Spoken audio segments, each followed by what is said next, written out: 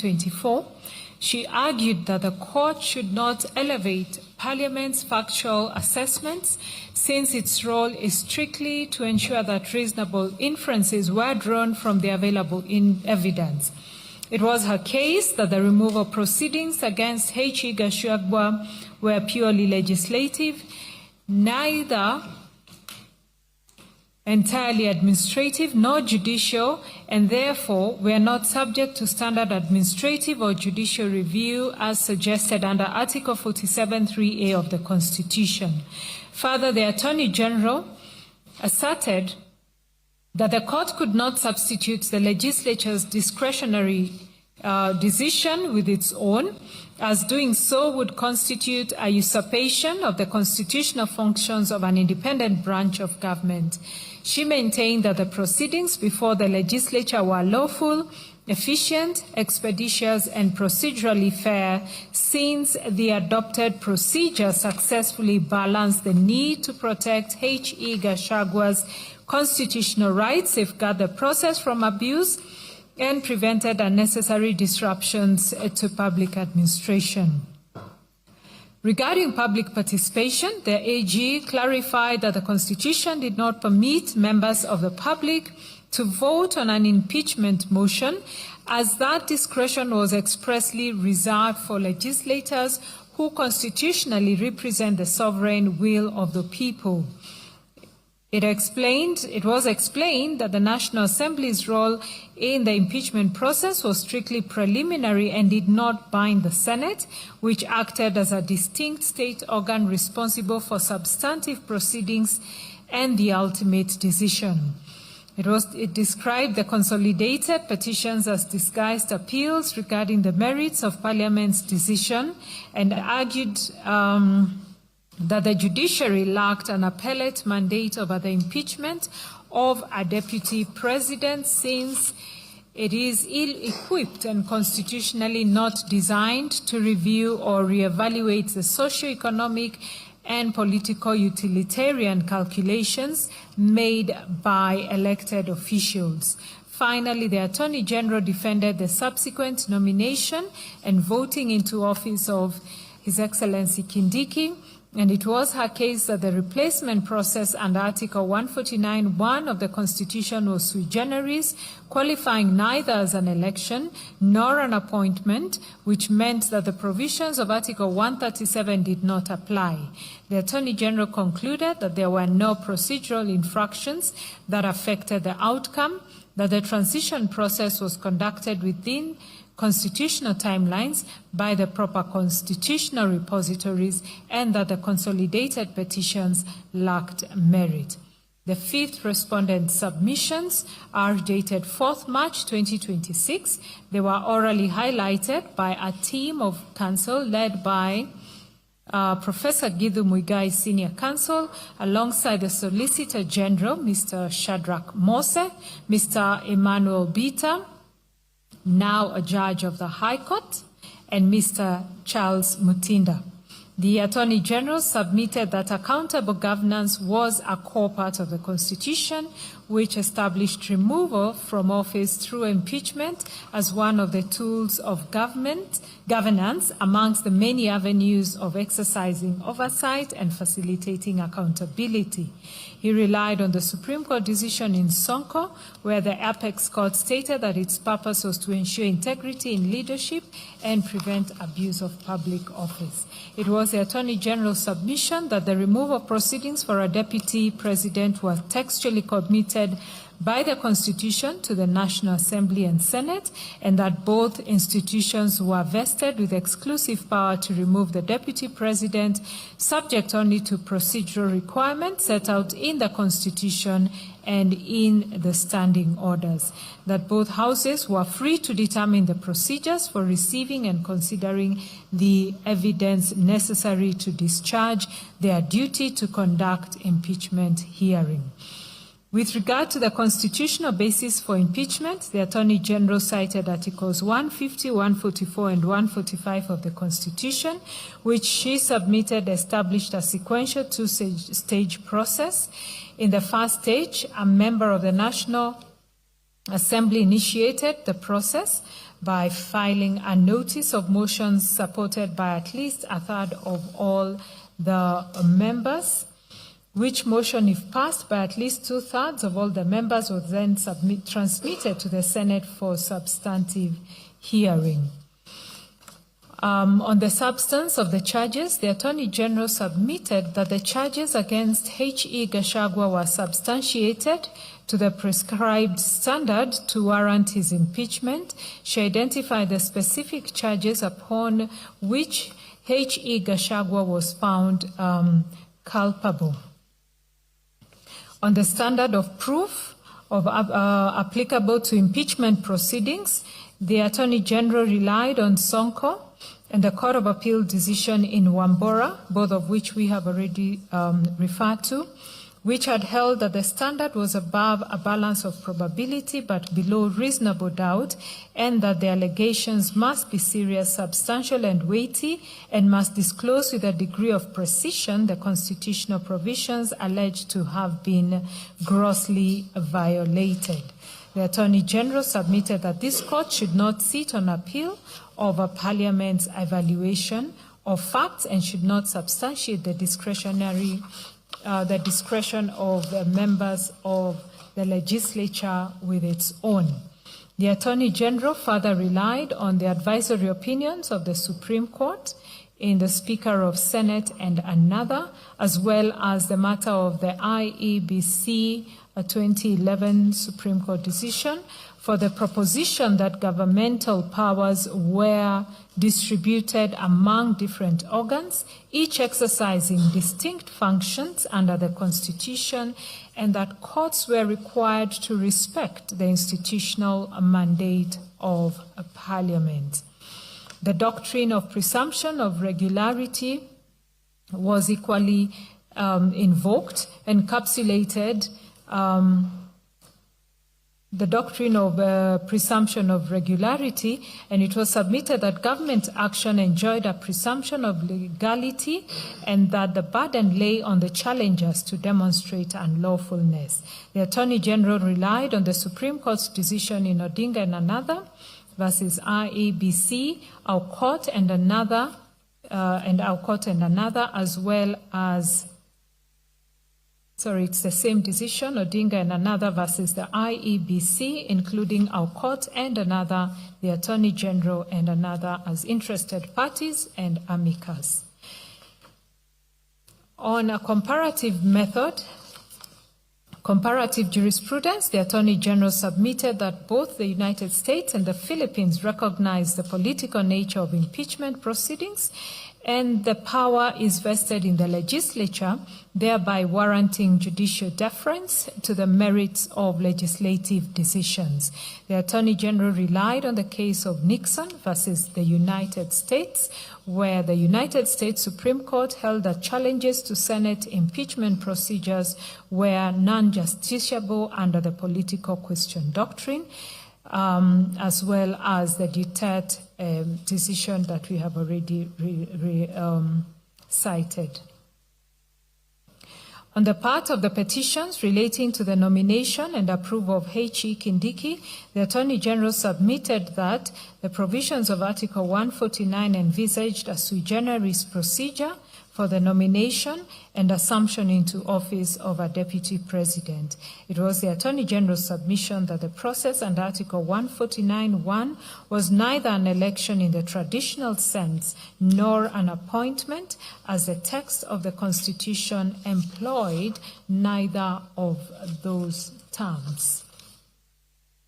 In support of the sui generis nature of the process, the Attorney General drew on comparative constitutional provisions from the USA, Ghana, and Nigeria, each of which provided for a distinct mechanism of filling a vacancy in the office of Vice President through presidential nomination and legislative confirmation. The Attorney General submitted that as H.E. Kindiki was nominated by the President within 14 days after the vacancy arose, and the National Assembly voted on the nomination within 60 days, there had been no infringement of either the text or the spirit of the Constitution.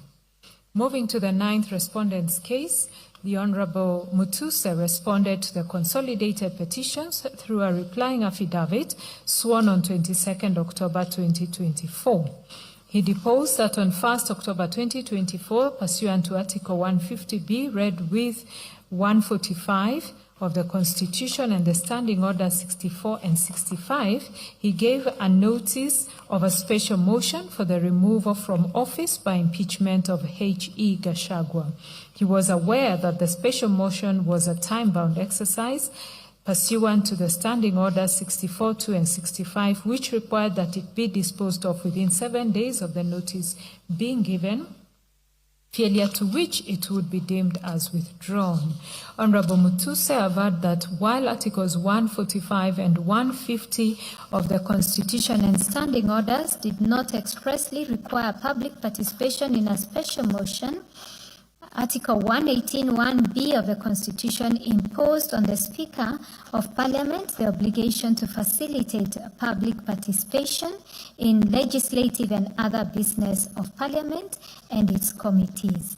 He deposed that it was in that spirit that the National Assembly, with a view to facilitate public participation, invited members of the public to submit their views, and public hearings were thereby conducted across all the 290 constituencies on 4th October 2024. A notice dated 4th October 2024 by the Clerk of the National Assembly extended the period of public participation to 5th October 2024.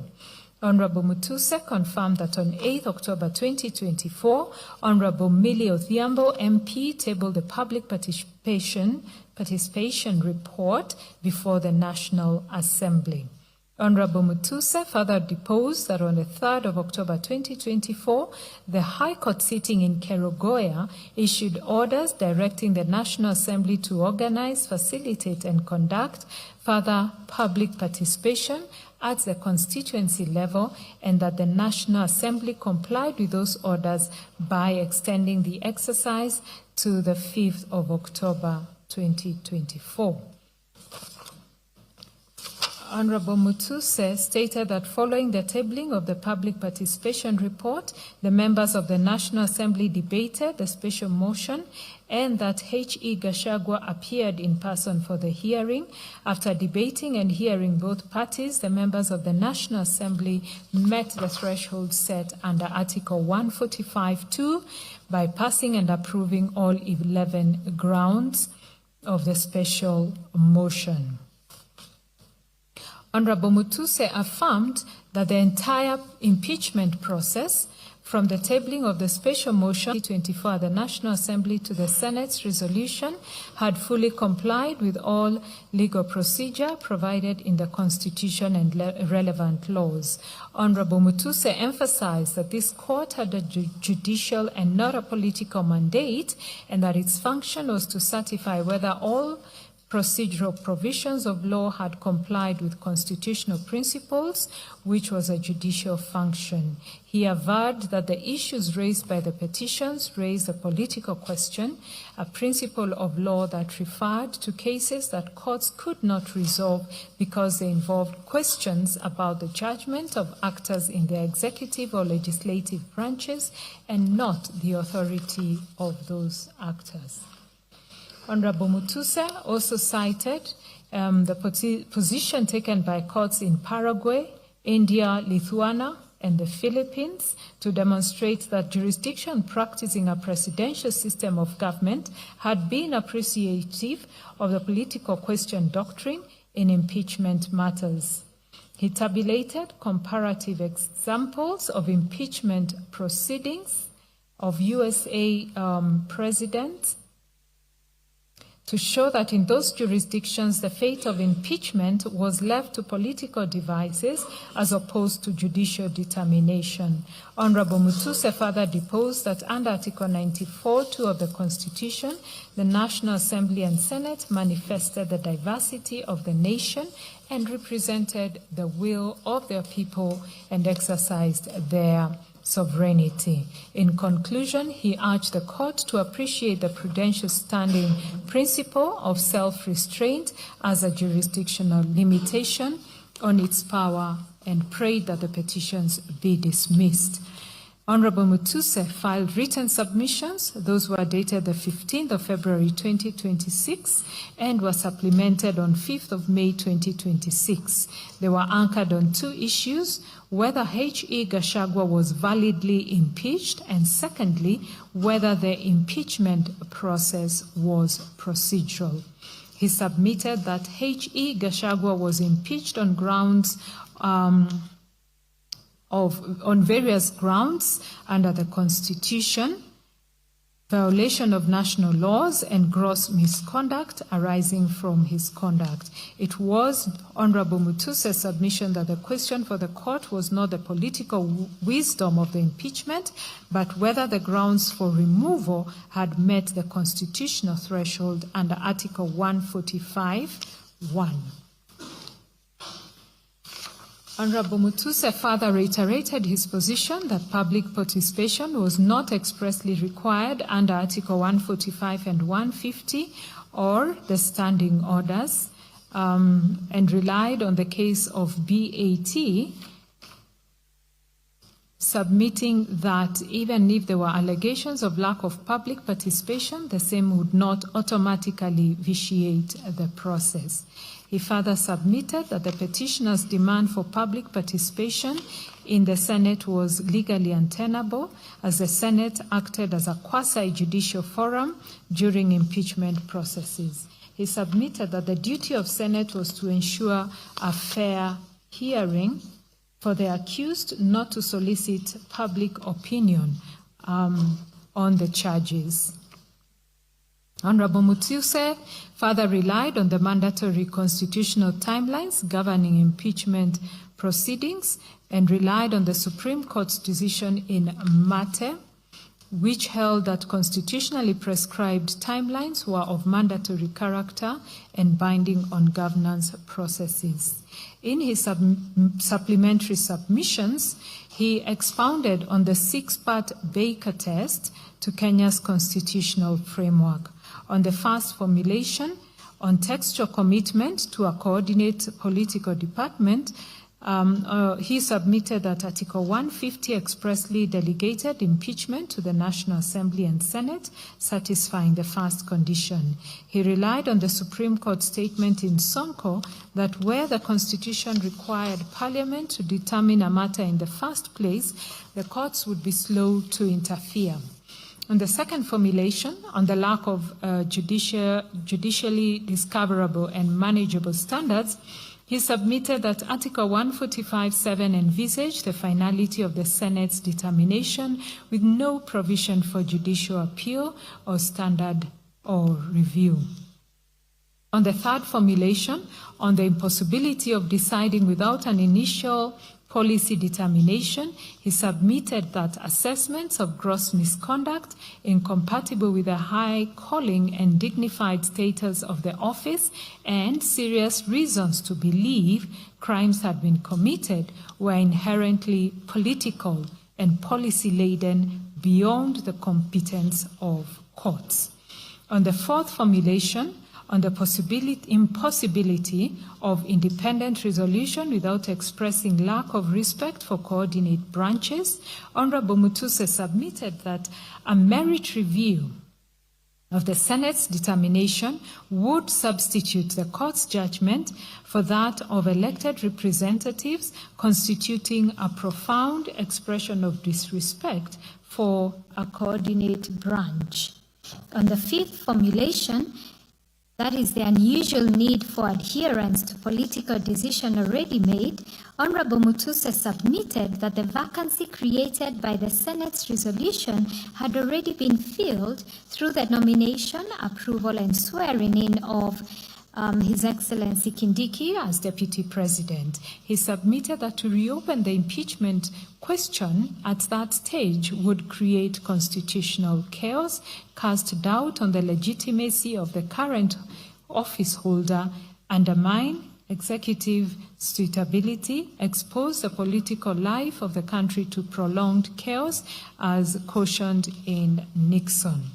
On the sixth formulation, on the potentiality of embarrassment, from multifarious pronouncements, Honorable Mutuse submitted that if the court entertained a merit review and reached a different conclusion from the Senate, conflicting pronouncements from different arms of government would undermine public confidence in all institutions and weaken the constitutional order. Honorable Mutuse therefore urged the court to appreciate the prudential principle of judicial self-restraint as a jurisdictional limitation on its power to hear and determine consolidated petitions on the basis that they raised a purely political question whose determination would be tantamount to subverting the will of the Kenyan people. He accordingly prayed that the consolidated petitions be dismissed with costs. The 10th respondent's case. The 10th respondent was the United Democratic Alliance, UDA, who challenged the petitions through grounds of opposition dated 6th October 2025.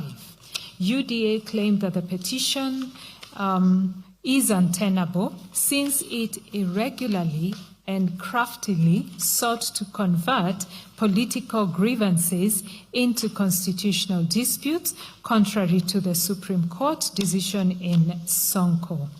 Pursuant to the Supreme Court's advisory opinion in Speaker of the Senate versus the Attorney General, UDA urged this court to exercise restraint and avoid interfering with the proceedings of Parliament, except in the clearest cases of constitutional violations.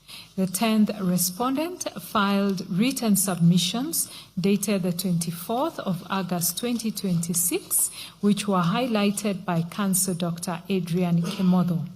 On the procedure for impeachment, UDA submitted that Article 151 provided for the grounds of impeachment of a deputy president being gross violation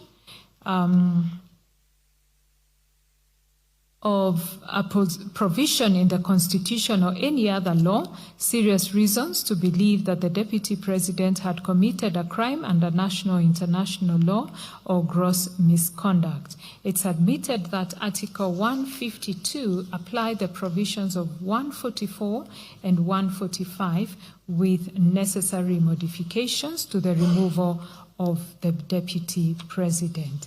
The UDA submitted that having been accorded a right to be heard both at the National Assembly as well as the Senate's stage and to be represented in the proceedings, His Excellency Gachagua was found culpable of publicly attacking and undermining the work of the NIS and its officials, undermining the institutional, functional, and decisional independence of judges, and persistently making inflammatory, reckless, and insightful public utterances threatening to discriminate against and exclude sections of the people of Kenya from public service appointments and allocation of public resources amounting to gross violation of the Constitution. It was submitted that the charges were proven to the requisite standard and that the procedure of impeachment under Article 145, 1 and 2 of the Constitution, as well as the applicable standing orders, was followed to the required standards. On the nomination and approval of H.E. Kindiki, UDA submitted that Article 149(1) of the Constitution required the President to nominate a person within 14 days of a vacancy arising and the National Assembly to vote on the nomination. It was submitted the article did not contemplate an appointment, approval of an appointment, nomination by a political party, or the holding of an election as erroneously alleged by the petitioners. UDA submitted that His Excellency Kindiki was nominated within the 14-day period. The National Assembly voted in support of the nomination on 18th October, which was within the 60-day period, and the Speaker of the National Assembly published the resolution via Gazette Notice 13401. It was submitted that the nomination, approval, and swearing in of His Excellency Kindiki were all done in accordance with the law and without any violation of Article 149 of the Constitution. UDA concluded by submitting that the people of Kenya, through their duly elected representatives in the National Assembly and the Senate, had impeached His Excellency Gachagua in order to safeguard integrity in leadership in accordance with the Constitution, the National Assembly and Senate standing orders, and all applicable laws. It was submitted that the decision to impeach His Excellency Gachagua reflected the will of the people of Kenya, which the court should uphold, and that the consolidated petitions were without merit and ought to be dismissed. I look at the 16th respondent's case. That was the IEBC. Responded to the consolidated petitions through the replying affidavit of Marjan Hussein Marjan, the then Chief and Commission Secretary, deposed to on the 25th of October 2024. IEBC refuted the petitioner's claims that it was legally incapacitated. Deposed to on the 25th of October 2024. Its case primarily addressed two distinct legal issues raised by the petitioners, namely the constitutional validity and capability of IEBC as currently constituted, and the purported role of the IEBC in clearing or approving a deputy president appointed under Article 149 of the Constitution. IEBC refuted the petitioner's claims that it was legally incapacitated due to the vacancies of the commissioners, and that it is an independent commission with perpetual existence established under Articles 88(1) and 253 of the Constitution, as read with Section 13 of the IEBC Act. Specifically, it relied on Section 7(3) of the IEBC Act, which states that the IEBC shall be properly constituted, notwithstanding any vacancy in its membership. It was its deposition that Sections 11A and 11(2) of the IEBC Act structurally divide IEBC into commissioners who are responsible for policy and strategy, and a fully staffed secretariat which is responsible for day-to-day administration and implementation.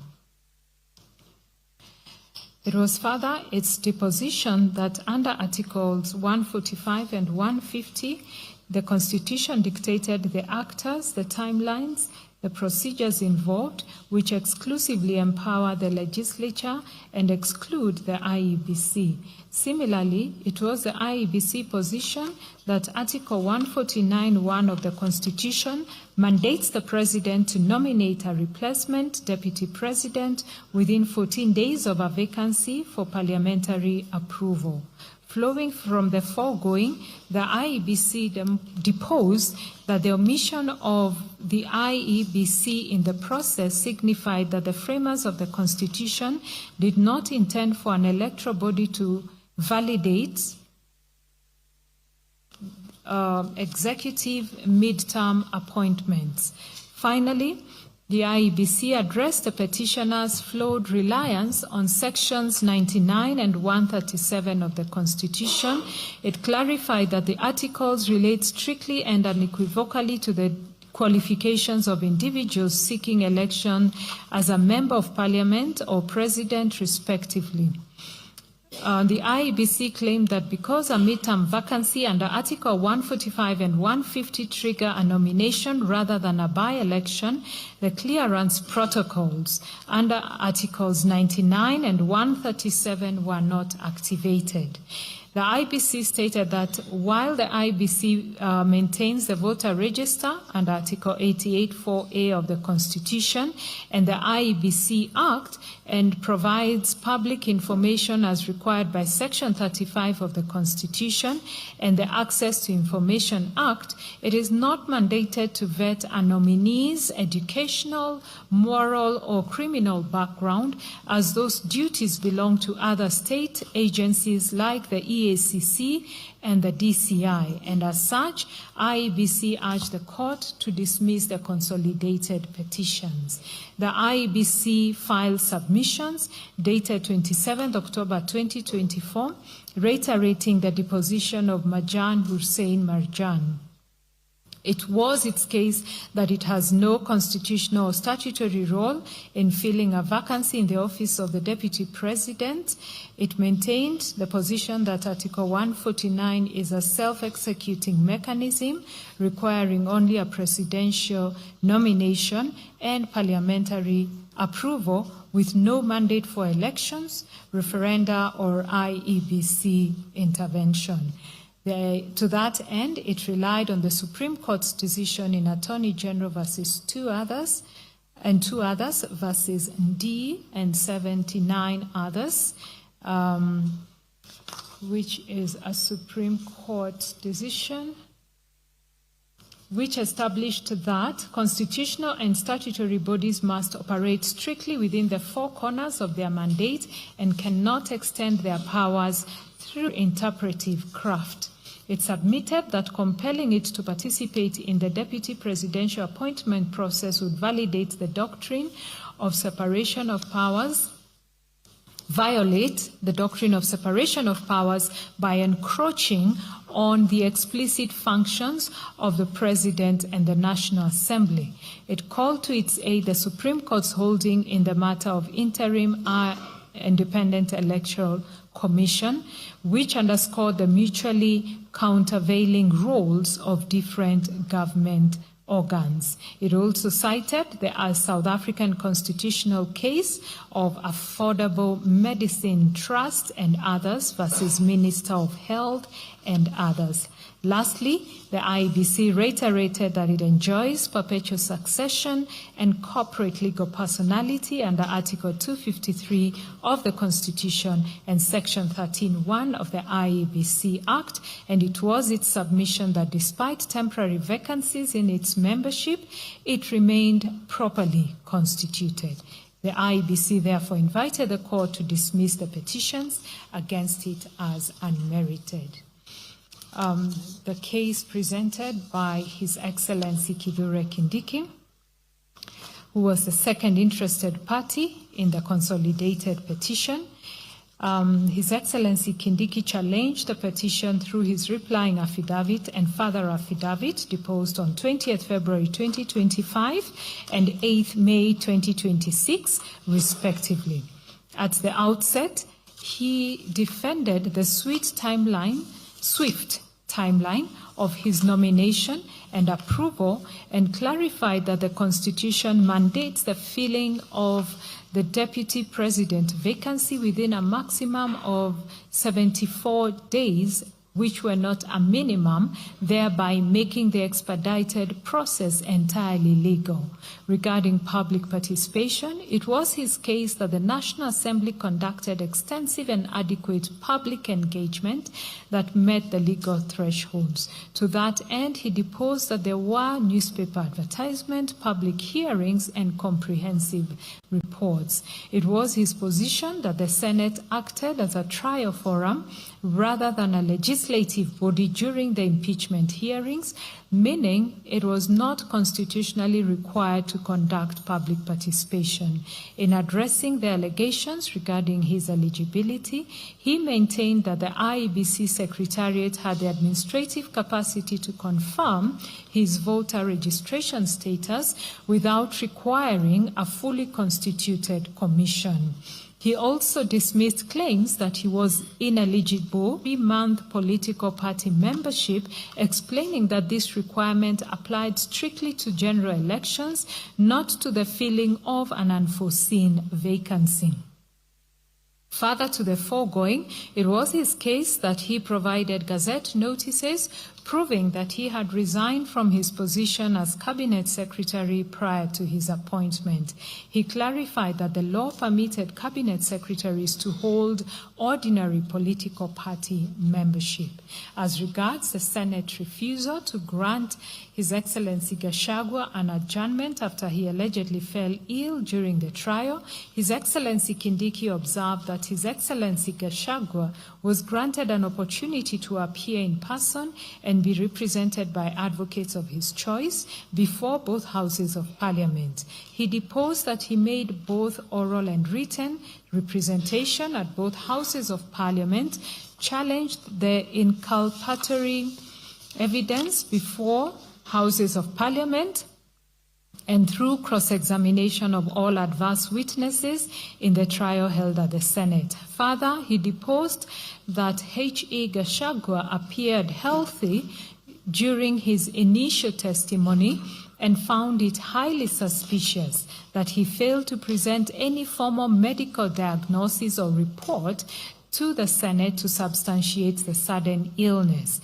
He argued that granting the requested 3-day adjournment would have violated strict constitutional timelines under Article 145(4) of the Constitution that required the Senate to conclude impeachment proceedings within 10 days, failure to which would have potentially plunged the country into a constitutional crisis. In his supplementary affidavit, His Excellency Kindiki opposed the late introduction of medical records by Dr. Daniel Gikonyo. He faulted the affidavit for having been sworn a year and a half after the impeachment events and was introduced only after the primary petitioner had already closed their case. He highlighted material inconsistencies regarding the timing, preparation, and late disclosure of the medical records. Specifically, he highlighted that they were never presented to the Senate, the primary constitutional forum. His Excellency Kindiki urged his case further through written submissions dated the 1st of October 2025, which were highlighted by Learned Counsel Dr. Modhomi Thiankolu, Senior Counsel, and Mr. Kenson Muteithia.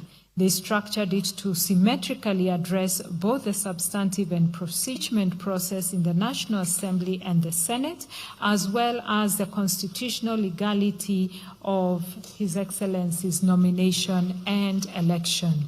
Regarding the substantive validity of the impeachment, Dr. Thiankolu, Senior Counsel, submitted that His Excellency Kindiki was lawfully Apologies, there's a mistake here.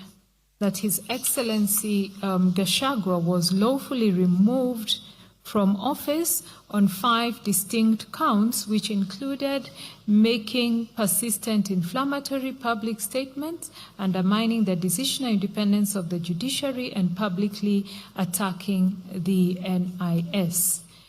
To support the argument that the judiciary should not substitute its own judgment for that of Parliament, it was his case that the Supreme Court, in the case of Sonko, and the High Court decision in Wambora, held that the courts exercised only supervisory jurisdiction over impeachment disputes and could not act as a super legislature to review the sufficiency of the evidence presented to Parliament.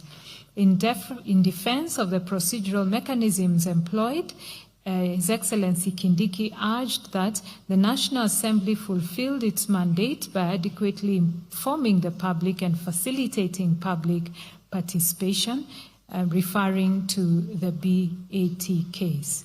He further implored the court to find that the strict 12-line impeachment timeline was a rigid constitutional framework, and to fortify its position, he referred to the Supreme Court's decision in Mate, where it was observed that timelines were not subject to alteration.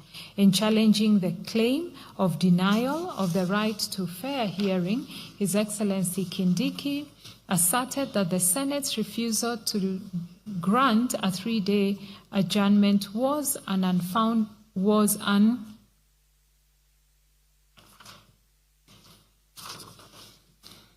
In challenging the claim of denial of the right to a fair hearing, His Excellency Kindiki asserted that the Senate's refusal to grant a 3-day adjournment was an attempt to sabotage the proceedings and trigger a constitutional crisis.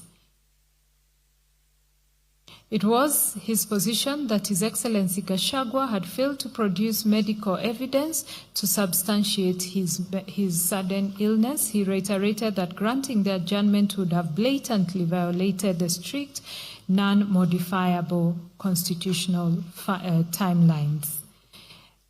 Turning to the validity of His Excellency Kindiki's assumption of office, Dr. Thiankolu submitted that his speedy nomination, electoral clearance, and political party membership was justified. He drew support from the court's decision on 31st October 2024, which established that the critical functions of the Deputy President's office abhorred a vacuum and demanded expeditious action.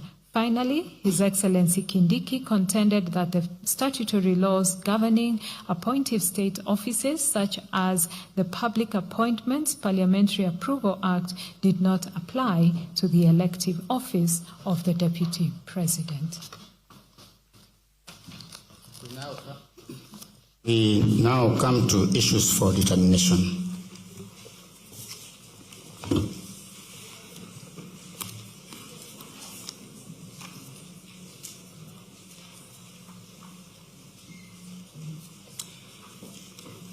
Upon careful consideration of the petitions, the responses thereto, the written and oral submissions of all parties, we have distilled the following issues for dissemination. For clarity and issue of reference, the principal issues and their attendant sub-issues are set out below. Issue number 1, jurisdiction, and under jurisdiction, the issue is the justiciability of the petitions filed in light of the doctrine of separation of powers and the political question doctrine. Issue number 2, predetermination and bias. Whether there was predetermination and bias by the mover of the motion, the Speaker of the National Assembly, and the Senate during the proceedings. And 2, whether the first to the 11th respondents conspired or schemed to remove Honorable Gachagua from office in violation of Articles 1, 27, and 38 of the Constitution. Issue number 3, public participation. Whether there was adequate public participation at the National Assembly.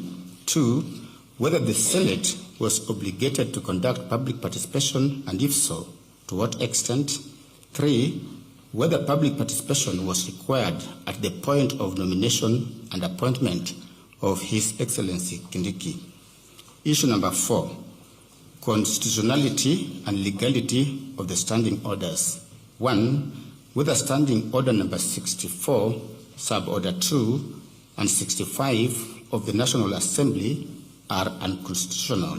2, whether standing order number 75, 78, 79, and 80 of the Senate are unconstitutional.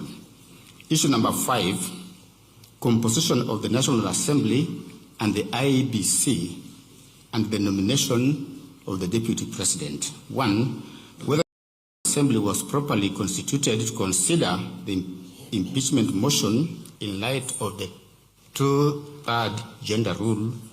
2, whether the nomination of a Deputy President can be legally finalized or approved in the absence of fully constituted commissioners of the IEBC under Articles 82 and 88 of the Constitution. 3, whether the nomination of Hon Kindiki while serving as a Cabinet Secretary is constitutionally infirm for violating the eligibility criteria under Article 148 as read with Article 137. Issue number 6, constitutional processes. Whether the Senate was obligated under Article 150 sub-Article 2 to apply Articles 144 and Article 145 with the necessary modifications to the Deputy President, and whether its failure to do so rendered the process invalid and unconstitutional ab initio. We'll also look at relevant standing orders and doctrine of immunity. 2, whether Parliament was obligated to consider and exhaust alternative accountability mechanisms, that is, criminal, civil proceedings, EACC, DCI, etc., and whether the lack of legislation to operationalize Article 150 of the Constitution vitiates the impeachment. 3, whether the Senate ought to have established a special committee under Article 145, sub-Article 3 of the Constitution. 4, whether the speed of the gazettement of the Senate resolution, the nomination of His Excellency Kindiki by His Excellency President Ruto, and the voting by the National Assembly on His Excellency Kindiki as the DP nominee contravened the Constitution and the law. And issue number 7, fair trial, whether the trial conducted by the Senate in respect of His Excellency Gachagua was lawful, fair, and in conformity with the constitutional guarantees of fair administrative action and fair hearing under Article 47 and Article 50 of the Constitution, respectively. We shall now turn to the analysis of each issue and its attendant sub-issues in the order set out above. Jurisdiction.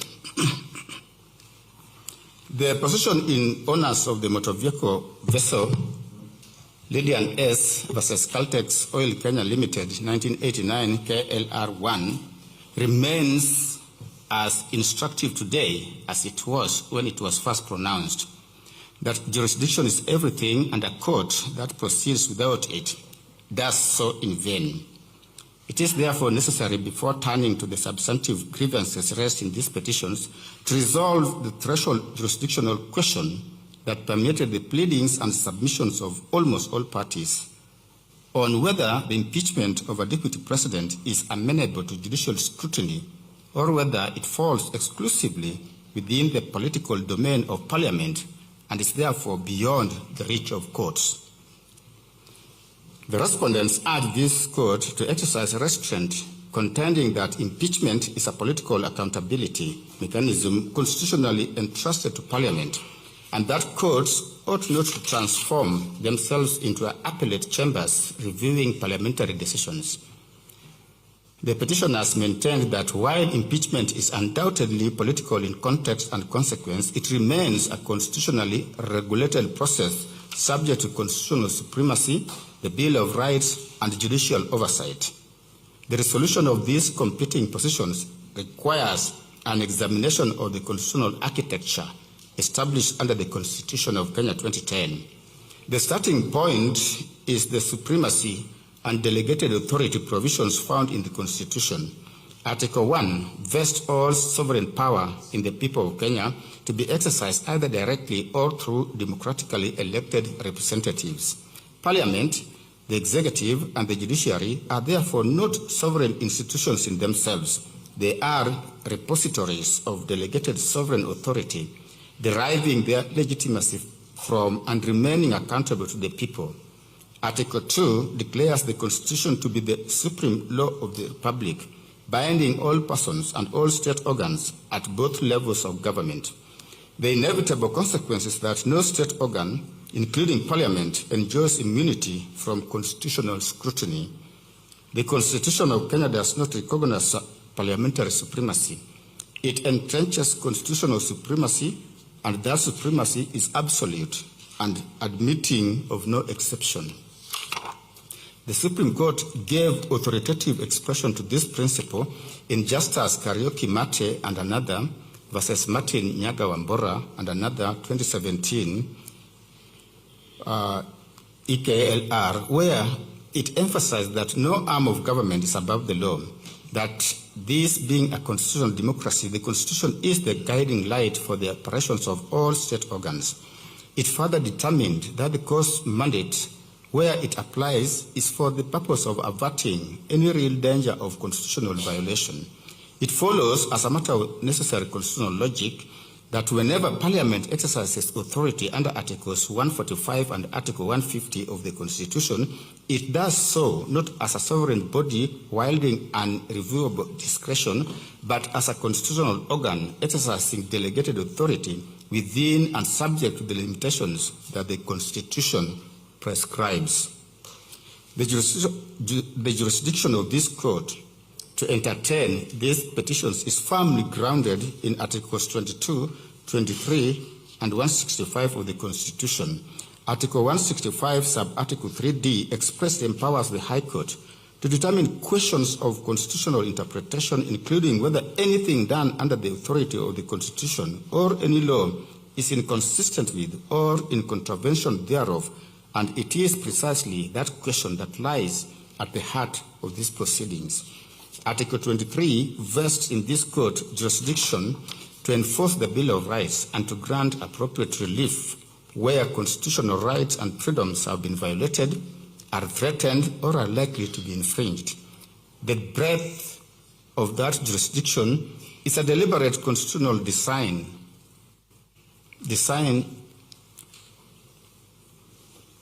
that reflects the transformative aspirations of the Constitution of Kenya 2010 and the indispensable role assigned to the judiciary as the ultimate guardian of constitutional supremacy and the protector of the rights of every person within the Republic. This court does not approach the jurisdictional question as one of first impression. In its ruling delivered on 31st of October 2024, this bench considered and conclusively determined the self-same jurisdictional challenge that the respondents now seek to resurrect. The court held that the broad jurisdiction vested in the High Court under Articles 23, 22, and 165 extends to determining whether the powers exercised by the National Assembly and the Senate in impeachment proceedings conformed to constitutional requirements. Had the framers of the Constitution intended to exclude the High Court's jurisdiction in matters arising under Article 145, they would have done so in express terms, as they demonstrably did in relation to certain proceedings under Article 144. The argument that impeachment proceedings are beyond judicial scrutiny sits uneasily with the constitutional text. The Constitution contains no provision excluding impeachment from judicial review.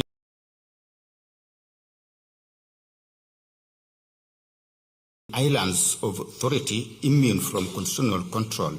Where allegations are made that constitutional procedures are violated, rights infringed, or constitutional standards disregarded, as in the present case, this court would itself violate the Constitution were it to decline jurisdiction merely because the dispute arises in a politically sensitive context.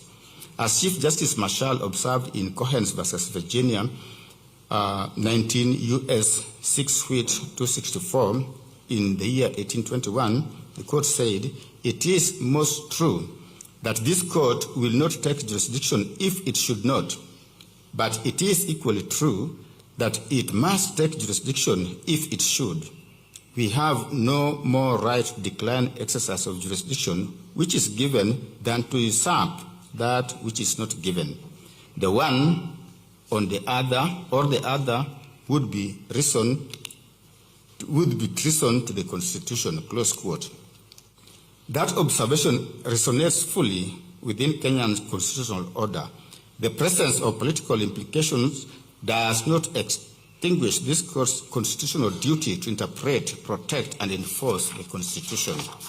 Even within the argument on separation of powers, this court accepts that impeachment is principally a parliamentary function under Articles 145 and 150.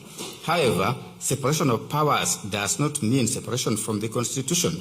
As the Supreme Court held in the matter of the Speaker of the Senate and another 2013 KLR, none of the arms of government can claim an exclusive preserve free from constitutional scrutiny, and it is the responsibility of the courts to ensure that the exercise of power by state organs remains within constitutional bounds.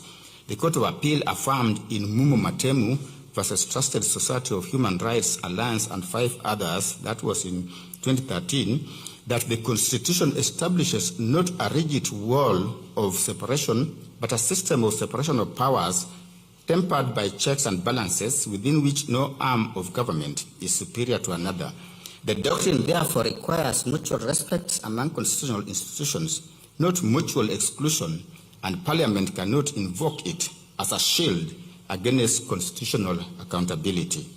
Within the realm of impeachment proceedings, specifically the Supreme Court in Justice Karaoke Mate and another versus Martin Nyagawambura of 2017, the Supreme Court signaled that it would be reluctant to question parliamentary procedures as long as they did not breach the Constitution, and that the mandate of the courts is restricted by the doctrine of separation of powers to deciding on matters of individual rights and fundamental freedoms, and not to inquire into how the county assembly and the Senate perform duties in which they alone have discretion, nor to review the merits of the decision to impeach. We are therefore satisfied that this court is being correctly called upon to scrutinize and pronounce itself on the constitutional regularity of the impeachment process. To do so neither impinges upon nor offends the doctrine of separation of powers. As the Constitutional Court of South Africa observed in Doctors for Life International versus Speaker of the National Assembly and others, in quote, while the doctrine of separation of powers is an important one in our constitutional democracy, it cannot be used to avoid the obligation of a court to prevent the violation of the Constitution. The right and the duty of this court to protect the Constitution are derived from the Constitution, and this court cannot shirk from that duty, close quote. That proposition applies with equal, if not greater force within Kenya's constitutional order. To decline the obligation of constitutional adjudication in deference to the political character of impeachment proceedings would not be an act of judicial restraint, but an act of judicial abdication.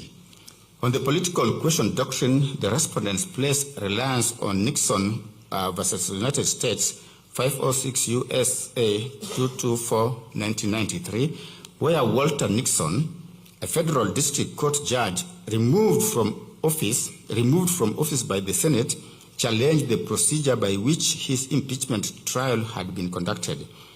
The United States Supreme Court held that the manner in which the Senate conducts impeachment trials is a non-justiciable political question, the conduct of such trials having been textually committed by the Constitution exclusively to the Senate. While Nixon offers useful guidance on the need for political restraint in matters constitutionally committed to other branches, a clear distinction must be drawn when transplanting that decision into the Kenyan constitutional context. The Constitution of Kenya contains an expansive Bill of Rights enforceable under Article 23, broad and explicit judicial review powers under Articles 165, sub-Article 3D, and a constitutional supremacy clause under Article 2 that expressly subjects every excess of power or public power without exception to constitutional scrutiny and accountability. Unlike the United States Constitution, the Constitution of Kenya does not textually commit impeachment proceedings to Parliament in terms of judicial oversight. The place of the political question doctrine within Kenya's constitutional order has been authoritatively addressed by the domestic courts at the highest levels. The Supreme Court elaborated upon this position with specific reference to impeachment proceedings in Mike Mbuvi Sonko versus County Assembly of Nairobi 2022. The court held that courts are permitted to intervene where matters of constitutional violations arise in impeachment processes, reasoning that although impeachment is a political process sanctioned by the Constitution, neither the County Assembly nor the Senate can act outside the confines of the Constitution and the law, for to do so would invariably invite the court's intervention. The Supreme Court clarified that the mandate of the courts was to determine whether the individual's rights, dignity, and fundamental freedoms had been preserved and protected in the process without usurping the powers and functions of the legislative branch of government. Those principles were further articulated in a 5-judge bench decision of this court in Ramogi and 3 others versus Attorney General 2020, where the court held that the critical constitutional inquiry is not whether a dispute is political in character, but whether it raises constitutional or legal questions capable of judicial determination. Where constitutional standards exist against which the impugned conduct may be measured, a court is not at liberty to decline jurisdiction on grounds of political contentiousness alone. The court observed that were courts to decline jurisdiction whenever a dispute bore political implications, constitutional violations committed within political processes would be left entirely without remedy, an outcome fundamentally irreconcilable with Articles 2 and 3 of the Constitution. Taken together, these authorities establish that the political question doctrine in Kenya is not a doctrine of abdication, but one of restraint. It requires courts to distinguish between political choices entrusted to the political branches of government and questions of constitutional compliance entrusted to the judiciary. The former ordinarily lie beyond judicial competence. The latter falls squarely within the judicial function. In light of the foregoing, we reiterate that the court is not a political arbiter, but a constitutional one. We agree in principle with the submission that it is not the function of this court to determine whether the charges against His Excellency Gachagua were of sufficient gravity to warrant his removal from office. Those are quintessentially parliamentary judgments, constitutionally entrusted to the National Assembly and the Senate. We decline any invitation to venture into the merits of the charges upon which the impeachment was founded. The court's obligation is to ensure that the impeachment process, however political its character and however significant its consequences, was conducted in accordance with the Constitution, the rule of law, and the procedural and substantive safeguards the Constitution prescribes. Where that standard was met, we will say so. Where it was not, we are equally bound to say so, for it is in the faithful discharge of that obligation and not in deference to political outcomes that the legitimacy of this court's intervention ultimately rests. Accordingly, we find that the impeachment proceedings challenged in these petitions are justiciable, and that this court possesses jurisdiction under Articles 23, 22, and 165 of the Constitution to determine whether the National Assembly and the Senate acted within constitutional bounds, complied with constitutional procedures, respected constitutional rights, and remained faithful to the constitutional safeguards governing the impeachment of a deputy president. Second sub-issue, predetermination and bias.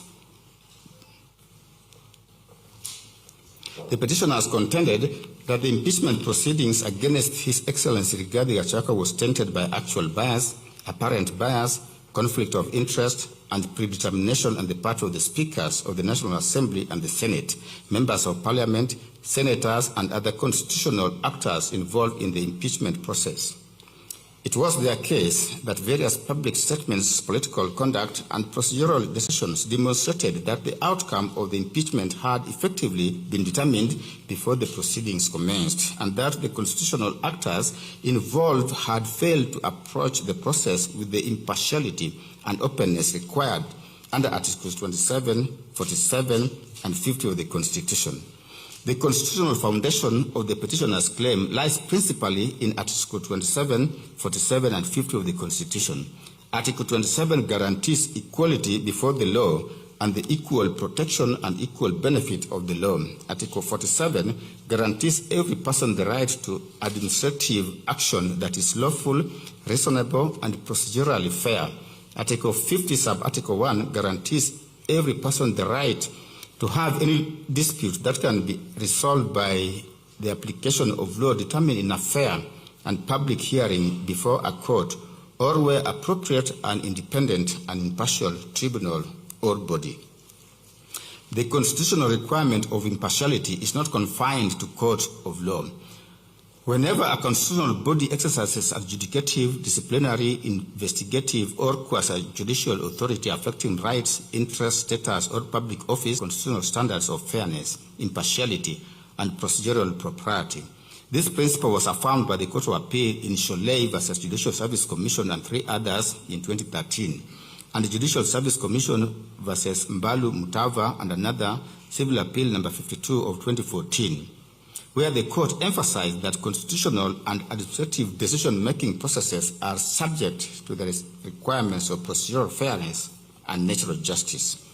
In Mbalu Mutava, which I have mentioned above, the Court of Appeal observed that Article 47 transformed the common law principles of natural justice into constitutional imperatives, such that whenever public power is exercised in a manner affecting legal rights, status, or legitimate expectations, constitutional standards of fairness become directly applicable. In Sholei case, the Court of Appeal reaffirmed that public bodies exercising disciplinary or quasi-judicial authority must act fairly and impartially, and that public confidence in constitutional institutions depends not only on actual fairness, but equally upon its appearance. The rule against bias is one of the oldest and most fundamental principles of natural justice, embodied in the maxim Nemo Judex in Causa Sua, that no person shall be a judge in their own case. Historically directed at preventing decision makers from participating in matters in which they held a personal, financial, or proprietary interest, the doctrine has over time expanded to encompass circumstances giving rise to a reasonable apprehension that a decision maker may not approach a matter with the requisite impartiality, even in the absence of any direct personal interest. The modern test for apparent bias was authoritatively stated by the Supreme Court in Rai and 3 others versus Rai and 4 others, 2013, KLR, where the court adopted the objective test and held that the inquiry must be conducted from the perspective of a fair-minded and informed observer. The court emphasized that allegations of bias cannot be founded upon speculation, conjecture, suspicion, or dissatisfaction with the outcome of proceedings. There must exist objective circumstances capable of giving rise to a reasonable apprehension that the decision maker may not bring an impartial mind to bear on the subject. The Supreme Court reaffirmed and elaborated upon these principles in Kaplana, Rawal, and 2 others versus Judicial Service Commission in 2016. Observing that the question is not whether a party genuinely believes that a tribunal is biased, but whether a reasonable and informed observer, having considered all relevant facts, would conclude that there exists a real possibility of bias. The court further recognized that constitutional institutions must be protected from unsubstantiated allegations capable of paralyzing their functioning, and accordingly insisted upon an objective evidentiary foundation before a finding of bias can be made. Similarly, in Tunoi and another versus Judicial Service Commission and another Civil Appeal number 6 of 2016, the Court of Appeal reaffirmed the enduring principle first established in R versus Sussex Justices Ex parte McCarthy, 1924, 1 KB 256, that justice must not only be done, but must manifestly and undoubtedly be seen to be done, and underscored that public confidence in constitutional institutions depends significantly upon the appearance of impartiality and not merely its substance. From these authorities, several important principles emerge.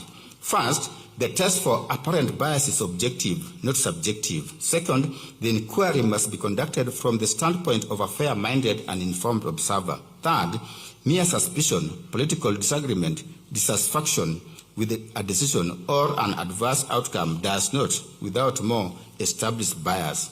Fourth, and critically, there must exist objective circumstances capable of giving rise to a reasonable apprehension that the decision maker did not or could not approach the matter impartially.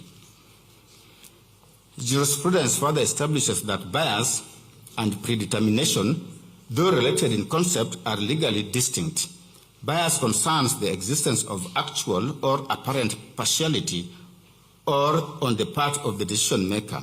Predetermination concerns a state of mind in which the decision maker has effectively closed their mind to the evidence and argument and reached a final conclusion before the process has run its course. The distinction was illuminated by the English Court of Appeal in Lewis versus Redder and Cleveland Borough Council in 2008, where the court drew a clear line between predisposition and predetermination. Decision makers may legitimately hold predispositions, inclinations, or preliminary views on matters before them. That is the inevitable consequence of experience and engagement in public affairs. What the law prohibits is predetermination, which is a state of mind so close to persuasion that no amount of evidence or argument is capable of altering the ultimate outcome. In light of the authorities that we have cited, we hold the view that the mere fact that members of parliament or senators public impeachment of His Excellency Gachagua cannot, standing alone, establish constitutional bias. To hold otherwise would render impeachment proceedings practically unworkable and would be inconsistent with inherently political character that the Constitution itself recognizes in such proceedings. Legislators are not expected to approach impeachment as blank slates devoid of political opinion or prior knowledge. What the Constitution requires is that they remain genuinely open to considering the evidence, listening to argument, and discharging their constitutional responsibilities in good faith and within constitutional limits.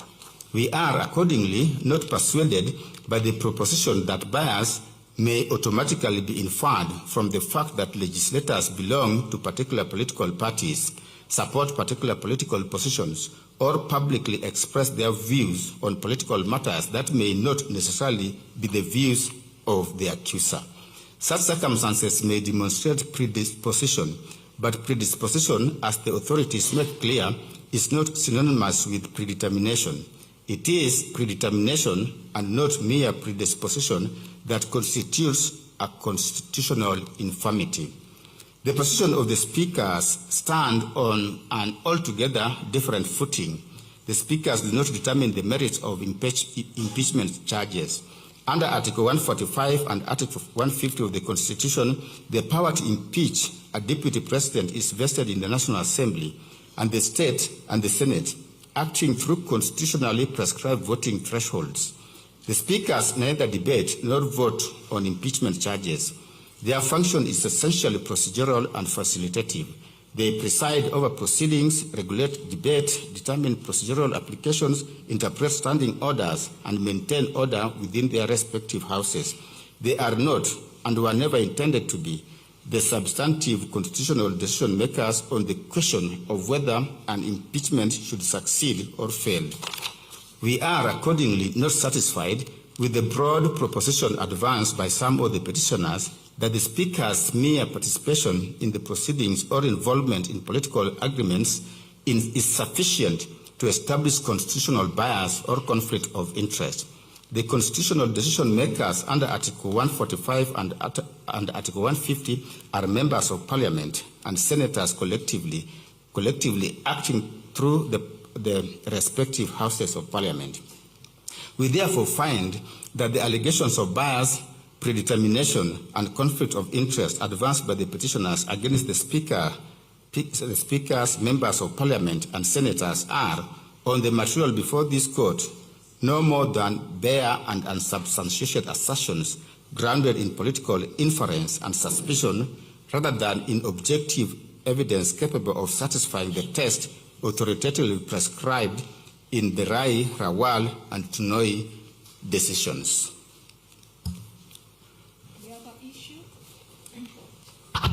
The other main issue relates to public participation. In dealing with this topic, we address ourselves to three distinct but interrelated questions. First, whether the public participation exercise conducted by the National Assembly met the constitutional threshold required under Articles 10 and 118 of the Constitution. Second, whether the Senate, upon receipt of the impeachment motion, was itself obligated to carry out a public participation exercise before voting on the impeachment. And third, whether the public participation was required at the point of nomination and appointment of His Excellency Kindiki as Deputy President. The petitioners collectively contended that public participation in the impeachment process was constitutionally deficient, inadequate, and in certain stages wholly absent, rendering the entire process null and void. Their challenge was mounted at the three levels, and the petitioner advanced they attacked the National Assembly's public participation exercise as being deficient, both in substance and procedure. They argued that the public was given less than 48 hours to digest complex charges, that the template used reduced their participation to binary support or not support choice, that His Excellency Gachagua's own response was withheld, depriving citizens of balanced information, that many venues were inaccessible, changed without notice, or restricted to party members. They also pointed to defiance of conservatory orders requiring constituency-level hearings, vagueness of the same-day notice of the 5th October 2024, anomalies in the participation report, such as a report support rate exceeding 100%, and tabling of that report moments before the debate. They also concluded that the scale of participation of about 200,000 citizens out of a population of 52 million was negligible and incapable of meeting the constitutional standards.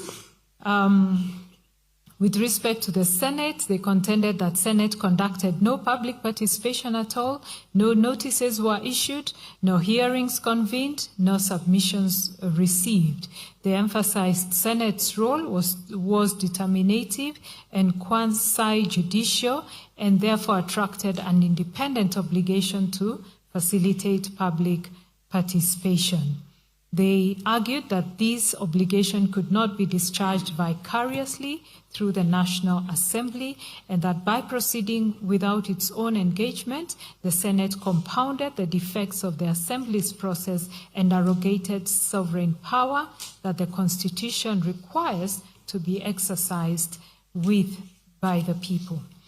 Finally, they challenged the approval of H.E. Kindiki as Deputy President and argued that no public participation preceded the vote, yet that approval constitutes what is known as other business under Article 118, 1B, which requires public involvement. They highlighted the compressed timelines in the Senate impeachment vote on the 17th of October, the nomination of His Excellency Kindiki the same night, and approval by the National Assembly the following morning as evidence that the process was concluded overnight without public input. They distinguished this midterm vacancy scenario from a general election, noting that in elections, the people exercise sovereignty directly through the ballot, whereas in midterm appointments, public participation is the only available mechanism for engaging the people's will, and on that basis prayed for declaration that the nomination, approval, and appointment of His Excellency Kindiki were unconstitutional. The respondents, quite in summary, maintained that the National Assembly's public participation exercise was adequate, it was reasonable, and fully compliant to the constitutional requirements. They argued that notices were disseminated through the Gazette, through newspapers, through Parliament website and social media, and that multiple channels of participation were available. They defended the 2 to 3 day notice period as reasonable, given the strict timelines under Article 145. They further justified the tick box template as a deliberate design to structure responses and prevent manipulation, noting that citizens could still submit their memoranda or oral views. They argue that participation by over 223,000 citizens was characterized as unprecedented civic engagement, and they dismissed the isolated disruptions and that there was no obligation to share His Excellency Gachagua's report with response with the public, since the public's role was to express views, not to adjudicate. On the Senate stage, the respondents, in summary, contended that the public participation was not required, as the Senate seats as a quasi-judicial capacity during impeachment, and not as a legislature. That Article 118 applied only to legislative business and not impeachment. That impeachment was a single continuous exercise with the public participation required only at the initiation stage.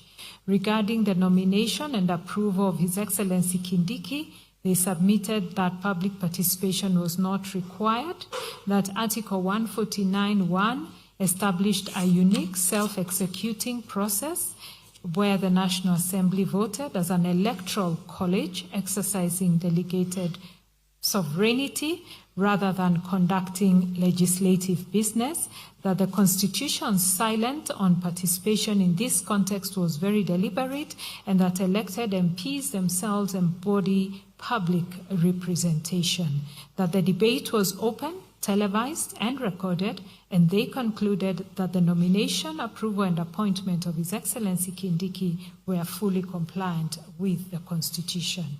We have considered the cases advanced by both parties and take the following position on this issue. It is common ground among the parties, and this court affirms that public participation is not merely a procedural formality, but a foundational constitutional value, one deeply woven into the democratic fabric of this nation. It is an expression of the sovereign will of the people, who, by virtue of Article 1, Sub-Article 1 of the Constitution, are the ultimate repository of all sovereign power. That sovereignty, though delegated to state organs under Article 1(3), is not thereby surrendered. It is retained by the people and continuously exercised through, amongst other mechanisms, active and meaningful participation in the process of governance. Public participation is therefore not a gift of the state to the citizen, but a constitutional right that the state is obligated to facilitate, to protect, and to give full effect to. Under Article 10(2)(a) of the Constitution, public participation is expressly enumerated as one of the national values and principles of governance. Article 10(1) makes clear that the national values and principles of governance bind all persons, state organs, state officers, and public officers whenever they make or implement public policy decisions, apply or interpret the Constitution or any law.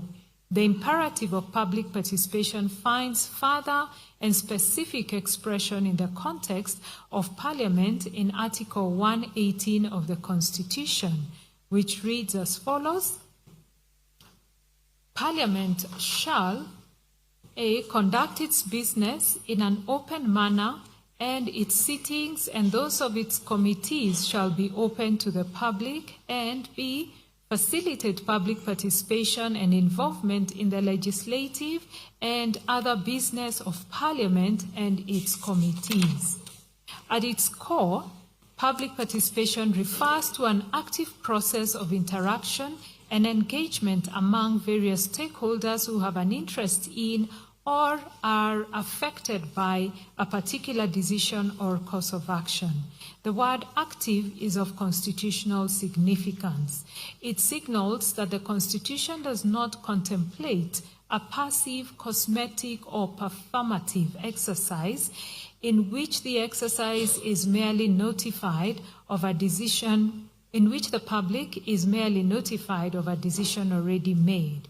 It demands instead a genuine and substantive process which the people are afforded a real and meaningful opportunity to shape the decisions that affect their lives. In essence, public participation is the mechanism through which the governed speak to those who govern and through which the exercise of public power is continuously tethered to the will, values, and interests of the sovereign people. The robust jurisprudence on these subjects in Kenya supports this position. The Supreme Court, in the matter of National Land Commission, this is an advisory opinion application number 2 of 2014, placed the principle of public participation at the very core of the concept of checks and balances in governance, recognizing it as integral to the manner in which various arms of government discharge their constitutional functions.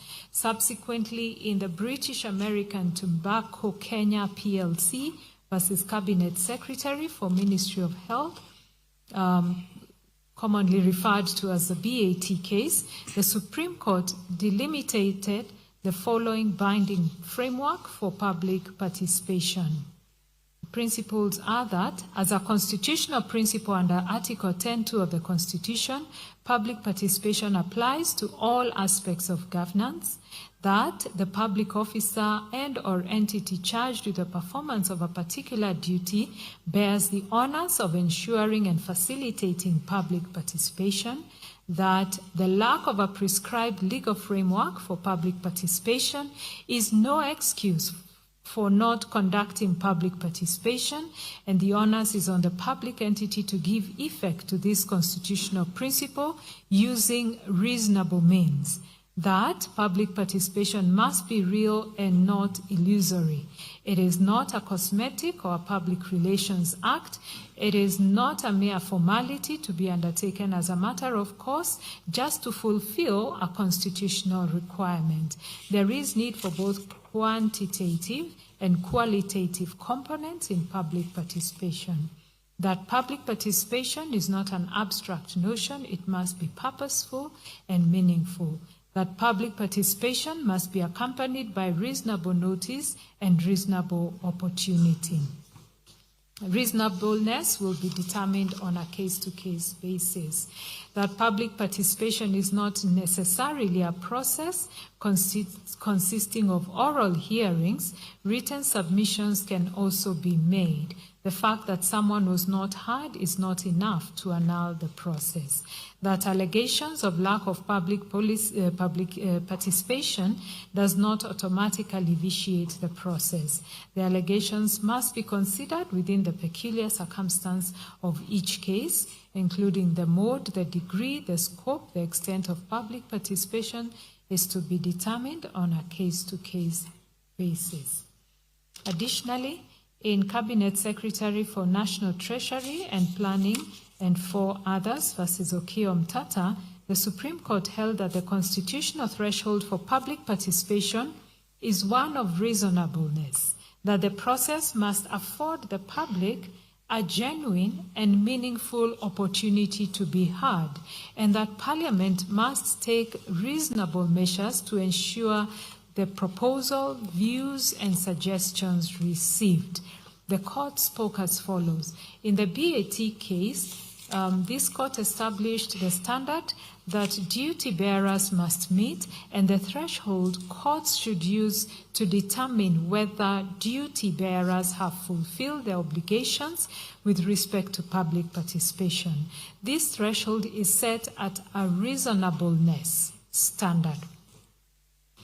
In its guiding principles on public participation, this court defined this threshold as follows: that public participation must be accompanied by reasonable notice and reasonable opportunity.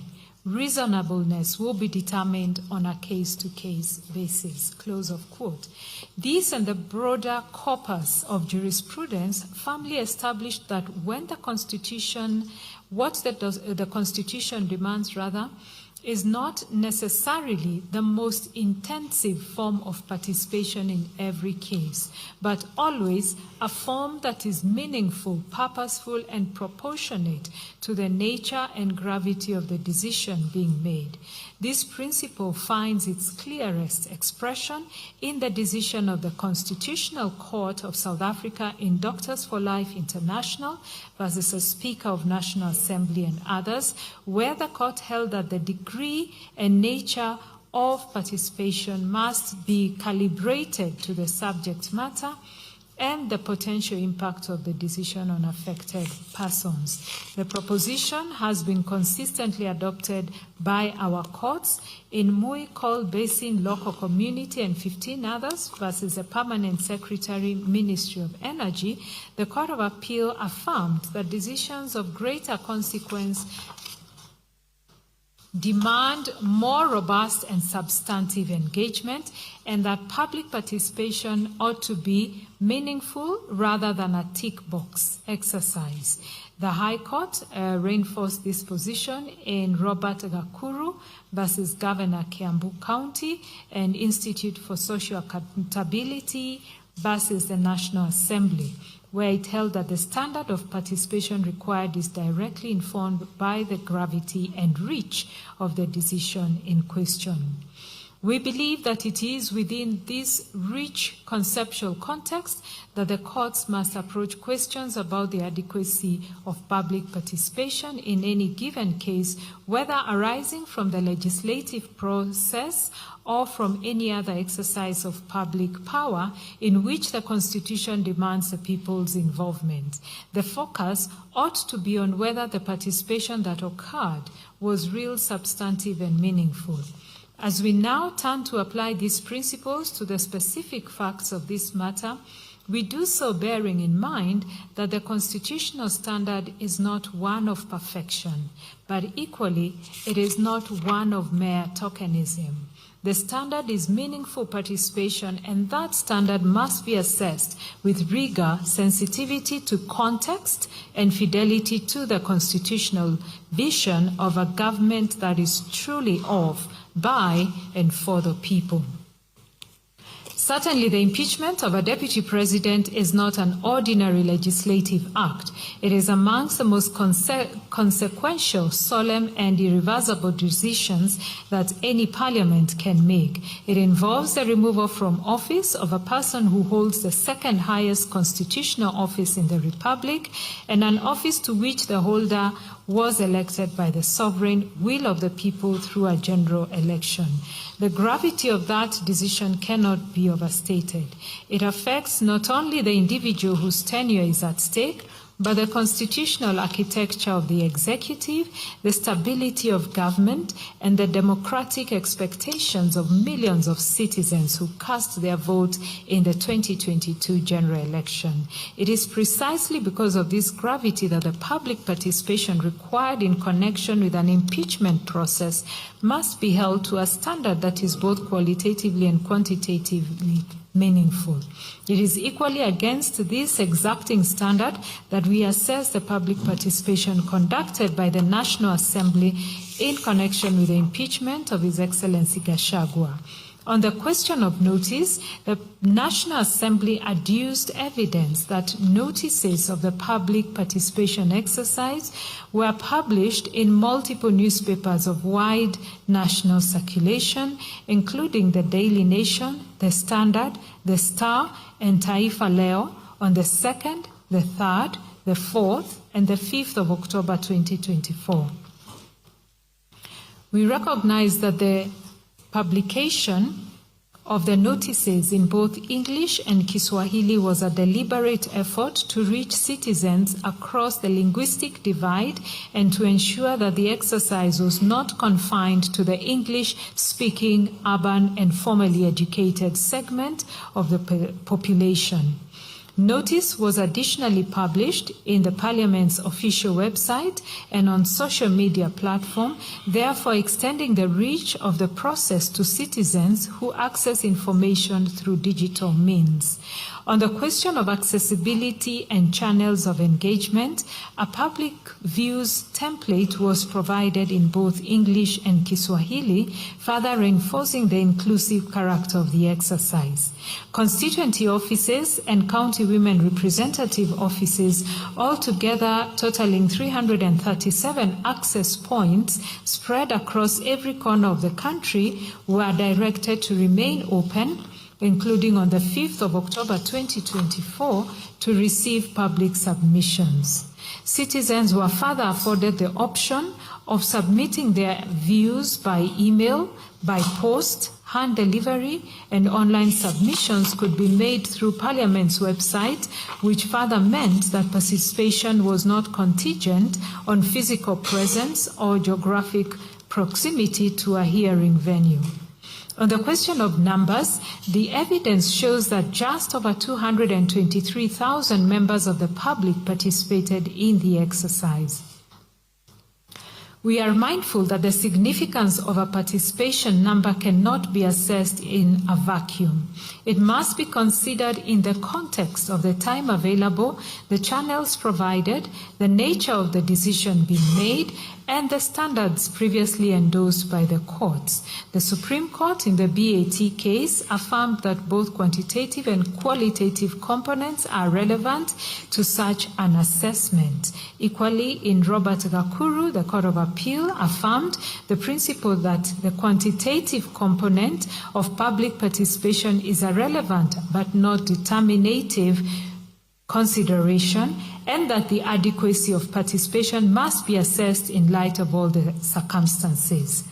Viewed against these standards, a participation figure of 223 citizens achieved within the constrained timeline represents a considerable level of civic engagement in a single parliamentary process. We say so further considering the relationship between the state's obligation to facilitate public participation and the public's exercise of the right to participate. These are two distinct constitutional responsibilities, and the law does not conflate them. The constitutional obligation that falls upon Parliament and upon all state organs charged with facilitating public participation is an obligation of facilitation, not an obligation of outcome. Parliament is constitutionally required to provide adequate notice, accessible channels, sufficient information, and a genuine opportunity for the public to engage.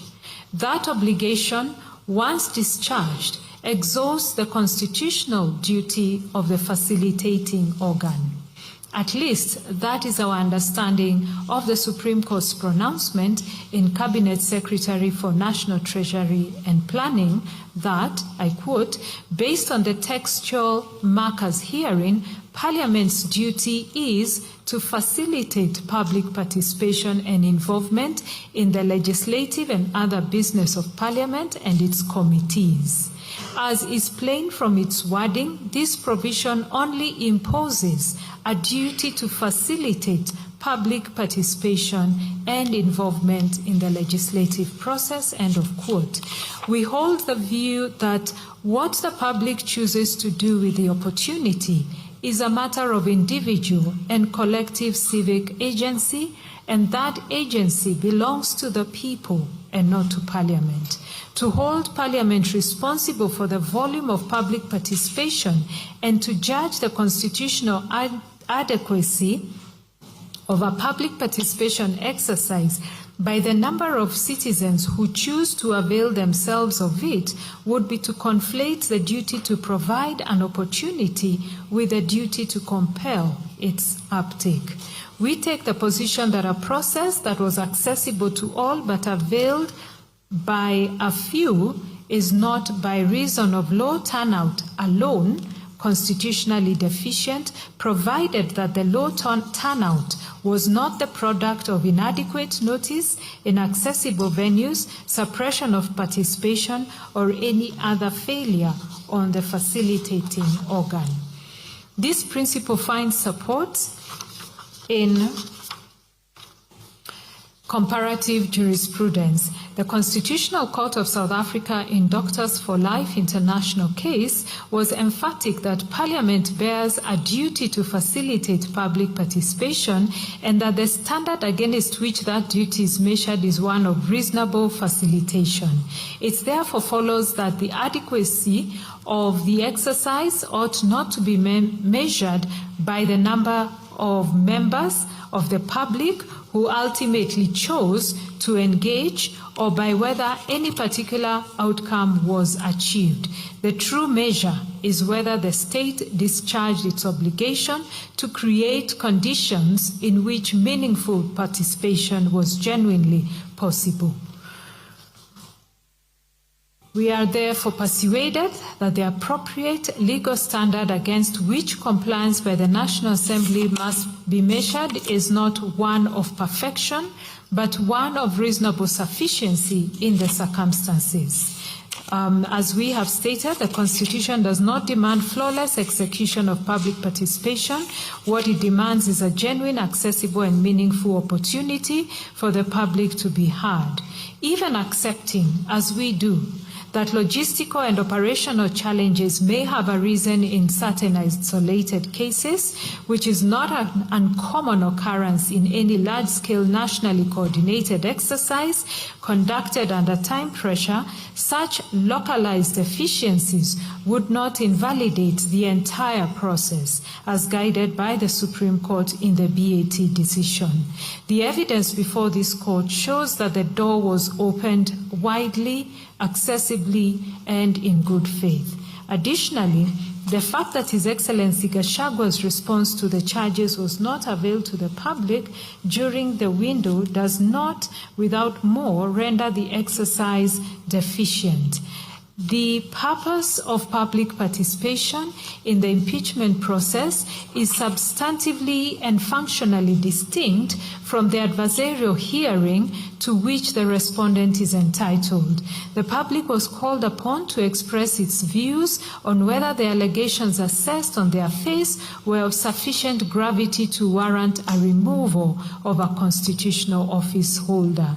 It was not and was never intended to be a mini trial of the charges. The Constitution vests the final decision-making authority in the National Assembly and the Senate, both of which are representative bodies exercising a delegated mandate from the people. These institutions heard, considered, and weighed both the allegations and His Excellency Gachagua's full response before proceeding to vote. On the question of compliance with the court orders of 3rd October 2024, which directed the National Assembly to organize public participation at least at constituency level, we find upon careful evaluation of the evidence placed before us that the National Assembly took demonstrable and timely steps to give effect to those directions. A memo from the Clerk of the National Assembly contained at page 996 of the National Assembly's documents provided as follows. The title of the memo was Collection of Public Views on the Special Motion for Removal from Office by Impeachment of the Deputy President of the Republic of Kenya. And the Clerk of the National Assembly writes, as you are aware, the National Assembly is currently considering a special motion for the proposed removal from office by impeachment of His Excellency Rigathi Gachagua, the Deputy President of the Republic of Kenya. To facilitate this process, public hearings were scheduled to be held in all 290 constituencies on Friday, October the 4th, 2024 from 8 to 5 p.m. and members of the public were notified to submit their views to the constituency or county. Offices of all members of Parliament of the National Assembly notified to submit their views to the constituency or county offices of all members of Parliament of the National Assembly. By a court order issued on the 3rd of October 2024, the High Court in Kenya sitting at Kerugoya directed that the National Assembly organize similar public hearings closer to the citizens, at least at constituency level, on each constituency in Kenya, to enable the constituents of members of parliament responsible for the impeachment process nationally to engage with and participate on hearings and or any other suitable modes by which citizens at that level can participate and offer their representations. In this regard, you are required to continue facilitating and coordinating the public participation exercise on the special motion within your constituency or county office. Please ensure that you implement the following: availability of forms. Ensure that copies of the public views template are physically available in your offices. In addition to the physical forms availed earlier, additional forms can be downloaded from the Parliament's website. 2. Collection of views. Collate all views, including memoranda, completed public views template, and any other submissions relating to the exercise. Note to transcribe oral submissions into written form using the designated template. 3. Submission of collected views. You are required to submit the collated views arranged per constituency to the collection center, which has been set up in Parliament Building, Nairobi, at the entrance of Bunge Tower. Alternatively, you may hand over the forms to the respective officers designated for your counties or constituencies as per the attached list. All submissions must be received by Sunday, the 6th of October, 2024. Please ensure that your respective offices remain open on Saturday, the 5th of October, 2024, as from 8 a.m. to 5 p.m. to facilitate the exercise. Please utilize the operation facilities and resources available in your offices to print or photocopy the forms and to support any other aspects of this exercise. For seamless coordination, we have shared the contacts of parliamentary officers responsible for each county or constituency. I close the quote. The petitioners allege that no actual hearings were held at the constituency level, contending in effect that the exercise was a procedural facade. The allegation was effectively countered by substantial evidence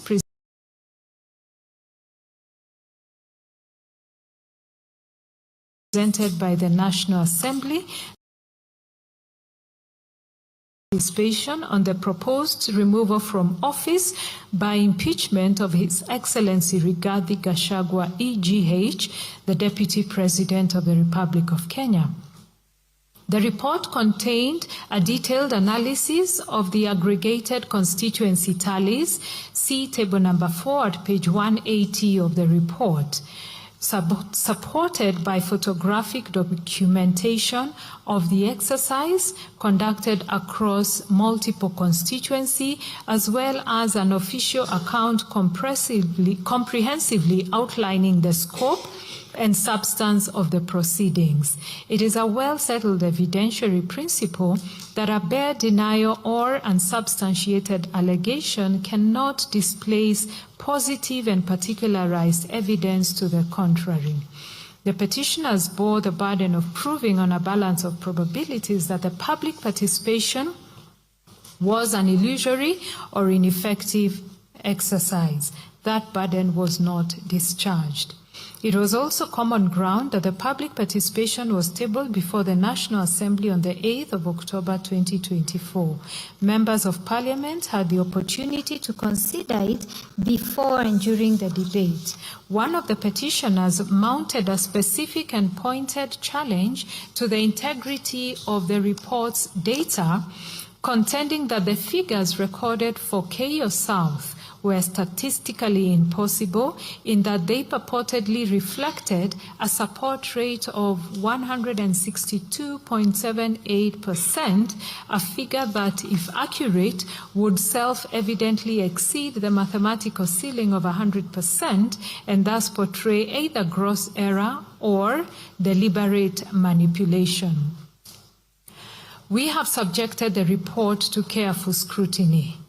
Our analysis shows that in Keio South, Of the 820 responses recorded, 807 supported the impeachment, 12 opposed it, and 1 selected other. This translates to 98.41% in favor, 1.46% against, and 0.12 categorized as other. These figures, in our view, are mathematically sound and fall within the permissible range of 0 to 100% and disclose no statistical anomaly of the kind alleged. The petitioner's contention, presented as a statement of fact, is therefore not borne out by the document itself. We further find that even if isolated errors were present in data entry, tabulation, or transcription, if those errors were demonstrated to exist within a report of this scale, such minimal errors would not without more vitiate to the entirety the otherwise lawful and substantially compliant public participation exercise. Therefore, having wholly examined the totality of the evidence produced before us, and having applied the constitutional and jurisprudential standards authoritatively laid down on the nature and quality of public participation required, we are satisfied and hereby find that the public participation conducted by the National Assembly in connection with the impeachment of His Excellency Gachagua as Deputy President met the requisite constitutional threshold in all material respect.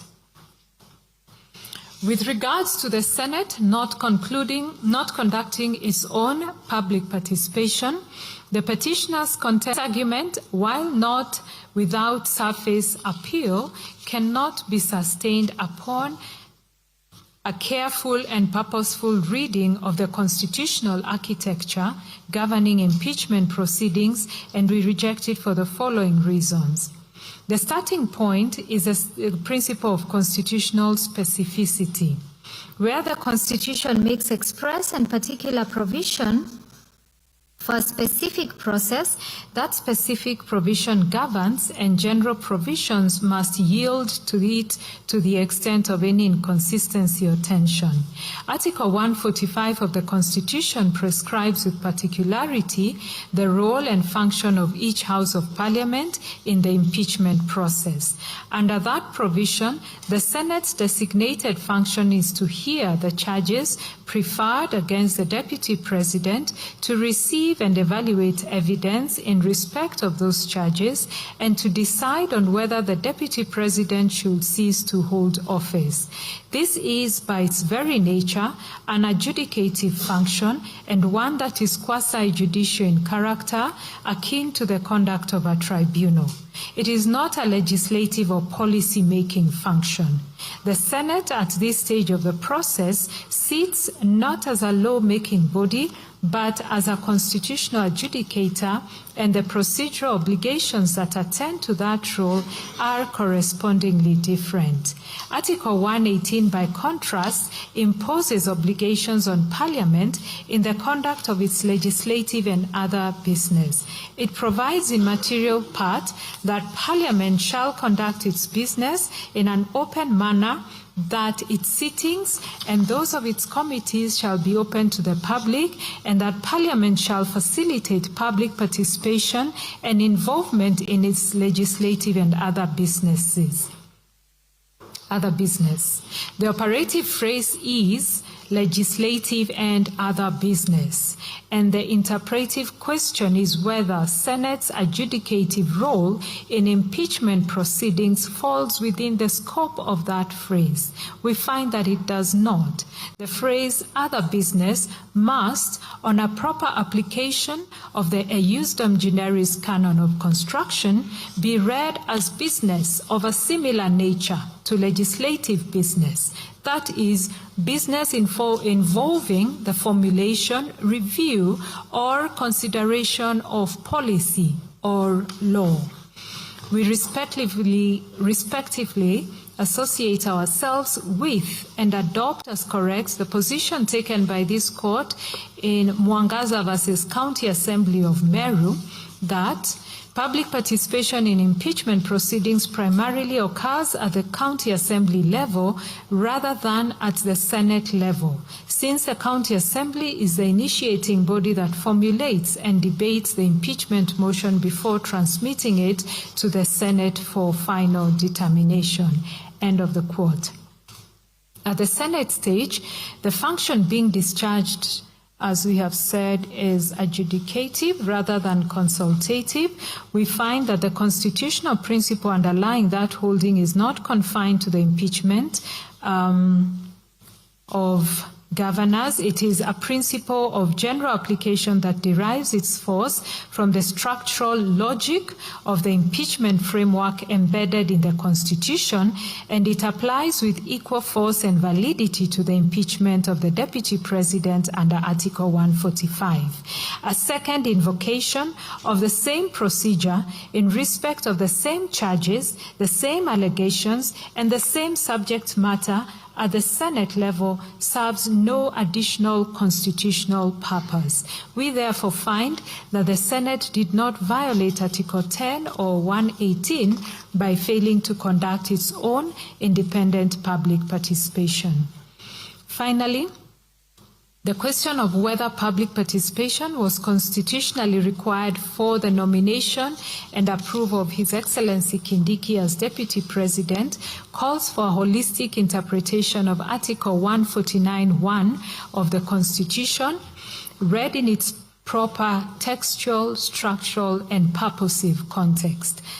Article 149(1) provides in express and unambiguous terms that within 14 days after a vacancy in the office of Deputy President, the President shall nominate a person to fill that vacancy, and that the National Assembly shall vote on the nomination within 60 days of receiving it. The correct approach to that interpretive exercise is well settled. The Supreme Court affirmed in the matter of the principle of gender representation in the National Assembly and Senate that constitutional interpretation must be holistic and that no provision of the Constitution may be read in isolation, divorced from the broader architecture of the document of which it forms part. The court elaborated the context of that holistic approach in the matter of Kenya National Commission on Human Rights, holding that holistic interpretation requires contextual analysis, which is reading a constitutional provision alongside and against related provisions so as to arrive at a rational and principled understanding of what the Constitution must be taken to mean, having regard to its history, the issues in dispute, and prevailing circumstances. It is this disciplined, context-sensitive methodology that we apply to the question at hand. A holistic reading of Article 149(1) in its contextual context reveals compellingly that this provision is self-executing. It prescribes a complete and self-contained procedure of nomination by the President within 14 days, followed by a vote by the National Assembly within 60 days.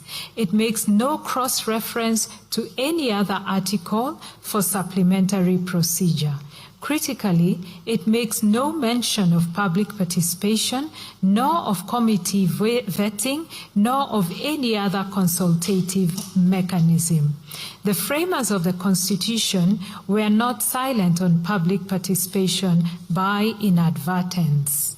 When they intended to require it, they said so in express terms. Article 118(1)(b) expressly mandates Parliament to facilitate public participation in its legislative and other business. the deliberate omission of any equivalent requirement from Article 149(1) is itself a constitutional signal that must be given interpretive effect. To read a public participation requirement into Article 149(1), where none appears in the text, would be to engage in precisely the kind of unbridled extrapolation that the Supreme Court cautioned against in Kenya National Commission on Human Rights. The constitutional text of 149(1) is further instructive in its precise choice of language. The provision directs that the National Assembly shall, and in quotes, vote on the nomination. This is a deliberate linguistic choice by the constitutional drafters, and it is not open to a court to substitute its own preferred terminology for that which the Constitution has expressly employed. As the Speaker of the National Assembly correctly ruled, the phrase vote on connotes an electoral determination, so that the National Assembly was in constitutional substance electing the Deputy President from among the nominee presented by the President, and not approving an executive appointee in the manner of a parliamentary vetting process. That interpretation is faithful to the constitutional text and is consistent with the structural design of that provision. This understanding is further reinforced by Articles 1, 2, and 1, 3 of the Constitution, which vest sovereign power in the people and provide for its delegation to, among other organs, Parliament. When the National Assembly votes on a nominee for Deputy President under Article 149(1), it is not acting as a conduit for public opinion, but exercising delegated sovereign authority on behalf of the people. The Constitution makes a deliberate structural choice not to provide for a by-election to fill a mid-term vacancy in the office of the Deputy President, electing instead to vest that determination in the National Assembly as the people's primary representative institution. That choice reflects a conscious constitutional calibration of the respective roles of participatory and representative democracy, a calibration that this court is bound to respect. To accept the petitioner's contention that public participation is a constitutional prerequisite for every decision of constitutional importance would be to obliterate the distinction between participatory and representative democracy, and to impose an obligation on the National Assembly to conduct public participation before every significant vote, including the election of the Speaker, the Deputy Speaker, and appointment of committee chairs. That is plainly not what the Constitution requires. As this court confirmed in Okoiti and 6 others versus Cabinet Secretary for National Treasury and Planning, where it was held that the representative democracy as a complement to participatory democracy is independently and fully constitutionally recognized. The Supreme Court stated as follows, that Article 1(1) declares that the sovereign power belongs to the people of Kenya, and that power can be exercised only in accordance with the Constitution. Article 1(2) further proclaims that the people may exercise their sovereign power either directly or indirectly through their democratically elected representatives. It is this direct democracy aspect the Constitution provides for citizens to participate in referenda on certain constitutional amendments, as outlined in Article 255. Additionally, it promotes a participatory approach to governance, with Article 10(2)(a) identifying democracy and participation of the people as national values and principles of governance. This is reinforced by specific constitutional obligations, such as the duty imposed on Parliament under Article 118, 1B, to facilitate public participation and involvement in its legislative and other business.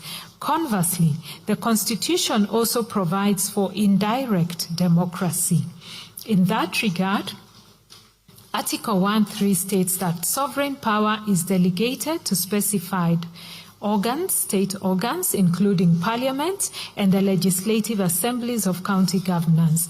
Moreover, Article 94(1) of the Constitution provides that the legislative authority of the Republic is derived from the people and at national level is vested in and exercised by Parliament. This speaks to the representative aspect of democracy, which grants elected representatives the discretion to make legislative decisions on behalf of the people they represent, with the legislative discretion being balanced by the Constitution's commitment to participatory governance. End of quote.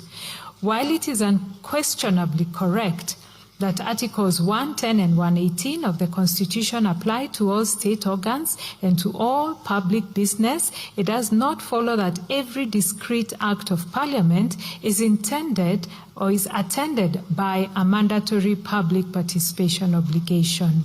The vote contemplated by Article 149(1) is a discrete, constitutionally prescribed electoral act. It is not the making of a law, it is not the formulation of a policy, it is not the implementation of a public program. It is a binary determination of acceptance or rejection of a single presidential nominee in which there is no middle ground, no policy choice to be made, no legislative text to be drafted, and no program to be designed. Public participation, the purpose of which is to inform deliberative and policy-oriented public decision-making, would add nothing of constitutional value to a binary vote of this character. Furthermore, even were one to extend the concept of public participation to encompass public observation and accountability, we do find that the proceedings of the National Assembly on the nomination of His Excellency Kindiki were conducted in a fully open and transparent manner. The debate was televised, the proceedings were recorded in Hansard, the press was free to report, and members of Parliament were directly accountable to their constituents for the manner in which they exercised their votes. We are therefore satisfied that this openness and transparency, which is the constitutional core of Article 118(1)A's requirement that public conducts its business in an open manner, was amply satisfied. For the foregoing reasons, we hold that public participation was not constitutionally required for the nomination and approval of His Excellency Kindiki as Deputy President under Article 149(1). Next, I will look at the main issue on constitutionality and legality of the standing orders. The petitioners asked this court to consider and pronounce itself on the National Assembly's Standing Orders number 64(2) and 65, as well as Senate Standing Orders 75, 78, 79, and 80. Beginning with the National Assembly, some of the petitioners assailed the constitutionality of Standing Order number 64(2), contending that the provision imposed an impermissibly truncated 7-day timeline for the disposal of impeachment proceedings. They argued that such compressed timelines undermined meaningful public participation and curtailed the rights to a fair hearing guaranteed under the Constitution. They thus prayed for a declaration that Standing Order 64(2) is unconstitutional, null and void to the extent that it prescribes a timeline that is incompatible with constitutional requirements for public participation, fair hearing, and compliance with court orders, and an order of certiorari to quash Standing Order number 64 and 65 of the National Assembly Standing Orders to the extent that they apply to the Deputy President. The respondents in answer defended the constitutional validity of Standing Order 64(2) and 5, contending that they are necessary for the expeditious conduct of impeachment proceedings. They pointed to the Constitution itself as a source of the condensed timelines, including Article 145(2)(a), which requires the Speaker to notify the Senate within 2 days, Article 145(3), which requires the Senate to convene within 7 days, and Article 145(4), which requires a special committee to report within 10 days, and submitted that it would be illogical to impugn a standing order that prescribes a 7 to 12-day time frame when the Constitution itself operates within a similarly compressed time frame. The respondents further submitted that Article 124(1) expressly empowered each House of Parliament to make standing orders for the orderly conduct of its proceedings, and that Standing Order 64(2) is a legitimate and necessary operationalization of that constitutional framework. They urged the court to exercise restraint in accordance with the separation of powers on the issue. Having carefully considered the rival contentions of all the parties, we now pronounce ourselves as follows. It is trite that standing orders are subordinate legislation deriving their authority not from Parliament itself, but from the Constitution. Article 124(1) of the Constitution expressly empowers each House of Parliament to make standing orders for the orderly conduct of its proceedings, including those of its committees. Article 124(2) further entrenches the role of parliamentary committees within this framework. Being creatures of the Constitution, we agree with the submission that standing orders must at all times conform to the spirit of the Constitution, its values and animating principles. They cannot rise above the instrument that gives them life. Standing Order 64 prescribes the procedure for removal of the Deputy President under Article 145 of the Constitution.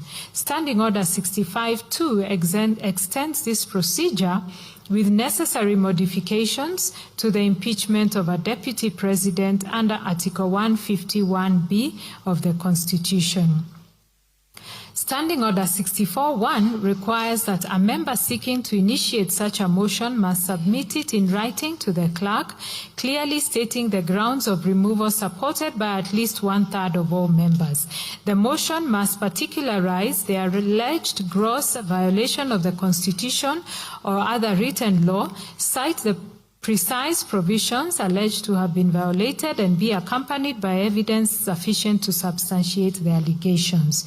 The specifically impugned provision, Standing Order 64(2), stipulates that such a motion shall be disposed of by the Speaker within 3 days in accordance with Standing Order 47, and thereafter by the Assembly within 7 days of notice. Should the Assembly fail to act within that period, the motion is deemed withdrawn and may not be revived in the same session save with the leave of the Speaker. The combined effect is that once an impeachment motion is properly filed, it is subject to strict and unforgiving timelines. 3 days for the Speaker's action and 7 days for the Assembly's disposal, failing which the motion lapses in its entirety. It is these rigid timeframes that the petitioners impugned as unconstitutional. Now, the constitutional provisions engaged by the challenge are uncontested. Article 2(4) of the Constitution, which provides in terms that admit of no ambiguity that any law, including subordinate legislation that is inconsistent with the legislation with the Constitution, is void to the extent of the inconsistency, and any act or omission in contravention of the Constitution is invalid. Article 50, which guarantees the right to a fair hearing, and Article 10 and 118, which further enshrine public participation as a constitutional obligation, binding on all state organs, including Parliament, in the exercise of their functions. We have examined at length the constitutional requirements and parameters that govern public participation in impeachment proceedings, and we have set out the applicable principles in detail in the preceding sections of this judgment. In determining whether the timelines in the impugned standing orders contravene these constitutional imperatives, it is not lost on us that Parliament is not a resource-constrained institution. It possesses the institutional capacity, the administrative infrastructure, and the constitutional mandate to reach every part of the Republic through its structures at both the county and national levels. If Parliament genuinely considered 7 days to be a sufficient window for public participation, it bore a corresponding constitutional obligation to deploy its resources adequately to ensure that the process was not merely open in form, but accessible in fact, and that it met the participation threshold authoritatively settled in the BAT decision. A compressed timeline, standing alone, is therefore not necessarily a constitutional infirmity. A compressed timeline, accompanied by an under-resourced and inadequately facilitated process, is an altogether different matter. Still, the question that this court is required to answer is whether 7 days, encompassing the logistical demands of public notification, the organization of participatory forums across a diverse and geographically expansive republic, the receipt and meaningful consideration of public input, and the Assembly's own deliberation on a matter of this constitutional gravity is structurally adequate to meet that threshold. We draw from the Supreme Court of Canada's holding in Hyde Nation versus British Columbia, Minister of Forests, a 2004 decision, that the adequacy of any participatory process must be measured against the gravity, as we have said, of the decision that is being made, and that the more consequential decision, the more robust the participation exercise must correspondently be. At the same time, we are mindful of the importance of according appropriate deference to Parliament in the regulation of its internal proceedings as required under Article 124(1) of the Constitution. In the Supreme Court decision in the Speaker of National Assembly versus the Attorney General, the Supreme Court stated that the court would be averse to questioning parliamentary procedures formulated to regulate internal workings, and the court would not do so as long as the same do not breach the Constitution. Having regard to all the foregoing, we do not consider it warranted to declare Standing Order 64-2 unconstitutional. A declaration of unconstitutionality is a remedy of last resort and a judicial act of the gravest constitutional consequence, not to be visited against upon rather a legislative provision where the provision is capable of a constitutional interpretation or application.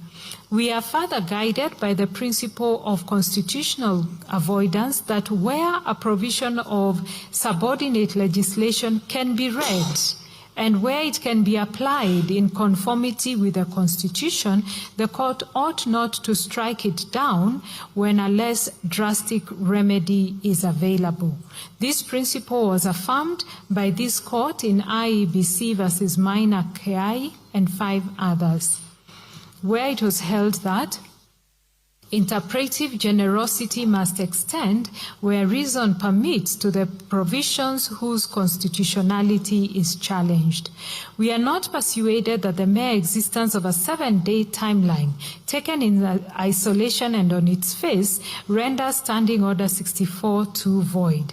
A provision is not unconstitutional simply because it is capable of being applied unconstitutionally.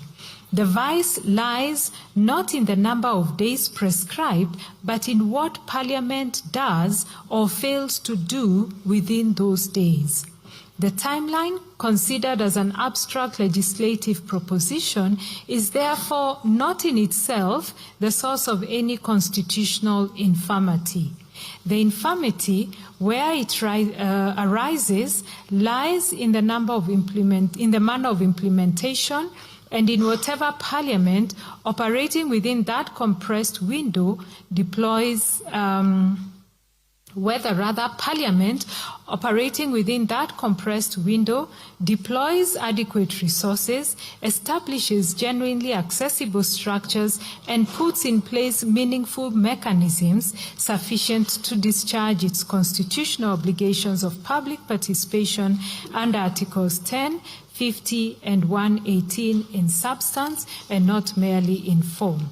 The distinction we draw is between a provision that is unconstitutional on its face and void in all its applications, regardless of how it is applied, and one that is conditionally constitutional, as in valid in law, but only where its application is accompanied by the institutional effort and constitutional seriousness that the gravity of impeachment proceedings demands. Standing Order 64-2 falls, in our judgment, in the latter category. In declining to strike down Standing Order 64-2, we instead note that the timeline prescribed in that standing order is not constitutionally mandated. Unlike certain procedural requirements that derive their specific content from express constitutional text, the 7-day window is a creature of parliamentary regulation alone. Parliament was free to prescribe a longer period and still remains free to do so. The experience of the first impeachment of a deputy president to come before the National Assembly under the Constitution of Kenya 2010 might have been a sobering constitutional experience. It may have exposed in real time the structural tensions that compressed timelines have the potential to create when applied to proceedings of national consequence.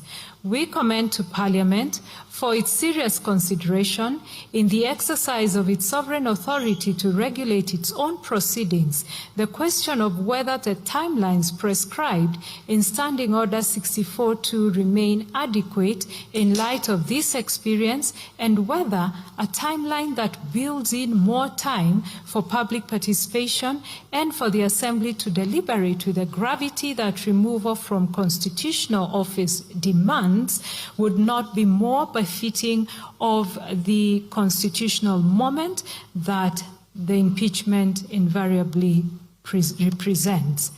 As it stands, however, we find nothing unconstitutional about the standing order.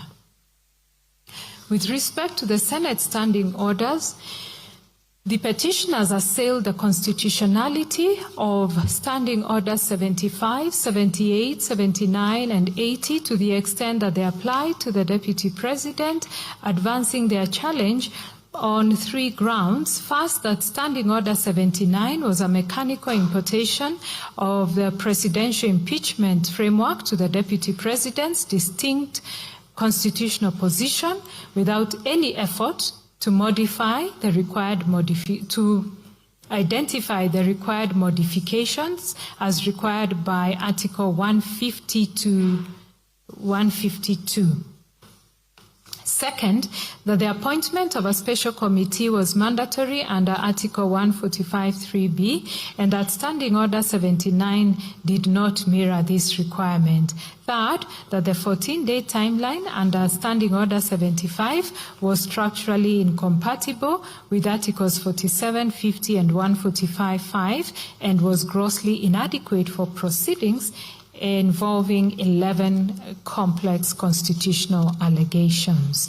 The respondents maintain that Article 145(3)(b uses the word may, which confers a discretion and not a mandatory obligation, that the fact that Standing Order 80 expressly provided for a plenary alternative, while Standing Order 79 did not, was constitutionally significant, as the discretion was conferred by the Constitution itself.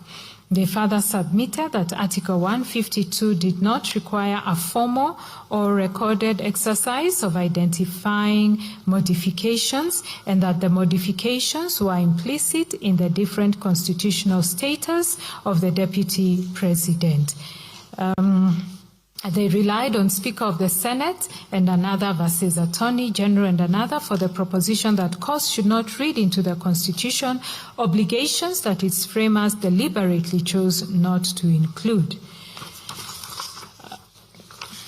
We have considered the submissions put forward by the parties, and for the avoidance of doubt, standing orders, we provide verbatim what the standing orders 75, 78, 79, and 80 all provide. Allow me not to go through that. The principle that standing orders must conform to the Constitution applies with equal force to the Senate as it does to the National Assembly for the reasons we have already set out in the preceding section of this judgment. Our jurisdiction to examine that conformity is equally settled and will rely on the case of Orange Democratic Party versus Speaker of National Assembly and Ombogi and 9 others versus County Assembly of Nyamira. We note that Standing Order 78 largely mirrors the impeachment procedure provided for under Article 145. As such, the question of whether the special committee contemplated under standing orders is mandatory or discretionary, and the constitutionality of those standing orders is in the context of Article 145(3)(b is addressed separately in the next ground. On the specific challenge to the absence of a formal recorded modification process under Article 150, Sub-Article 2, some petitioners argued that the phrase "with necessary modification" in Article 150, Sub-Article 2 of the Constitution is a mandatory constitutional directive requiring Parliament to enact a substantive legislative framework tailored to the distinct office of the Deputy President. They emphasized that unlike the President, the Deputy President enjoys no civil or criminal immunity under Article 143, and therefore impeachment must be treated as a mechanism of last resort. In their view, a mere transposition of the presidential framework through standing orders is inadequate and constitutionally insufficient. The respondents countered that with necessary modification is nothing more than a drafting device requiring only the mechanical substitution of president with deputy president. They maintained that the obligation was discharged through the National Assembly Standing Order 65-2 and Standing Order 79, and that the Parliament's procedural autonomy under Article 124(1) shields its internal arrangements from judicial scrutiny. We are unable to accept the respondent's construction. Taken to its logical conclusion, it renders the phrase superfluous. If the Constitution intended mere substitution, it would not have qualified the incorporation of Article 145 at all. The deliberate insertion of those words signals that the drafters anticipated substantive adaptation as opposed to a mechanical production or drafting convenience. This conclusion is reinforced by the structural asymmetry between the two offices, partly under Article 143. We do agree with the submission that a framework that ignores this distinction has not applied Article 145 with necessary modification. It has applied it without modification at all. The standing orders relied upon by the respondents do not cure this deficiency. National Assembly Standing Order 65-2 and Senate Standing Order 79 merely echo the constitutional command without discharging it. They reproduce the obligation verbatim, but provide no substantive modification at all. The county experience is instructive in this regard. In Sonko versus County Assembly of Nairobi, the Supreme Court was compelled to resolve fundamental procedural questions that a comprehensive statutory framework ought to have addressed in advance. The subsequent County Government's State Officers Removal from Office Procedure Bill of 2024 was Parliament's legislative acknowledgement of that inadequacy. That bill codifies due process protection, imposes timelines, mandates public participation, establishes a hierarchy between statute and standing orders, and resolves ambiguities such as the role of Senate in voting on charges regardless of committee findings. By contrast, the national framework for removal of the deputy president contains none of such safeguards. The very issues agitated in the petitions before us, including the inadequacy of public participation, the role of the special committee, procedural rights of the deputy president, timelines, and neutrality of presiding officers are precisely the questions a dedicated legislative framework would have foreclosed. Equally, the question on judicial intervention before an impeached president or deputy president is replaced would also be addressed in the legislation. Their resolution through litigation rather than legislation, and the challenges that the impeachment proceedings have brought forth is itself evidence of that lacuna. Courts do not legislate, but it is within the proper constitutional role of the courts to identify legislative gaps and invite Parliament to address them, particularly where those gaps carry the potential for constitutional crisis. We therefore find that the existing framework under Article 150 is structurally inadequate. The absence of a comprehensive structural framework does not preserve parliamentary autonomy. It transfers the resolution of fundamental procedural questions to the courts at considerable cost to institutional certainty and public confidence.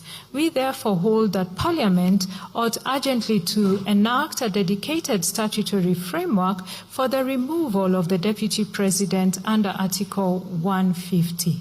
We do observe, however, that the absence of such legislation does not invalidate the impeachment process already undertaken. This is because the Constitution itself, at Articles 144 and 145, sets out the minimum threshold for conducting such proceedings. It is upon this constitutional framework that Parliament relied, ensuring that the process was carried out in a manner designed to safeguard the Deputy President's protections. On timelines, we note that Standing Order 78-2 imposes a 10-day timeline in respect of a special committee investigation. Neither the standing orders nor the Constitution prescribes a timeline for plenary proceedings. The Senate's adoption of a 10-day deadline for its plenary hearing was therefore a self-imposed procedural choice and not a requirement of the standing orders or the Constitution. The Senate was not obligated by any applicable rule to impose that timeline when it elected to proceed by way of plenary, and the petitioners have not demonstrated that the choice to do so was in itself a constitutional violation.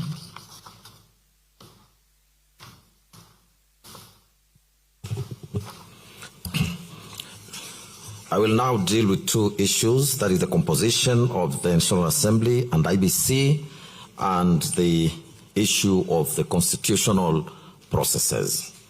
I'll start with the issue of composition of the National Assembly and the IEBC. Three main issues were raised under the heading, including whether the National Assembly was properly constituted to consider the impeachment motion, whether the nomination of His Excellency Kindiki could take place in the absence of fully constituted IEBC, and whether his nomination as deputy president was infirm. We shall address these issues in turn. The third petitioner, Honorable Jane Jeremiah, invited this court to declare that the National Assembly, as presently constituted, was not legally constituted for failure to comply with the constitutionally two-thirds gender principle under Articles 27, 81B, 100, and 261 of the Constitution. She submitted that, as a consequence, the National Assembly is incapable of entertaining or deliberating on the impeachment motion against the Deputy President. She therefore sought declarations impugning both the legality of the National Assembly and the validity of the proceedings arising from its resolution. The respondents opposed that contention. The National Assembly and its clerk maintained that the constitutional requirements concerning the composition of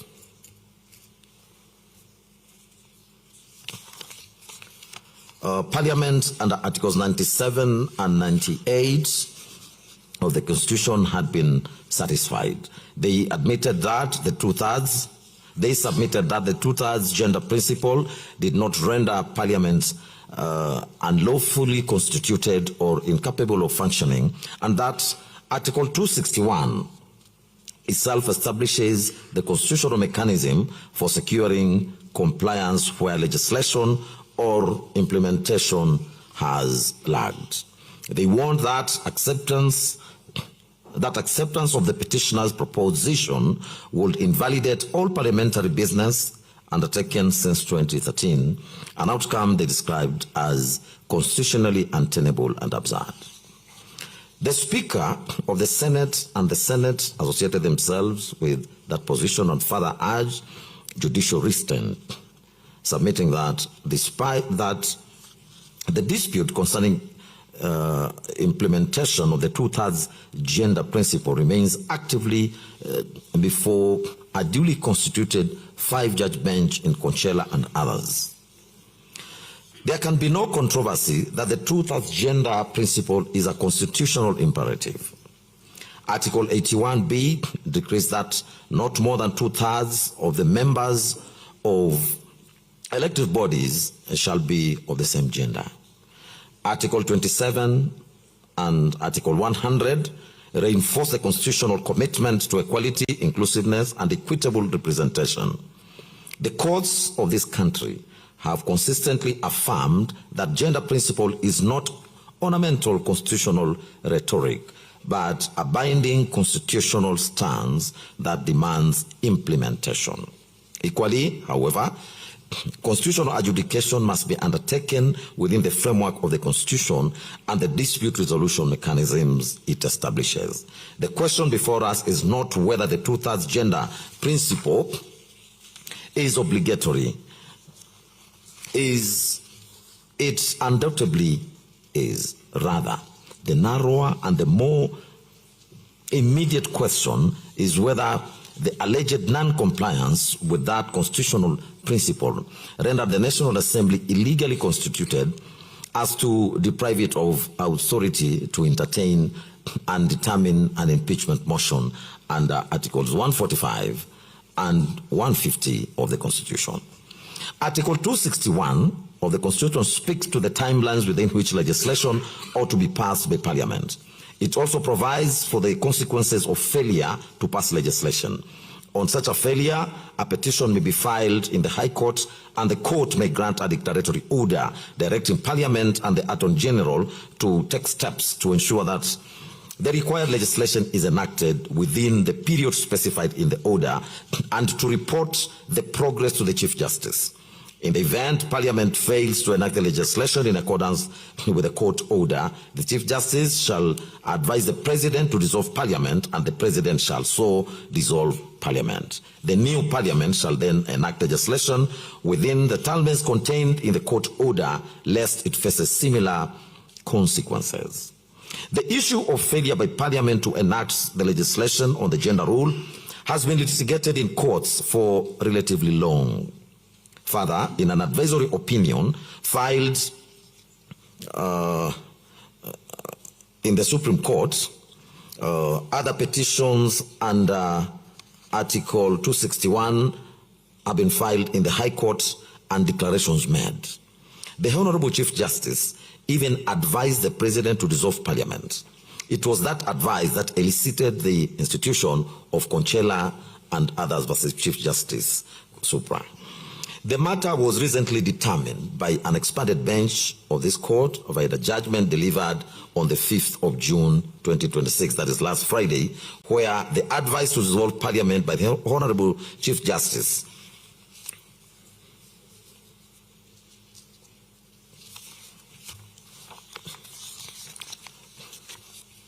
to the President was declared unconstitutional and subsequently quashed for failure to comply with some fundamental procedural steps.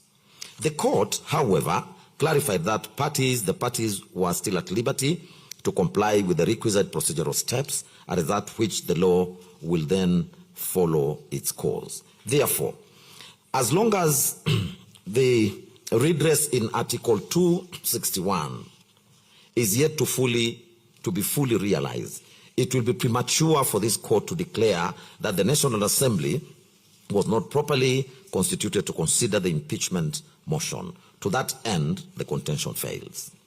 The challenge to the IBC was advanced on two related grounds. First, that IBC was constitutionally incapacitated by the absence of commissioners at the material time, such that any verification of His Excellency Kindiki's qualifications being a substantive commission-led function under Article 250, Sub-Article 1, could not lawfully be performed by the Secretariat alone. And second, that the clearance process was consequently a nullity that fatally infected the nomination. The respondents, however, maintained that the midterm replacement mechanism under Article 149, Sub-Article 1, was a sui generis self-executing constitutional process that did not engage the IBC electoral mandate under Article 88, Sub-Article 4, and that the strict eligibility and clearance protocols under Articles 99 and 137 applied exclusively to general elections and not to midterm nomination vetted directly by the National Assembly. Our reading of Article 149, Sub-Article 1, confirms that it is unambiguous, express, and self-contained. It establishes a strict executive legislative process where the President nominates and the National Assembly votes on the Deputy President nominee. It makes no reference to IEBC. That omission is not an oversight. It is a deliberate constitutional choice which this court must give full effect. Were it the intention of the drafters to impose a more stringent requirement, nothing would have been easier than to say so expressly, as they did in Articles 99 and 137 in respect to candidates for elective office at a general election. The absence of any equivalent requirement in Article 149, Sub-Article 1 is therefore a considered constitutional choice to be respected. For ease of reference, Article 149, Sub-Article 1 provides as follows, and I quote, vacancy in the office of Deputy President. Within 14 days after a vacancy in the office of Deputy President arises, the President shall nominate a person to fill the vacancy, and the National Assembly shall vote on the nomination within 60 days after receiving it. From a plain reading of the above, we are convinced that no clearance was required by the Deputy President, and that the vote by the National Assembly was an expression of representative authority by the sovereign's elected representative, precisely the constitutional mechanism that Article 149, Sub-Article 1 contemplates. Under Article 1 of the Constitution, sovereign power belongs to the people of Kenya and may be exercised either directly or through their democratically elected representatives. When the National Assembly voted on His Excellency Kindiki's nomination, it did so as the constitutional repository of delegated sovereign authority acting on behalf of the people in accordance with the specific mechanism the Constitution provides for filling in a midterm vacancy in the office of the Deputy President.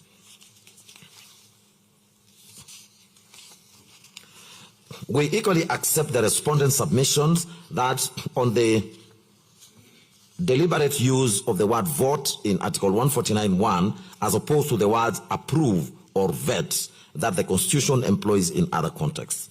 That distinction is constitutionally significant. Across the Constitution, we note that the word approve is used where Parliament exercises a confirmatory function in relation to executive appointments, as in the approval under Article 132, Sub-Article 2 of Cabinet Secretaries, the Attorney General, the Secretary to the Cabinet, the Principal Secretary, the High Commissioners, Ambassadors, and diplomatic consular representatives, as well as any other state or public officer whom the Constitution requires or empowers the President to appoint or dismiss. The same applies to the approval of the candidates for constitutional offices such as the Chief Justice under Article 166 of the Constitution. In those contexts, approval connotes a deliberate and structured vetting exercise in which Parliament assesses the suitability of the nominee against a prescribed criterion, and in which the IBC or other constitutional bodies may have a role to play in verifying qualifications.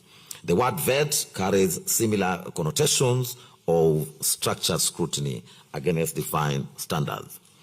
The word vote, by contrast, denotes a direct and immediate exercise of collective democratic will. It is the language of elections and of sovereign determination. Its use in Article 149, Sub-Article 1, signals that the National Assembly's function in the midterm replacement process is not to sit in the judgment of the nominee's suitability, but to exercise on behalf of the people a direct democratic determination on whether the President nominee should fill the vacancy. That determination is political and representative in character, and it is expressed through the ballot of elected members of Parliament, each of whom is accountable to their constituents for the vote they cast. It consequently follows that no input or intervention by the IBC was constitutionally required in the midterm replacement process under Article 149(1). The absence of any IBC involvement would not have rendered the nomination or the filling in of the vacancy unconstitutional. The informational input by the IBC Secretariat did provide was, in those circumstances, entirely voluntary in character. It was not a condition precedent to the validity of the process, and its presence or absence was constitutionally irrelevant to the outcome. That being so, the fact that the input was provided by the Secretariat in the absence of commissioners is equally irrelevant if the input was not required at all. The question of whom within the IBC provided it simply does not arise. For completeness, however, and to the extent that any residual question remains about the lawfulness of the Secretariat's involvement, we are satisfied that the informational verification performed by the Secretariat could not have constituted a clearance in the electoral sense, but rather a routine administrative task, and as such not constitutional or policy-driven. The same was legally permissible and procedurally valid and fell squarely within the Secretariat's lawful administrative mandate. We draw from the advisory opinion number 4 of 2024, IBC, and the Honorable AG, where the Supreme Court gave guidance on the dichotomy that exists between the role of the commissioners and that of the Secretariat in the following words. And I quote, The Secretariat, under the leadership of the Commission, Secretary and the CEO, is empowered to undertake routine administrative and operational tasks essential for the day-to-day functioning of the Commission. In the same vein, it is necessary to clarify that the absence of commissioner does not of itself vitiate or invalidate administrative actions taken by the Secretariat within the scope of its lawful mandate, including the execution of contracts, management of personnel, procurement, and other functions necessary for institutional continuity. Such acts remain valid and binding, and provided they fall within these bounds of statutory delegation and do not purport to usurp the constitutional function of the Commission as a corporate body, end of quote. To guard against institutional overreach, the Supreme Court carefully delineated where IBC's administrative mandate ends as follows, and the court, once again, having concluded as above, a clear distinction must be drawn between administrative continuity by the Secretariat and the exercise of constitutional authority vested in the Commission as a collegial entity. It is our considered view that the exercise of constitutional function expressly reserved for Commission, such as those enumerated under Article 88, Sub-Article 4 of the Constitution, cannot be lawfully discharged in the absence of a properly constituted Commission with a requisite quorum as contemplated under Article 250, Sub-Article 1 and Sub-Article 2 of the Constitution, end of quote. This differentiation of responsibility is further contained in Section 11A of the Independent Electoral and Boundaries Commission Act and exposed by the Supreme Court in the Muruli versus Oparanya and 3 others case. For all these reasons, it is our finding that the Secretariat did not travel beyond its mandate. It simply functioned as an information repository. Having so found, we now move to the last sub-issue concerning the constitutional validity of His Excellency Kindiki's nomination. The petitioners anchored the ground on Article 148, Sub-Article 1, read with Article 137, contending that His Excellency Kindiki was serving as Cabinet Secretary for Internal and National Administration, a state office under Article 260, at the time of his nomination and parliamentary approval on the 18th of October 2024. He was disqualified from nomination by dint of Article 137, Sub-Article 2B, rendering the entire process null and void ab initio. In contrast, the respondents who responded to this ground argued that the appointment process was completely legal and procedurally sound. They maintained that the filling of mid-term vacancy under Article 149, Sub-Article 1 was an independent sui generis executive-led process, and that was distinct from traditional election or appointment.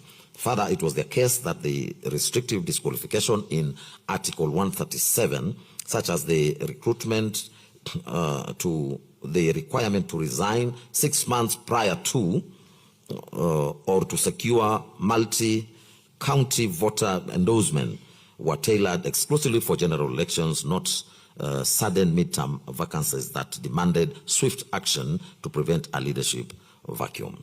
They contended that the initial formation of a presidential joint ticket under Article 148 could not apply to midterm emergency transitions. In addition, His Excellency Kindiki and the IBC specifically disputed the factual basis of the persons of the petitions, arguing that His Excellency Kindiki had in fact provided official gazette notices proving he had formally resigned from his cabinet position prior to his appointment as Deputy President. In considering the arguments of both parties, we turn to the relevant constitutional provisions, to wit Articles 137, 148, and 149. Article 137, Sub-Article 2B, bars any person who is a public officer or is acting in any state or other public office from nomination as a presidential candidate. Article 137, Subarticle B carves out exemptions for the sitting president, the deputy president, and members of parliament. Cabinet secretaries are not included in that exception. Article 148, subarticle 1 also locks the qualifications of a deputy president candidate to those of a presidential candidate under Article 137. And Article 148, subarticle 2 provides that there shall be no separate nomination process for the deputy president at a general election. Article 149, subarticle 1, however, creates an entirely distinct pathway of filling a mid-term vacancy, as we have already observed, through a direct presidential nomination followed by a National Assembly vote. It makes no cross-reference to the electoral machinery or disqualification timelines that apply under Articles 137 and 148 in the general election context. A strict textual reading of Article 148, subarticle 1, and Article 137, subarticle 2b together would, if applied without contextual qualifications, bar an active cabinet secretary from nomination unless a timely resignation had occurred. However, we are satisfied that Article 149, subarticle 1, creates a sui generis process that cannot be evaluated by mechanical application of the general election framework. Article 149, subarticle 1, omits the standard electoral requirements, including the signature collection requirement, and Article 137, subarticle 1d, which signals the framers' intention that this provision operates independently of the general election machinery. To apply the strict disqualification timelines of the electoral context to a sudden or unforeseen midterm vacancy would risk creating an executive leadership vacuum of precisely the kind that Article 149, subarticle 1 was designed to prevent. In any event, we are satisfied that the factual premise of the petitioner's challenge is not established on the evidence. The primary constitutional mischief targeted by Article 137, subarticle 2b, is the prevention of active public servants from deploying state resources or conflicting institutional mandates to influence an election or appointment. The evidence before this court establishes that despite the unique circumstances of his nomination, His Excellency Kindiki formally resigned from the cabinet and gazetted his exit prior to taking oath of office as deputy president. By severing his ties to the cabinet before assuming the deputy presidential office, the potential conflict of interest under Article 137, subarticle 2b is designed to address was lawfully cured. The core integrity parameters of Chapter 6 and Article 137 of the Constitution were accordingly satisfied. This ground of challenge therefore fails. Before concluding on this issue, we must address whether the speed with which the state resolution, with which the Senate resolution was gazetted, the President nominated Professor His Excellency Kindiki, and the National Assembly approved the nominee, contravened the Constitution and the law. The petitioners argued that the extraordinary haste following the Senate's resolution of 17th of October 2024 revealed a predetermined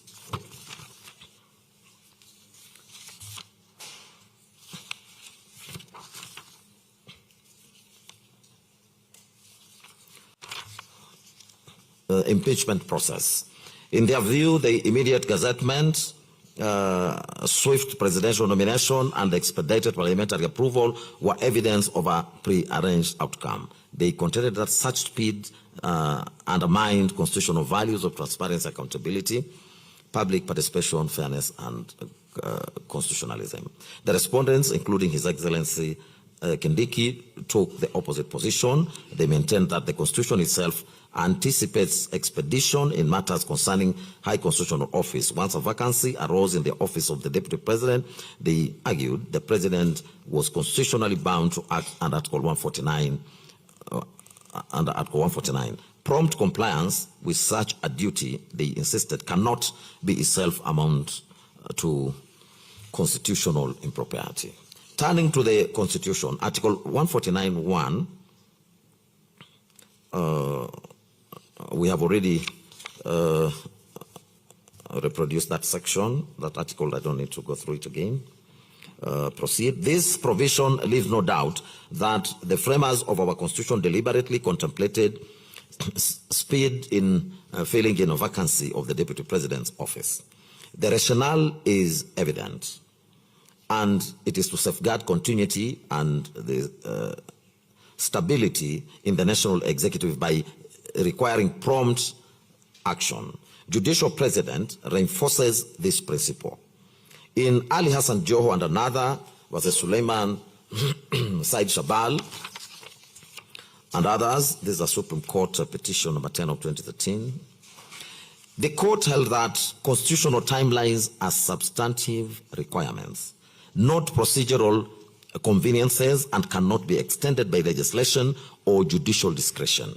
Similarly, in the Mankin Aramat versus Harun Meitamei, Lenpaka, and two others, the Supreme Court, it's a Supreme Court matter petition. The court emphasized that constitutional timelines are binding commands, cautioning against reliance on Article 159 to circumvent them. The same principle was affirmed in Moses Masika Wetangula versus Muskari Kombo, Muskari Nazi Kombo, and two others, and in Harun Meitamei Lempaka versus Lempakian Aramat, where the Court of Appeal underscored the constitutional significance of timelines. Collectively, these authorities highlight that timelines serve vital public interests, including certainty, legitimacy, and orderly governance. The Supreme Court's decision in Raila Odinga and 5 others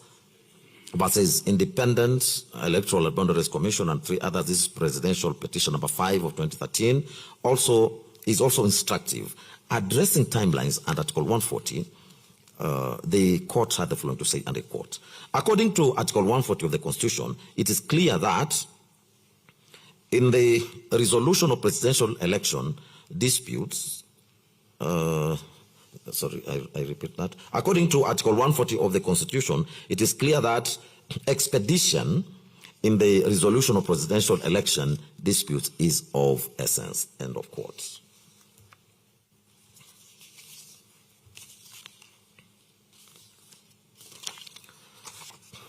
The court warned that prolonged uncertainty regarding the presidency undermines public interest. This reasoning reflects a broader constitutional philosophy that uncertainty in the occupants of high office is detrimental, and the Constitution deliberately establishes mechanisms to ensure continuity. Applying these principles, we are not persuaded that the prompt gazettement of the Senate's resolution was unconstitutional. Once the Senate concluded its process, the Deputy President ceased to hold office, and nothing in the Constitution required a waiting period before gazettement. Likewise, the President cannot be faulted for acting swiftly under Article 149. He was constitutionally obligated to nominate a replacement within 14 days. Compliance with this duty cannot be construed as wrongdoing. To hold otherwise would penalize constitutional actors for fulfilling their obligations.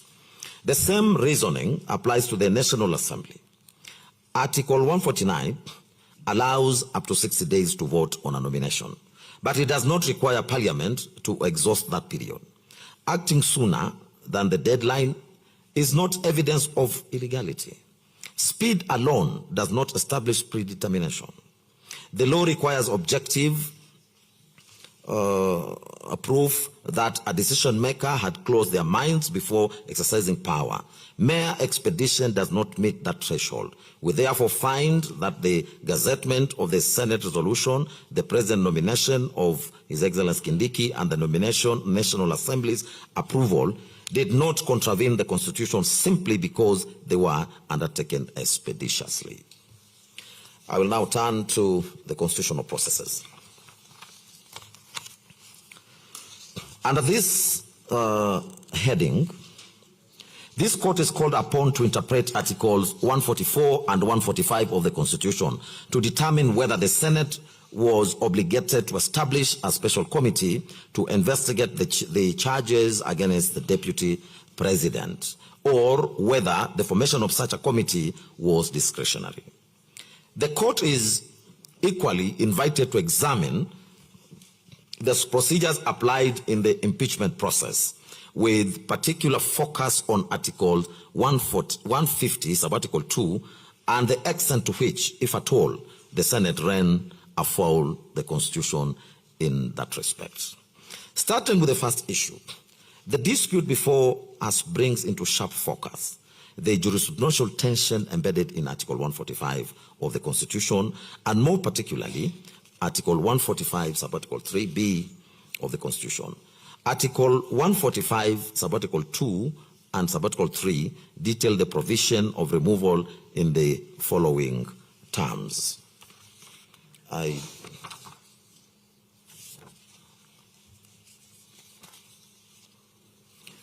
do not need to read those provisions. I proceed. The true import of Clause 3b cannot be discerned in isolation. It demands a historiographical examination and a forensic appreciation of historical continuum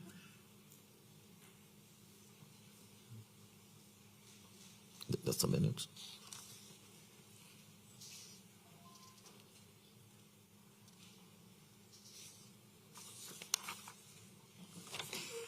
Yes, I proceed. The true import of Clause 3b cannot be discerned in isolation.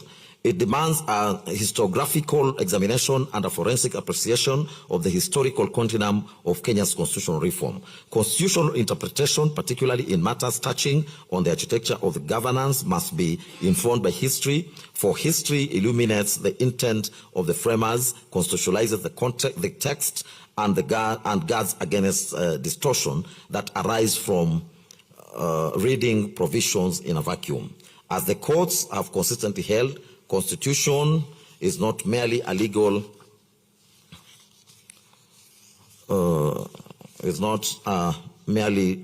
instrument, but a living charter whose meaning is enriched by the struggles,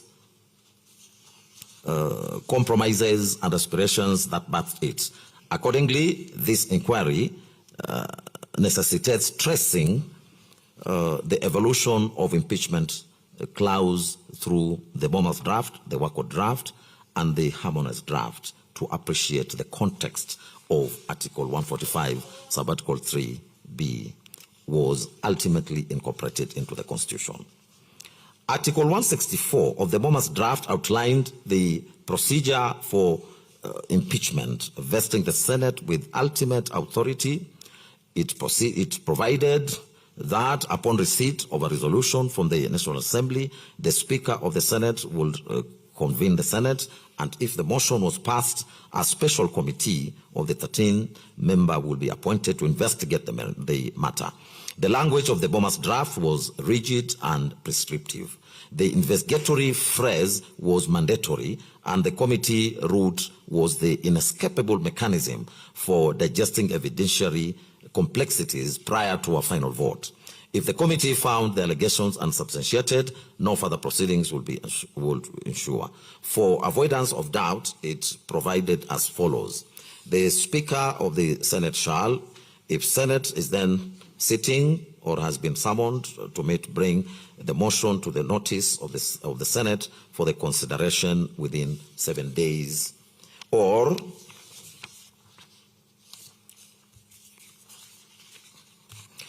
if Senate is not then sitting, will summon it to meet within 21 days of the motion, 21 days of the notice to consider the motion. If a motion is passed under Clause 3, the Senate shall appoint 13 of its members as a special committee in accordance with its standing orders of the Senate to investigate the matter.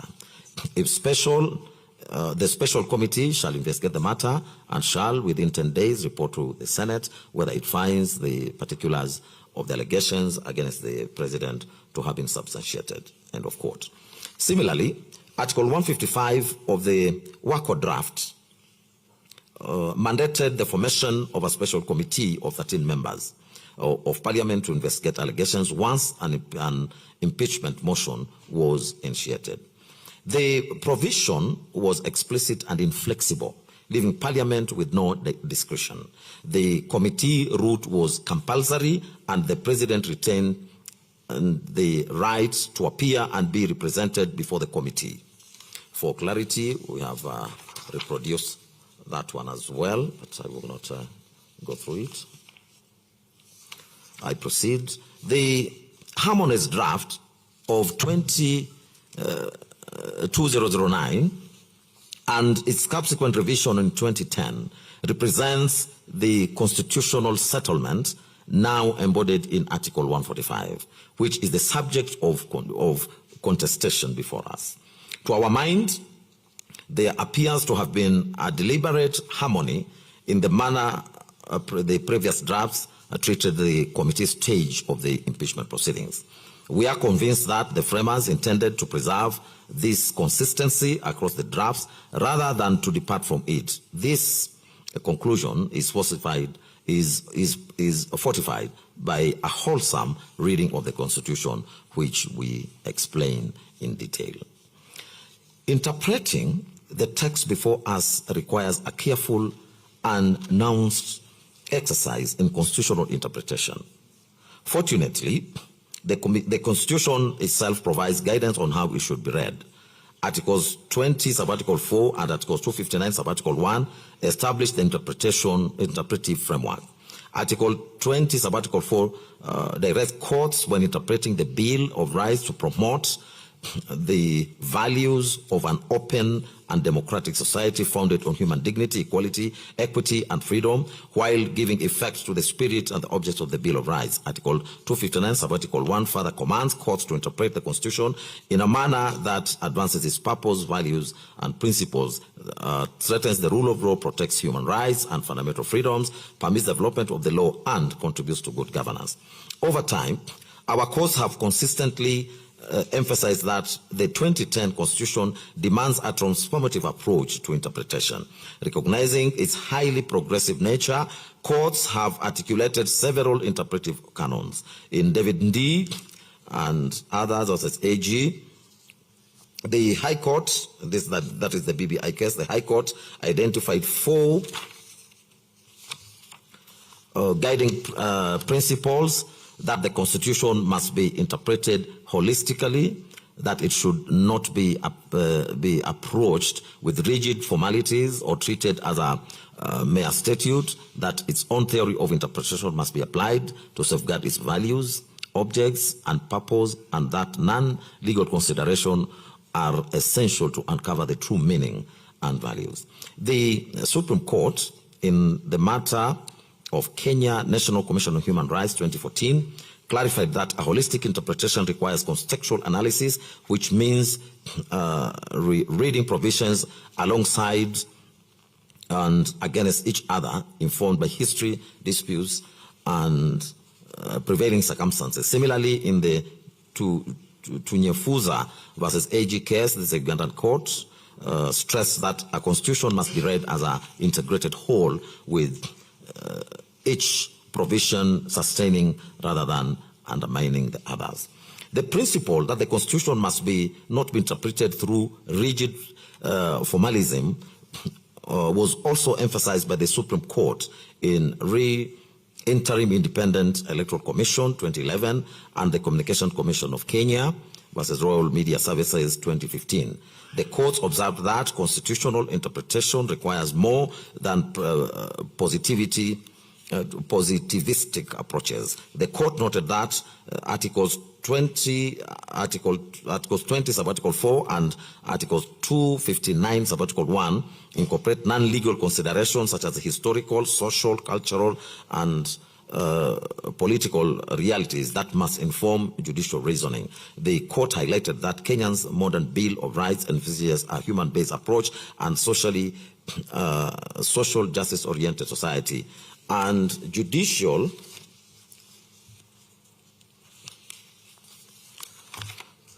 authority derived from the people under Article 159, Sub-Article 1, must reflect these values in court decisions. The former Chief Justice Emeritus Mutunga, in his concurring opinion in the Speaker of the Senate and another versus the AG, this is 2013 reported, also underscored the constitution making was an ongoing process, and acknowledged that compromises in drafting often create vagueness, and it is the court's responsibility to resolve contradictions and clarify gaps. In his words, I quote, "Constitution making does not end with the promulgation. It continues with the interpretation." Finally, the Court of Appeal in Center for Rights, Education and Awareness, and another versus John Harun Mwau, 2012 reported, links constitutional interpretation with the statutory interpretation principles. It reiterated that courts must avoid absurd, unpracticable, illogical, and artificial results, and must always strive to serve the public interest. Fidelity to both the letter and the spirit of the Constitution requires interpretations that advance justice, rationality, and the common good. Guided by the interpretive principles discussed above, we now turn to examine the purpose and the intent of Article 145, Sub-Article 3 of the Constitution. We do so with full appreciation of the demands of judicial humility and the doctrine of stare decisis, which binds inferior courts to the pronouncements of superior ones and is the bedrock of coherent and predictable legal order. Our analysis is therefore offered within that framework, not as a departure from it. We are aware that the Supreme Court has determined the question in the Sonko decision, and we are mindful that the suggestion we are advancing in this discussion will build upon the existing jurisprudence and contribute to the broader legal discourse on this question. It is in that spirit and with deference owed to the Supreme Court that we nonetheless set out the following reasoning.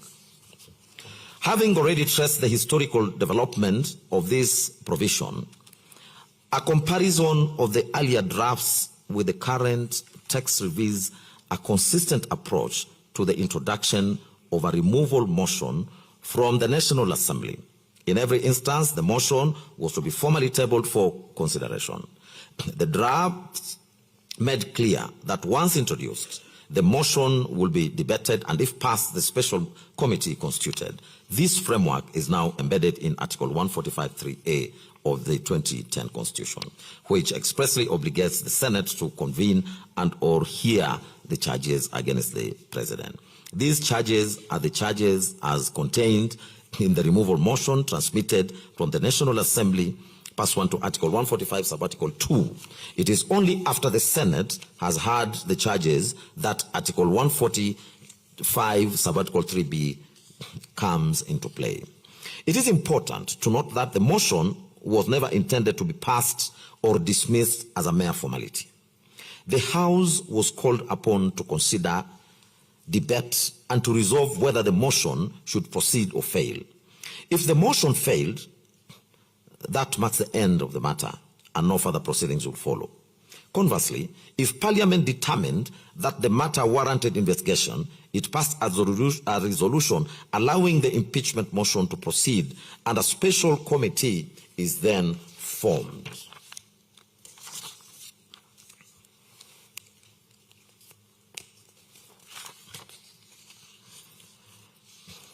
Returning to Article 145, Sub-Article 3A, upon receipt of the removal motion, the Senate is required to hear the charges. While this hearing may not necessarily connote a formal trial, it provides an opportunity for the House to be appraised of the charges, the supporting evidence, and any accompanying documentation. At this stage, the Senate must decide by resolution whether the charges merit investigation. It is also at this point that the House considers whether the other preliminary requirements, such as the constitutional threshold, were properly satisfied by the National Assembly in the first place. We have examined the Hansard record of the Senate sitting on Wednesday, the 9th of October 2024, convened pursuant to Kenya Gazette Notice number 13170. The record shows that the Honorable Speaker of the Senate duly appointed the session for the purpose of hearing the charges against the then Deputy President. During the sitting, the Speaker read out all 11 charges and formally laid before the Senate the documents conveying the resolution of the National Assembly. These materials included the notice of special motion, affidavit of Honorable Ekoman Mwengi Mutuse, MP, electronic evidence relating to the motion, order papers, communications from the chair, certified Hansard record, votes and proceedings, public participation notices, correspondences from the advocates, press statements, court orders, and other supporting documentation. The Honorable Speaker proceeded to draw the attention of the House to the special and the unique nature of the business before it. It reminded senators that impeachment is a fundamental tool of legislative oversight and a critical component of the constitutional framework of checks and balances, noting further that the matter had attracted immense public interest. The Speaker then outlined the way forward, informing the House that by its resolution, it had two options of handling the motion, either through a special committee or in plenary. Significantly, the procedure adopted by the Speaker reveals that once the charges and supporting evidence were laid before the House, there was no opportunity for senators to deliberate on whether further investigations were necessary. In particular, the House was not afforded the chance to engage in a substantive inquiry into the propriety of the process undertaken by the National Assembly or the validity of the charges themselves. The question that now arises is whether it was necessary for the Senate, in the first instance, to address itself to the need for investigations before proceeding to the actual hearing of the motion. It must be emphasized that the Senate is not a mere conveyor belt for the matters originating from the National Assembly or any other entity. Rather, it is a revered House vested with autonomy and empowered to make decisions by way of resolution. The Senate, therefore, retains discretion to determine whether to accept any motion, petition, or request for further deliberation, save in circumstances where the Constitution or statute expressly removes such discretion. This explains why the earlier drafts of the Constitution stipulated that a motion had to be passed before a special committee could be formed. The design was deliberate. The House was first required to decide whether the motion should pass or fail, and only upon passage will the question of constituting a special committee arise. A useful instruction of this principle is found in the legislative process. Not all legislation automatically passes to the Senate.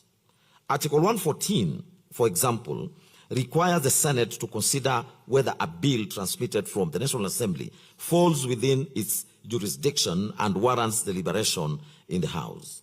Article 145, subarticle 3b, is therefore not unique in this regard. It was intended to give the Senate an opportunity to hear the charges, examine the evidence, and satisfy itself that at least the bare minimum constitutional and statutory requirements had been met on a prima facie basis. In doing so, the Senate would address fundamental preliminary issues, such as whether the grounds of the special motion fall within those provided for in the Constitution or law, whether the jurisdiction had been properly invoked, whether the President was previously tried on the same charges, whether prima facie evidence supports the charges, and whether the requisite threshold was attained in the National Assembly. It is only after the Senate has addressed these preliminary issues that it proceeds to take a vote by way of a resolution on whether to admit the motion for a full hearing or to defeat it. This explains the deliberate use of the word may in Article 145, Subarticle 3b. The term may signifies discretion on the part of the Senate to determine whether the motion, as presented, satisfies the minimum constitutional and statutory requirements and therefore warrants further consideration. Once such a resolution is made and the Senate decides to proceed, the House then turns to the procedure governing the hearing. Conversely, if the Senate is not satisfied that the motion merits further interrogation, the matter ends there. There is therefore no ambiguity in the use of the word may in Article 145 3b. It clearly connotes discretion and cannot be equated with the mandatory term shall. The true meaning and intent of Article 143b can only be appreciated in light of that historical context. To interpret the provision in isolation would risk stripping the Senate its discretion to determine what matters it can lawfully consider. This position finds support in the commentary of legal scholars Louis Franceschi and Piero Lumumba in the book Constitution of Kenya, a documentary, second edition 2019, where they stated as follows, and I quote,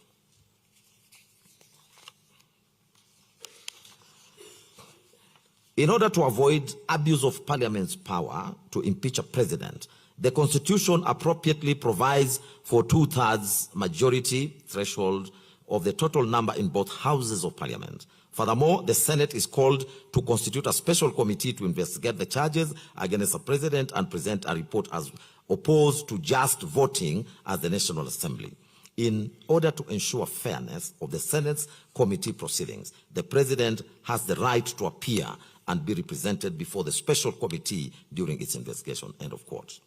Upon careful perusal of the Senate Hansard, however, we did not find any debate or proceedings or resolution indicating that the House interrogated the motion as presented from National Assembly or resolved on the way forward. The record shows that once the motion was laid before the House, the charges were read out and the supporting evidence tendered. That was all. No resolution admitting the motion to a full hearing was made. The Senate instead proceeded to address, directly to address itself on the issue of the charges to be had. In our view, going by our rendition, we will not have approved this way forward. Having so established, we take the position that once Senate resolves to admit and proceed with the hearing of the motion, its discretion is spent. The only cause available is to appoint the special committee to investigate the matter. This conclusion flows naturally from the foregoing discussion and from the deliberate manner in which sub-articles 145, sub-article 4, 5, and 7 are structured. These provisions build upon the process once the special committee is constituted, setting out the subsequent stages of investigation and the right of the Deputy President to appear and be represented before the committee, the tabling of the committee's report before the plenary, a second opportunity to the Deputy President to be heard, and finally, the Senate's vote. We ask ourselves, if the intention had been to follow a direct plenary route, why would the drafters not have said so? Why would they have crafted such a detailed provision for the committee process, only to mention the Senate at the tail end of that process? The deliberate sequencing of sub-articles 145, 4, 5, 6, and 7 leaves no doubt in our minds that the committee mechanism was intended to be the exclusive path once the Senate resolved to proceed. The plenary option was never envisaged as a substitute for the committee process, but rather as the forum for receiving and debating the committee report. To hold otherwise, according to us, will create an absurdity in which the Senate as a house would investigate and then present to itself the investigative report for voting.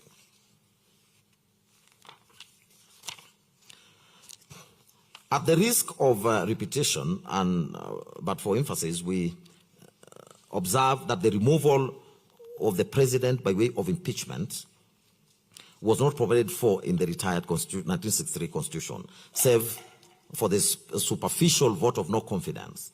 Kenyans were therefore deliberate in crafting a detailed procedure for the hearing of an impeachment motion under the 2010 Constitution. This procedure is well captured in the sub-articles to Article 145, which specify the number of members to be appointed to the special committee, the committee's role in investigating the charges, and the strict timeline of 10 days within which the committee must act. Sub-article 145(5) further commands the observance of the two distinct rights of the president. First, the right to appear before the committee personally, and second, the right to be represented. These rights are not synonymous. The right to appear is exercised by the president as an individual, whereas the right to be represented allows the president to appear alongside counsel or to have counsel appear on his or her behalf.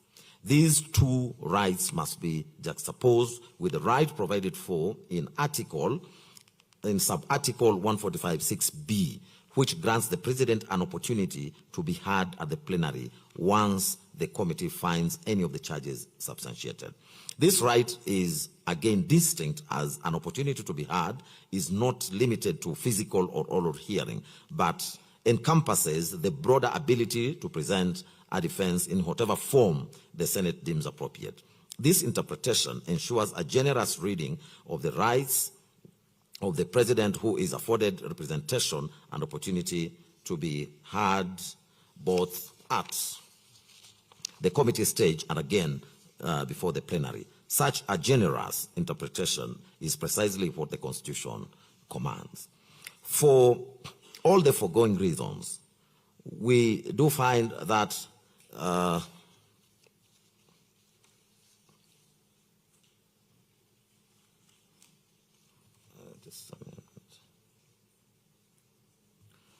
having expressed our view,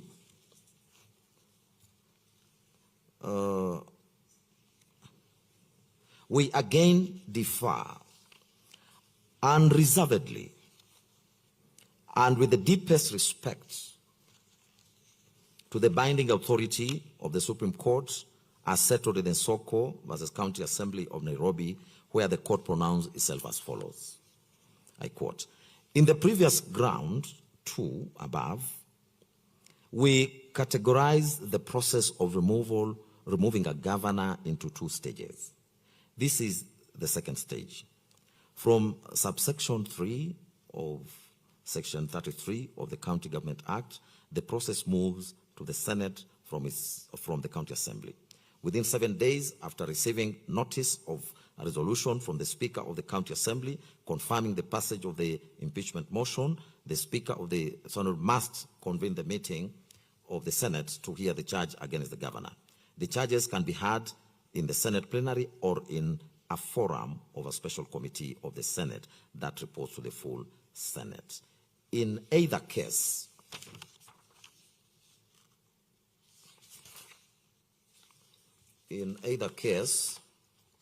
the governor is entitled to attend and to be represented by counsel during the investigations. It is only when sufficient evidence is presented to substantiate the claims that the Senate will according the governor an opportunity to be heard, vote on each of the charges. If a majority of all the members of the Senate vote to uphold any of the charges, then the governor shall cease to hold office. We reiterate that proof of even a single charge will be sufficient for purposes of Article 181 of the Constitution. But should the vote for removal fail, that brings the proceedings to an end. End of quote. That pronouncement represents that settled and binding position of law. We are constitutionally obliged to follow it, and we do so without reservation, notwithstanding the views which we express above. We observe in passing that although the Supreme Court pronouncement in Sonko was referred in the context of interpreting the County Government Act, the provisions of the Act mirror the virtual identical terms, the language of the Article 145 of the Constitution. That correspondence reinforces its application to the present matter. We now move to the final issue that we considered, and that is the issue of a fair trial. The gist of this issue turns on whether His Excellency Gachagua was subjected to a lawful and fair trial process within the meaning of Articles 47 and 50 of the Constitution. The petitioners contended that the Senate's conduct of the impeachment trial was fundamentally and irreparably flawed, falling far short of the constitutional standards of fairness, legality, and procedural propriety granted to His Excellency Gachagua under the stated provisions. Their challenge on this ground was advanced on several distinct and cumulative bases. They argued that His Excellency Gachagua was denied his right to a fair trial when, having fallen ill and being hospitalized on the 17th of October 2024, the Senate refused adjournment request and proceeded in his absence, ultimately voting on 5 of the impeachment charges. That the Senate was constitutionally bound under Article 145(3)(b) and 145(4)(6) to appoint a special committee of 11 members to investigate the charges. By defeating the motion to establish such a committee and proceeding by plenary, the Senate deprived him of his right under Article 145(5) to appear and be represented before an independent investigative body. Insulated from political pressure, and that the time afforded to H.E. Gachagua was grossly inadequate, only a few days to respond to 11 complex allegations and just 2 hours to present his defense compared to the extensive time given to the National Assembly. The respondents in defense maintained that the Senate had accorded His Excellency Gachagua a lawful and fair trial consistent with Articles 47 and 50 of the Constitution, that the Senate acted reasonably by granting a short adjournment and offering a further extension to 19 October 2024, and when the formal motion was defeated, they submitted that discretion had been properly exercised, especially since no medical evidence was produced. They maintained that the Constitution conferred discretion to proceed by way of a special committee or plenary under Article 145(3)(b), and denied that new evidence or witnesses were introduced at the Senate stage as alleged by H.E. Gachagua. We have carefully considered the forcefully and ably argued positions advanced by both sides. The constitutional standard which the fairness of the Senate conduct falls to be measured is clearly and comprehensively set out in Article 50 of the Constitution. Of particular relevance to the present inquiry are the following guarantees, which Article 50 confers on every accused person as components of the right to a fair trial. Under 50C is the right to have adequate time and facilities to prepare a defense. F, to be present when being tried, unless the conduct of the accused person makes it impossible for the trial to proceed. And K, to adduce and challenge evidence. These guarantees do not stand alone. They are reinforced and complemented in the specific context of impeachment proceedings by the procedural rights expressly conferred by Article 145(5) and 145(6)(b) of the Constitution, which provide as follows. 5. The President shall have the right to appear and be represented before the special committee during its investigations. And in 6B, that Senate shall, after according the President an opportunity to be heard, vote on the impeachment charges. To the foregoing must be added Article 47 of the Constitution, which guarantees every person the right to fair administrative action that is lawful, reasonable, and procedurally fair. That right is not confined to purely judicial proceedings. It attaches to any exercise of public power that affects a person's rights, interests, or legitimate expectations, and it applies with full force to the impeachment process before a decision to remove is taken. The Supreme Court in Sonko reaffirmed this position, holding that during the process of removal, both the right to fair administrative action under Article 47 and the right to a fair hearing under Article 50 accrue to the office holder whose removal is sought. This court reads that holding as applying with equal force to His Excellency Gachagua in the present proceedings. The Supreme Court further held that while impeachment is a political process, it is equally subject to constitutional discipline and the principles of natural justice, and that courts will not interfere with the merits of Parliament's decision unless a violation of fair hearing rights or procedural impropriety is established. These two propositions together define both the standard the Senate was required to meet and the scope of this court's supervisory jurisdiction in assessing whether it did so. Against that framework, we turn to the specific circumstances of the present case. It is clear that during the proceedings, the National Assembly, as the prosecuting party in the Senate proceedings, presented its case through witnesses who were examined in chief and subjected to cross-examination in the full and formal sense of adversarial proceedings. There is no controversy about this fact. The petitioners contend that the Senate's refusal of the adjournment application denied His Excellency Gachagua equality of arms and equal protection of the law by preventing him from participating in the oral proceedings at the precise stage when his own evidence was to be led. The constitutional right to equality of arms has been expressly affirmed by the Court of Appeal in Olo versus Kisumu County Assembly Service Board and another, when the court cited with approval the following passage from Pinnacle Project Limited versus Presbyterian Church of East Africa, Gong Parish, and another.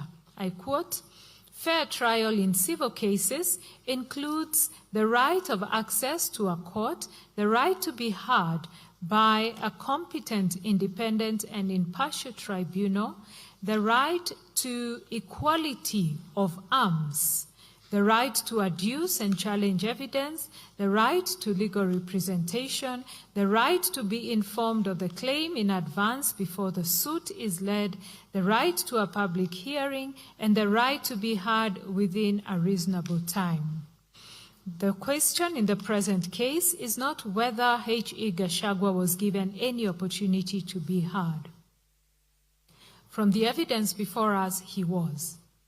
The precise and constitutionally significant question is whether, having been partially heard, the remainder of his participation was unlawfully curtailed at the point when the opposing party had already completed a full adversarial presentation.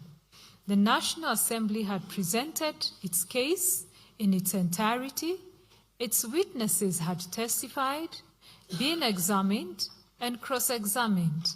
His Excellency Gachagua had not completed his. It was at that precise point of procedural imbalance, with the scales of participation tilted irrevocably in favor of one party, that the Senate refused the adjournment and proceeded to vote. That is not a case of a party who was heard and then outvoted.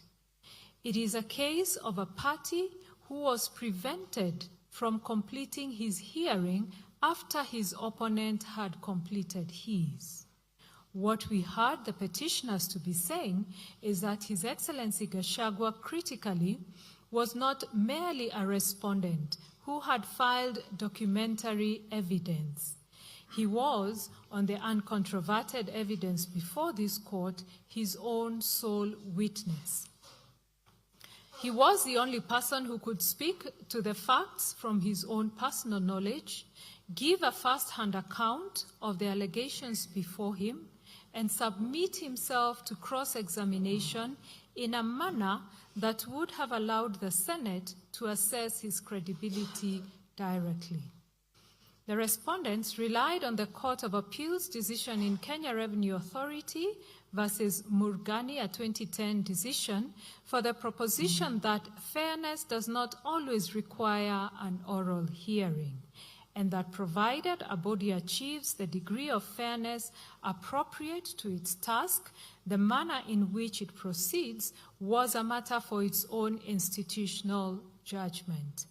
Drawing on local government vote versus Aldrich, as well as the case of Selvarajan versus Res Relations Board and R versus Immigration Appeal Tribunal, the Court of Appeal in the Murgani case concluded that a hearing conducted by way of written exchange may, in appropriate circumstances, constitute a fair hearing. We do accept that general principle as binding on us. However, Murgani is plainly distinguishable on the facts and context that are both material and decisive.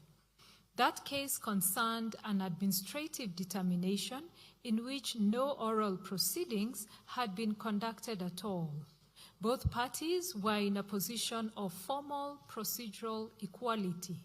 The written process was the established mechanism, and the question was simply whether the absence of an oral hearing was fatal to fairness. The present case is fundamentally different.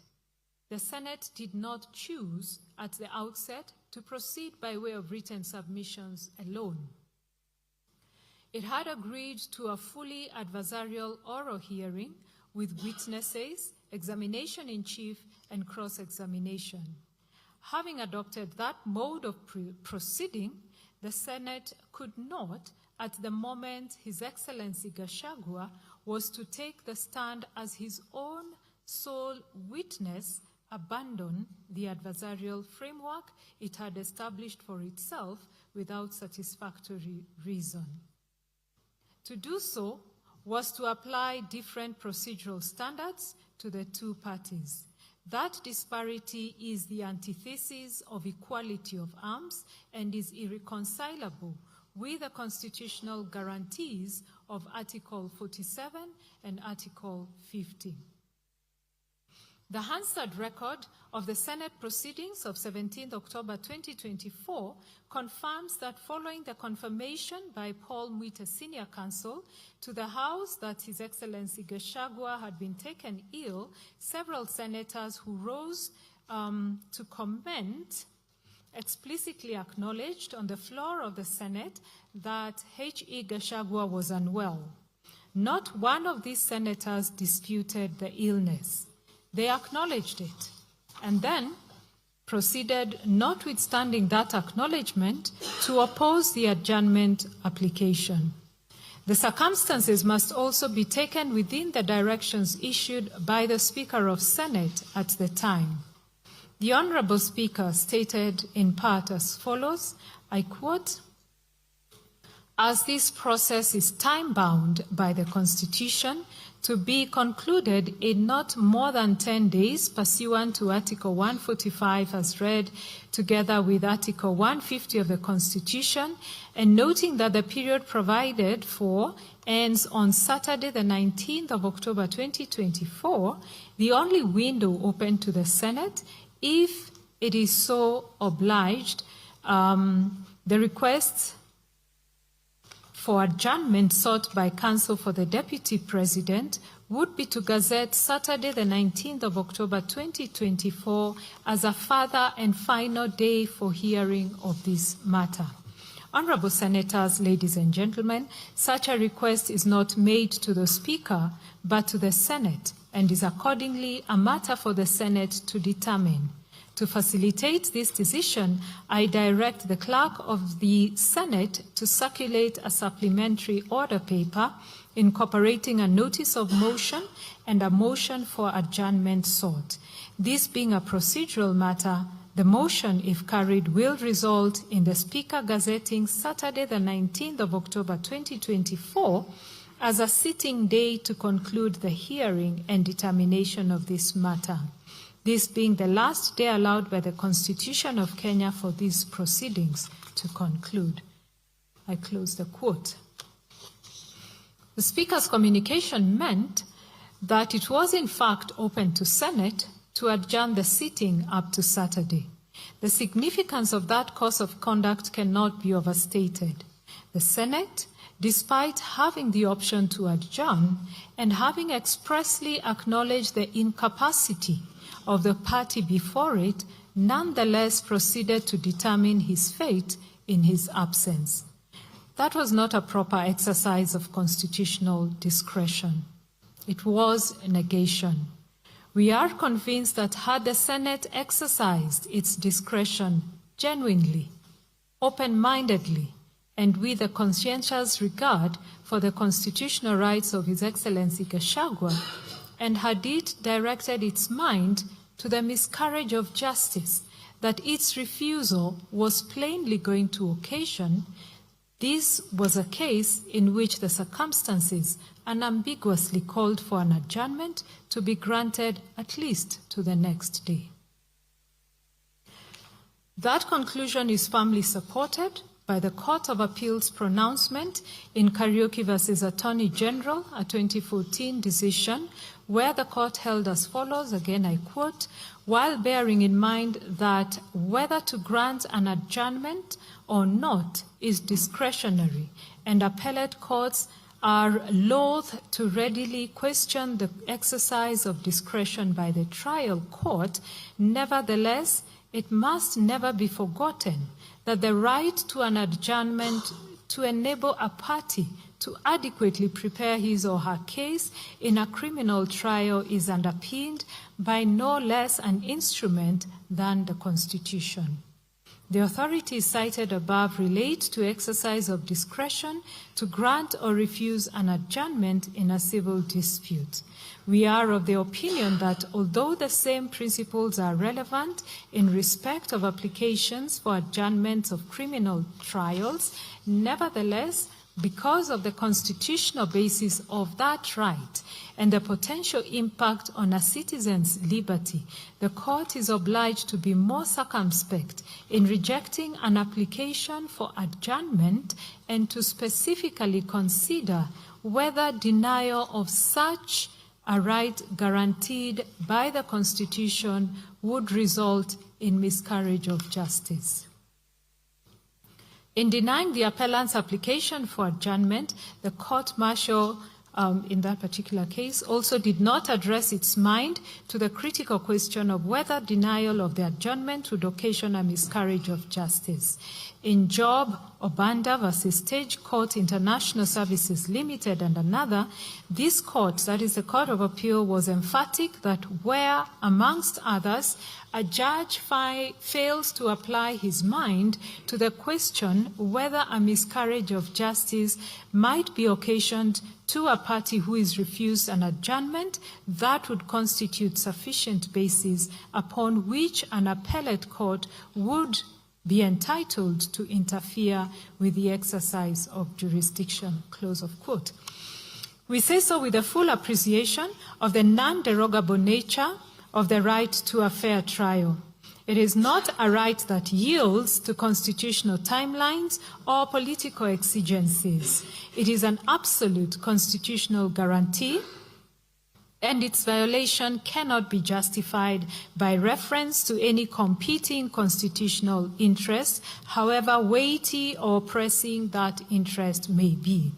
This finding becomes even more compelling when one considers the Senate's misdirection in its interpretation of Article 145(4)(b).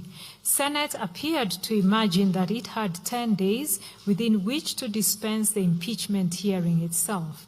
Yet, the text and structure of that provision, according to us, make it clear that the 10-day period was intended to apply exclusively to the special committee once constituted. We have addressed in detail our understanding of Articles 145(3)(b) and 145, sub-article 4 to 6 in the preceding section of this judgment, and we do not propose to repeat that analysis again here. Finally, we wish to make brief observations on the affidavit of Dr. Daniel Kibuka Gikonyo, sworn on the 28th of April 2026, which was admitted into evidence by leave of this court and tested by cross-examination when Dr. Gikonyo attended to give oral testimony. There is no doubt that the affidavit was not before the Senate on the 17th of October 2024 when the request for adjournment was made. And on that ground, we do agree with Senate's submission that it could not have informed the House's determination at the time.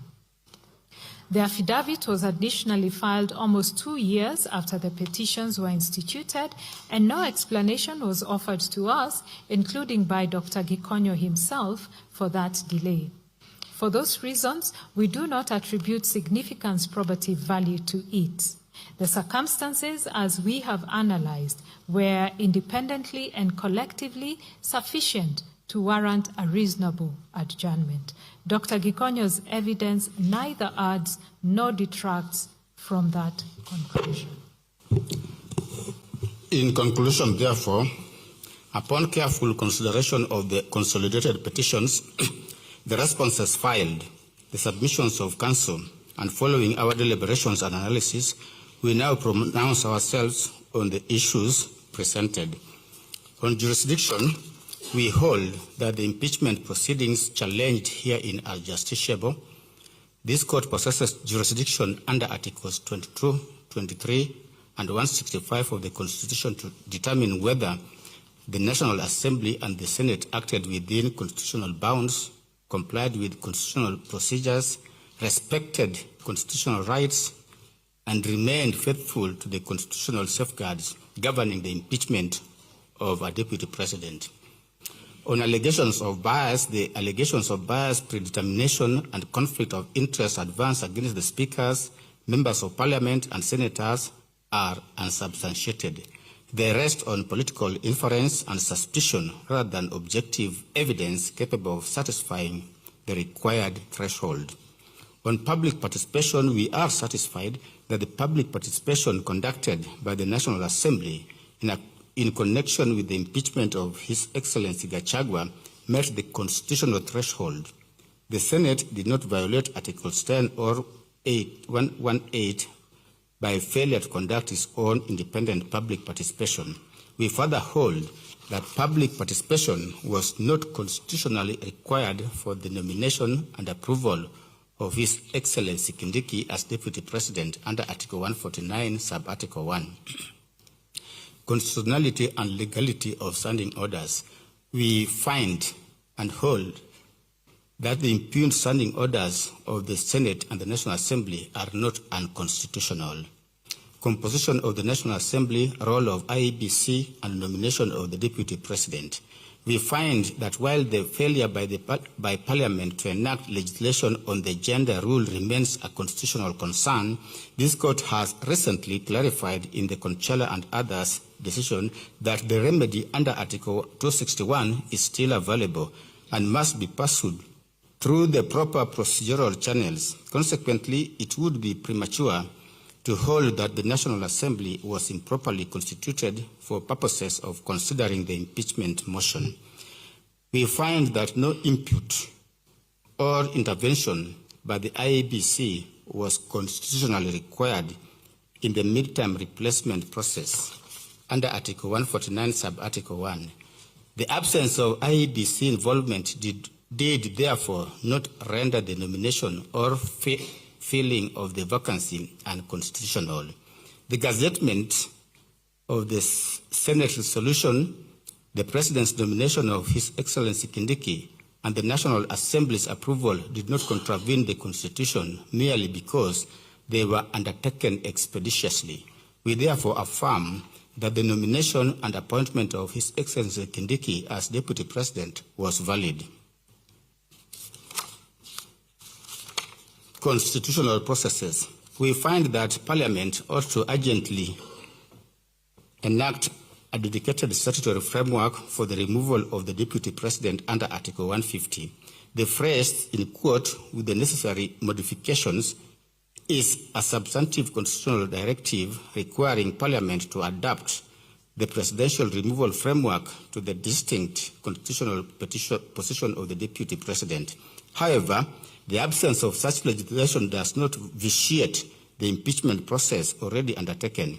We further hold that under Article 145, the Senate was at liberty to conduct the trial either by way of plenary or through special committee. The right to fair trial under Article 47 and Article 50, we find that His Excellency Gachagua's rights were infringed when the Senate declined to allow an adjournment. This violation constitutes both a vindication of his rights and a recognition of the constitutional infirmity in the process, but does not undo the impeachment itself, given the finality of Article 145, sub-Article 7, and the constitutional absurdity that would arise from dual incumbency. The Constitution is the grundnorm, and where that grundnorm deliberately and unequivocally withholds authority from the court, such limitation must be respected.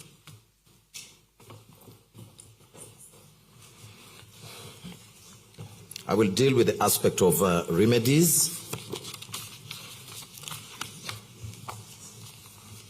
Before pronouncing our final orders, we deem it necessary to first address the nature of remedies sought and to explain their constitutional foundation.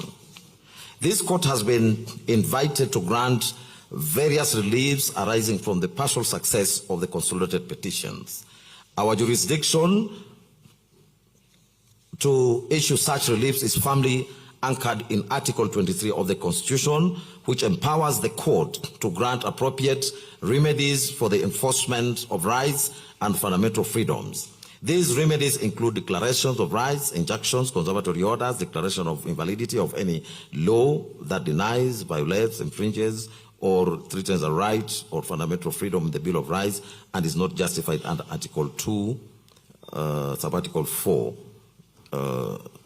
orders of compensation and orders of judicial review. The courts have over time provided guidance on the considerations applicable in granting constitutional reliefs. In affirming that a court is not confined to the remedies expressly enumerated under Article 23, the Court of Appeal in Total Kenya Limited versus Kenya Revenue Authority 2013 reported, held that even where specific reliefs are expressly provided, a court is not precluded from issuing any other orders under the inherent jurisdiction, as long as such orders are necessary to ensure that justice is done between the parties. In the same vein, the High Court in Simeon, Kioko, Kitheka, and 18 others versus County Government of Machakos and others, held that Article 23 of the Constitution does not expressly bar the court from granting conservatory orders where the constitutionality of legislation is challenged. Similarly, in Republic versus Ex parte, Chudasama, the court emphasized that courts retains inherent jurisdiction to fashion appropriate remedies to secure the ends of justice.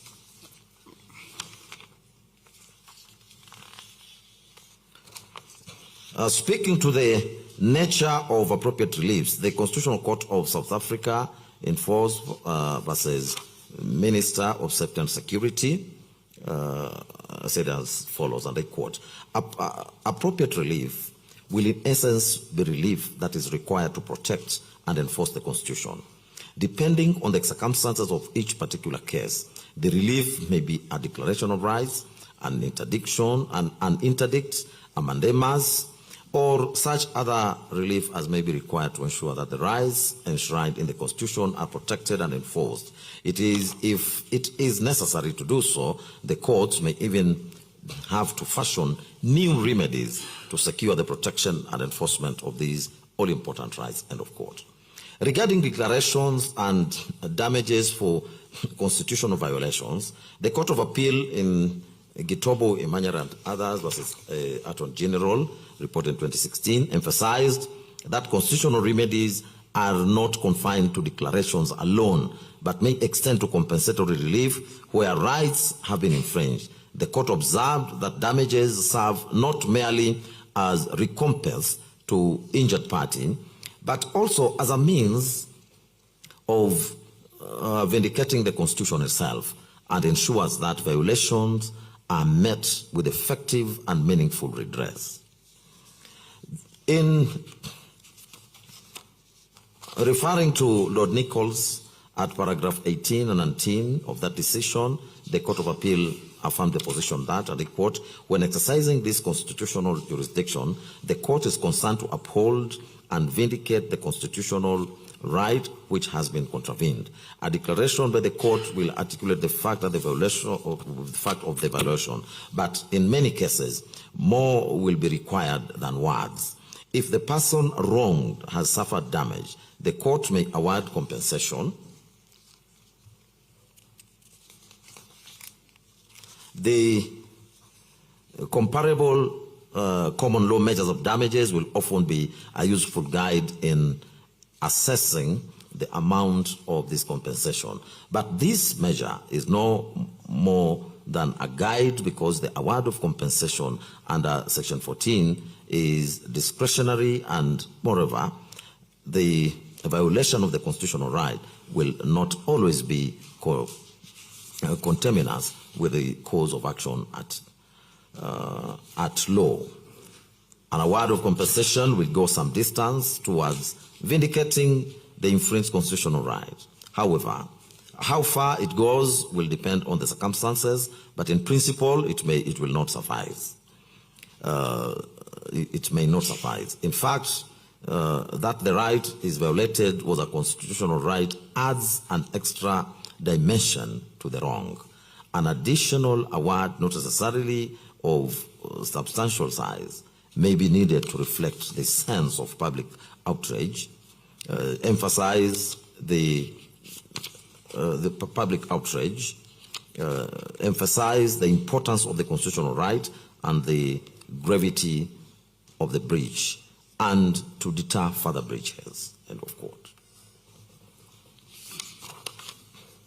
All these elements have a space in this additional in the additional award.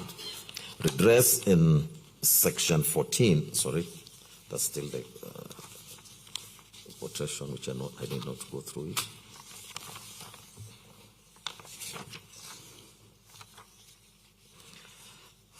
In this present case, and against this background, and having found that the rights of His Excellency Gachagua, were infringed, it is our considered position that declaratory relief and reasonable damages ought to be granted, not only to address the injuries suffered, but also to vindicate the Constitution and deter future violations. We now turn to examine the efficacy of the other reliefs. The petitioner sought an extensive range of remedies. In total, 49 declarations were prayed for, distributed across several thematic areas. 9 declarations relating to public participation, 15 declarations touching on the impeachment, motion, and process, 3 declarations on the fair hearing and due process, 3 declarations concerning the Senate proceedings and committee process, 2 declarations on standing orders, 1 declaration on the National Assembly and the gender representation, 8 declarations on the appointment of His Excellency Kindiki as Deputy President, 5 declarations on the vacancy in the office of the Deputy President and the nomination process, 2 declarations on violation of voters' rights, and 1 declaration regarding the members of the NIS. Beyond declaratory relief, the petitioners also sought 5 orders in the nature of certiorari, 2 orders of mandamus, and 2 injunctive orders. They further prayed for reinstatement of His Excellency Gachagua to the office of Deputy President, an order for apology and cause. In addition, there was an elaborate prayer for damages and compensation. In considering the relief sought, it is evident that the two prayers have become moot. The first is the injunction that seeks to restrain the President, National Assembly, and any other state organ from proceeding with or effecting the appointment of any person to the office of the Deputy President pending the hearing and determination of the petitions. The second is the conservatory order restraining the respondents from collecting signatures, lodging any motion, or conducting any proceedings seeking to impeach the Deputy President. For clarity, these prayers are disallowed. Regarding the relief seeking the reinstatement of His Excellency Gachagua as the Deputy President of the Republic of Kenya, we do note that His Excellency Gachagua, through his pleadings and submission by his legal team, expressly abandoned the quest for reinstatement and indicated that he was no longer interested in pursuing it. Nevertheless, since other petitioners continue to press for the said relief, it remains necessary for this court to pronounce itself on the matter. Article 145, subarticle 7 of the Constitution provides as follows, I quote: if at least 2/3 of all the members of the Senate vote to uphold any impeachment charge, the President shall cease to hold office. This provision speaks to the finality of the Senate's resolution once it upholds an impeachment charge. Upon such resolution, the President or Deputy, as the case may be, stands impeached and ceases to hold office. The constitutional text is categorical that the cessation of office is automatic and does not require any further act of implementation.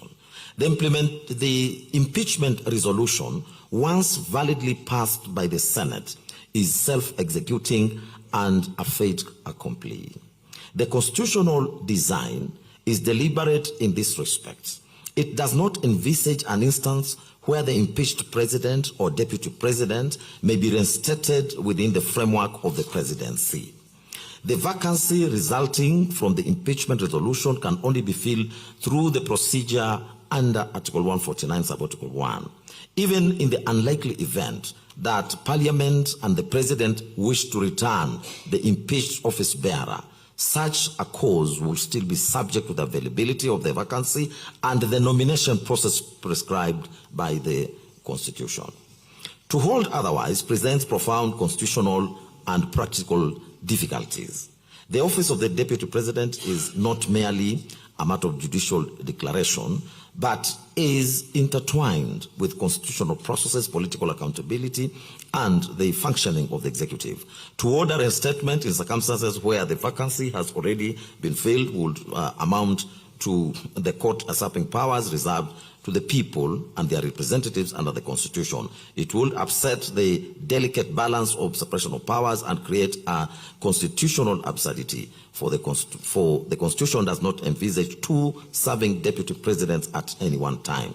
The court cannot undo what the Constitution itself declares to be conclusive. Reinstatement, therefore, is not a viable or appropriate relief in the circumstances of this matter. Before leaving this subject, we find it necessary to acknowledge and comment on the doctrine of constitutional dilemma that arises in these proceedings from the tension between the constitutional finality of impeachment and the vindication of rights. This tension is highlighted by the comparative jurisprudence, most notably in the United States, where courts have adopted a principle of total avoidance, treating impeachment as non-justiciable. Yet our own constitutional framework demonstrates that avoidance cannot resolve the question that persists. In view of the recurring tension, a constitutional amendment clarifying the scope of impeachment finality and the role of judicial review may be warranted. At this juncture, we also find it necessary to distinguish the process of removal of a county governor from that of the president and the deputy president. To begin with, Article 181 of the Constitution sets out the grounds upon which the county governor may be removed from office. They are gross violation of the Constitution or any other law, B, serious reasons to believe that the governor has committed a crime under national or international law, C, abuse of office or gross misconduct, and D, physical or mental incapacity to perform the functions of the office. Article 181, subarticle 2, assigns Parliament the responsibility of enacting legislation to provide for the procedure for removal of a county governor. That legislation is the County Government Act, which we'll be referring to as the County Act in this discussion. And Section 33 thereof prescribes the detailed procedure. It provides for initiation of a motion in the County Assembly, transmission of the resolution to the Senate, investigation by a special committee, the governor's rights to be heard, and ultimately a vote by the Senate delegations. If upheld, the governor ceases to hold office. If rejected, the motion may only be reintroduced after 3 months. When this process is juxtaposed with the removal of a president and deputy president, and Article 144 and 145, several key differences emerge. First, whereas the president and the deputy president may be removed either on grounds of incapacity or impeachment, a county governor is removable only on the 4 grounds enumerated in Article 181.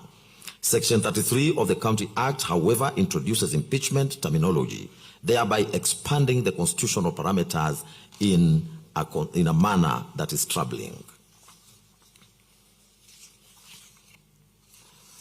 Second, the removal of the president and the deputy president is provided for directly in the Constitution, while the removal of a governor is legislated under the County Act. This distinction is critical. Under Article 2, subarticle 4, legislation is subordinate to the Constitution and may be declared unconstitutional by a court, whereas constitutional provisions themselves cannot be impugned. Thus, while the Senate vote under Articles 144 subarticle 10 and 145 subarticle 7 is final and beyond judicial review, the Senate vote under Section 33 subsection 7 of the County Act is susceptible to challenge. Courts may proceed to stay and quash a resolution to remove a governor and even halt the filling in of the vacancy, but such judicial interventions cannot be imagined in the case of a president or the deputy president. Third, the manner of filling in the vacancies also differs. Under Article 149, a vacancy in the office of the deputy president is filled by presidential nomination and voting in the National Assembly, whose vote stands final and it is self-executing. By contrast, the Constitution does not prescribe how a vacancy in the office of deputy governor is filled. Section 32D of the County Act provides for nomination by the governor, approval by the county assembly, and appointment thereafter. This statutory process, unlike the constitutional one, is amenable to judicial review and may be stayed or quashed.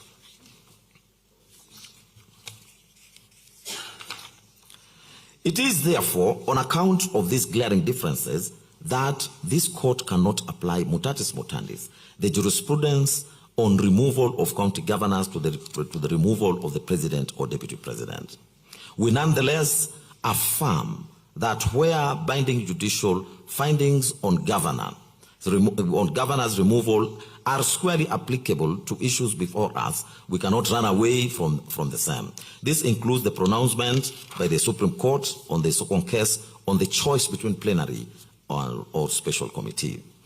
In sum, therefore, whereas Article 144 and 145 embodies what may be termed as constitutional finality, the provisions of the County Acts represent a form of statutory finality, thereby actuating the distinction between the two. We now turn to His Excellency Gachagua's quest for pension and emoluments under Retirement Benefits Act. The preamble of the Act makes clear that it is an act of Parliament to provide for granting of pension and other emoluments and retirement benefits to persons who hold the office of Deputy President and persons who have served as Prime Minister, Vice President, Speaker, Deputy Chief Justice, or Chief Justice after 1st of January 1993 and for connected purposes. Section 7 of the Act provides for the pension and other benefits of a retired Deputy President or a retired Vice President. Section 2 defines a retired President as a person who, having held the office of Deputy President, has ceased to hold office as such in the manner specified in the Constitution. The interpretive question that arises is whether a Deputy President who ceases to hold office by reason of impeachment can be deemed a retired Deputy President within the meaning of the Act. Whether courts can legitimately interpret impeachment as retirement is a weighty and novel question. None of the parties address us on this issue. We are therefore of the considered position that it is not properly before us to pronounce ourselves on the same, for that will be presumptuous and will amount to stepping beyond the pleadings and the submissions of the parties. Accordingly, we decline to make any findings on this point. The parties are at liberty to pursue the matter further. An order of mandamus was sought to compel the National Assembly and the Senate to promulgate a constitutionally compliant procedure for removal of the Deputy President by impeachment. We find this prayer to be merited. For clarity, the lack of such legislation per se does not, however, impugn the instant impeachment proceedings. Next, having found that the fair trial rights of His Excellency Gachagua were infringed when the Senate declined to allow the adjournment, that is in itself is a vindication of His Excellency Gachagua. We, however, hasten to add that the violation does not have the effect of quashing the Senate's resolution to impeach His Excellency Gachagua for precisely the same reasons we have provided with respect to the finality of the impeachment process. If the Senate's resolution were to be quashed or set aside, then by operation of law, the status quo ante will be restored, thereby effectively creating a scenario where there will be two Deputy Presidents in office at the same time. The impeached Deputy President, reinstated by judicial fiat, and the successor duly appointed under Article 149, Sub-Article 1. We have no doubt that Kenyans did not intend such scenario, and the Constitution does not contemplate dual incumbency in the President. Accordingly, while the infringement of fair trial rights is acknowledged and vindicated, it does not undo the impeachment itself. The appropriate remedy lies in declaratory reliefs and damages to vindicate the Constitution, not in quashing the Senate's resolution.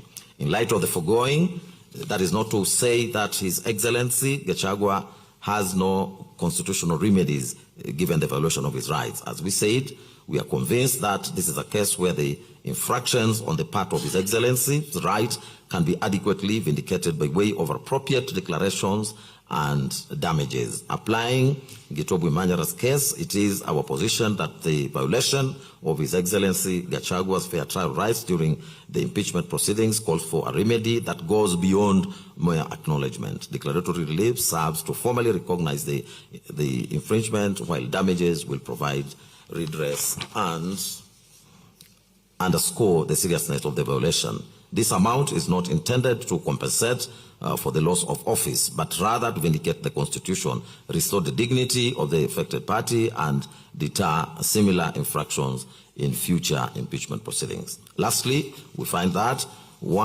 since most of the prayers sought in the consolidated petitions have failed, coupled with the public interest nature of this matter. Parties herein ought to bear their respective course. Given that the Gachagua case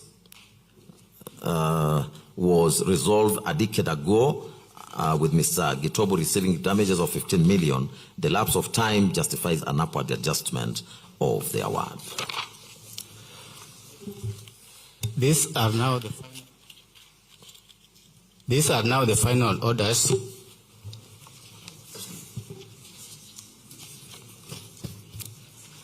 Arising from all that we have said, these are the orders that we make. 1, the prayer seeking to quash the resolution of the Senate to impeach His Excellency Gachagua is hereby declined. 2, a declaratory order is hereby issued that His Excellency Gachagua's fair trial rights were infringed when the Senate declined to allow an adjournment in the impeachment proceedings despite his absence. 3, a declaratory order is hereby issued affirming the constitutional necessity for Parliament to enact a dedicated statutory framework governing the impeachment of Deputy President under Article 150 of the Constitution. 4, the Court makes no findings on pension and emoluments. The first petitioner is at liberty to pursue the matter before an appropriate forum. 5, the Court awards constitutional damages of Kenya shillings 50 million to His Excellency Gachagua payable by the Senate to vindicate the Constitution, restore the dignity of the affected party, and deter future violations. 6, parties shall bear their own costs given the public nature of these proceedings. And lastly, for the avoidance of doubt, any prayer not expressly allowed herein is accordingly disallowed. Before we take leave of this matter, we wish to record our appreciation to all counsel who appeared in these proceedings and all parties for their industry, diligence, and the quality of their submissions. Your collective effort has contributed to the development of constitutional jurisprudence on this subject. We also extend our gratitude to the judiciary staff who worked tirelessly to support the bench in ensuring that this decision, the first of its kind under the Constitution 2010, was rendered in time. Thank you very much.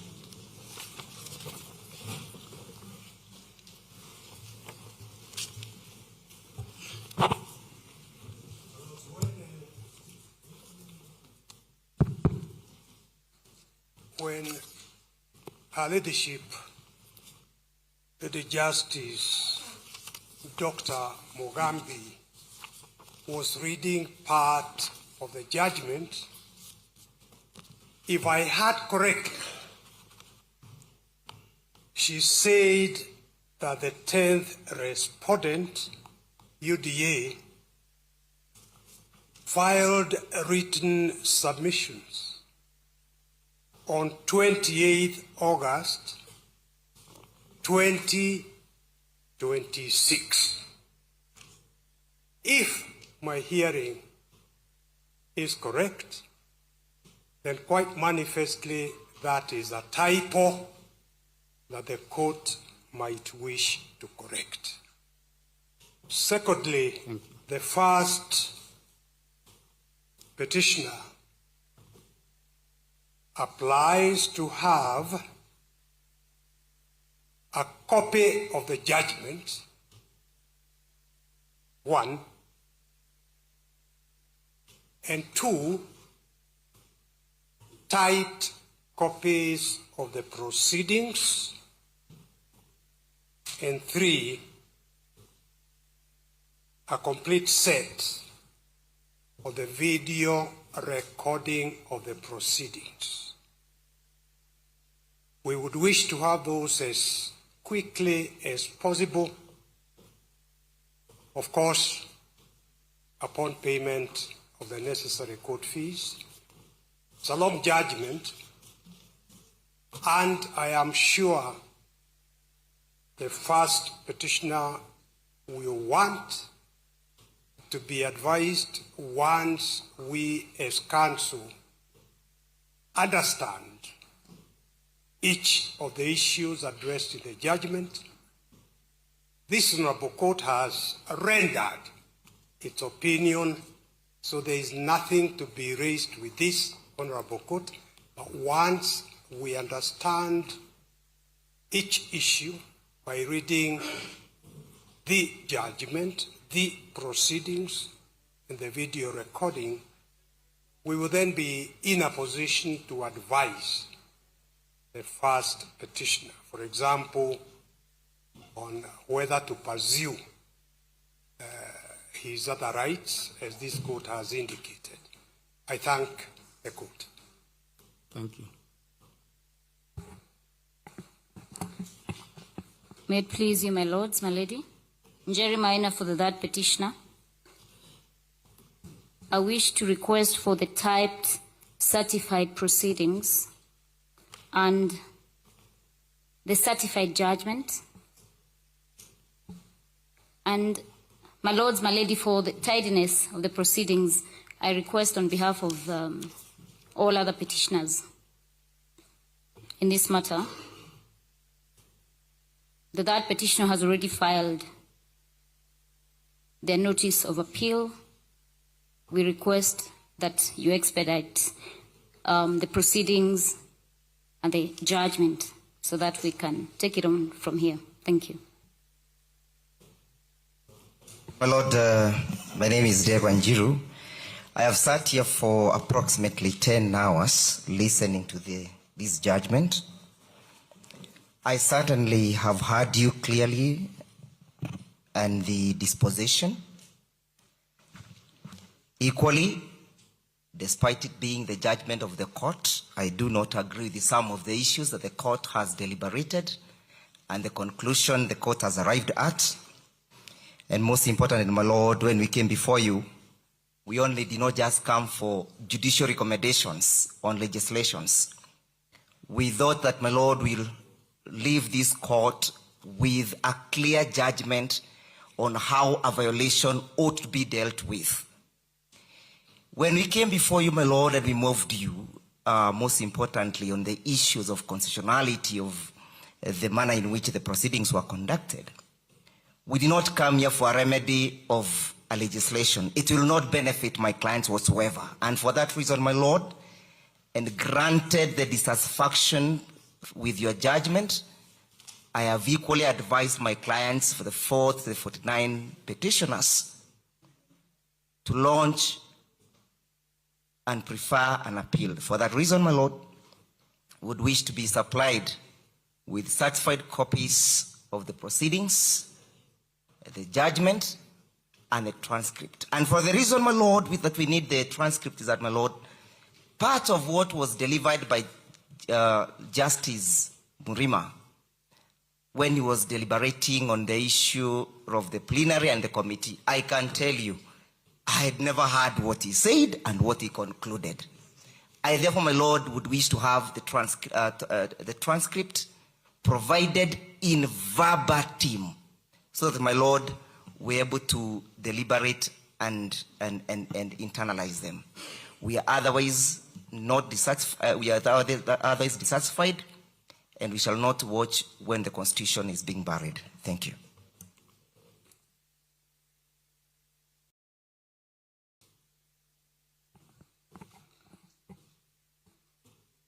Your Lordships, my lady, my name is Gachagua Dhuta for the 10th to 41st petitioners.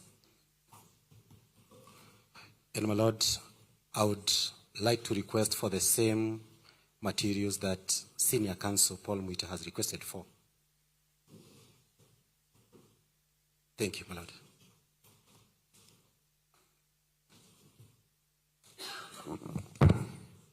My lords, my lady, I do associate myself with the submissions of fellow councils. My lord, there is a new twist into our constitutional declaration that we find a breach has been made, but then no outright remedy to that breach. My Lord, if the Constitution has been breached, then clearly it means then, the Senate where I sat and I followed the proceedings, it means then it didn't do its duty as required by the Constitution. So we wish to appeal and we wish to be supplied as quickly as possible. We pay. My name is Daniel Manzo for third interested party. We will wish to be supplied with all the necessary proceedings certified so that we could advise our clients appropriately. I thank you, my Lord. My lords and my lady, my name is Sakimpa. I do appear for the 4th to 8th petitioners. Your Lordship, we do confirm that we've already received instructions from our clients to appeal, and we have since filed our notice of appeal, and we request for the typed proceedings to be urgently provided. Thank you. My Lord, I'm equally instructed by Kibe Mungai to make the same application. He has equally instructed me to inform the court that it's important that we don't preside over the funeral of our Constitution.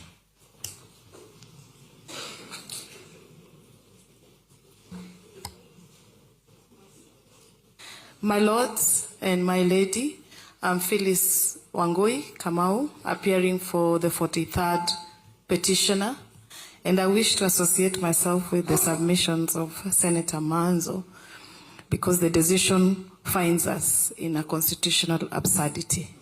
And for that reason, we do wish to appeal, and I join my sister, Honorable Njeri, and Senior Counsel Muite to request for the type proceedings and the judgment. Thank you, my lords and my lady. If it may please you, my lords and my lady, I'm Omanyi for the 57th petitioner. I think there was also a mistake with regards to the 57th petitioner. As the court was reading the judgment, it said that we had not filed our submissions and did not appear during the hearing, yet we appeared. So I think that is a mistake that the judgment and the court can correct the same. We also intend to file an appeal against this decision, and we request a copy of the judgment and proceedings, certified copies of the proceedings. Much obliged. My Lord, my lady, I find myself in a very inauspicious position. I commend the proceedings, I close. But my Lord, the reason is... Excuse me, please respect the rights of the parties before the court. You are not before the court.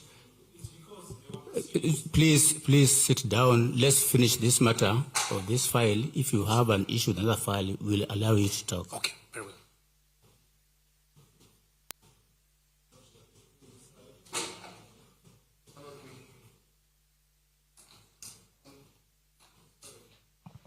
On behalf of the respondents, I presume we have no objection to the request for proceedings, and we have no request. We are waiting, my Lord, for the appropriate time to respond to the appeals, and so we will wait for them in the Court of Appeal. We are happy to do that. Thank you.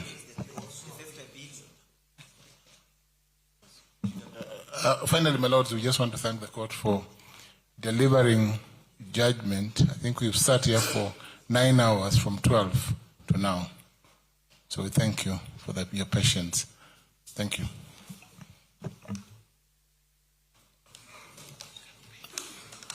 Mr. Kenyanjui.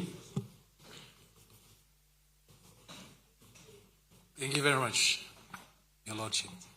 My lord and my lady, I think I prefer them instead of bending. Are you addressing us on this file or on another file? This file. This file, you are not a party here. It's because, my lord, I addressed you. We cannot mix issues. Yes, we're not mixing. Because in this file, it's implicated in civil application. Go to the Supreme Court because we cannot allow this to pass. I mean, future proceedings like that will refer to such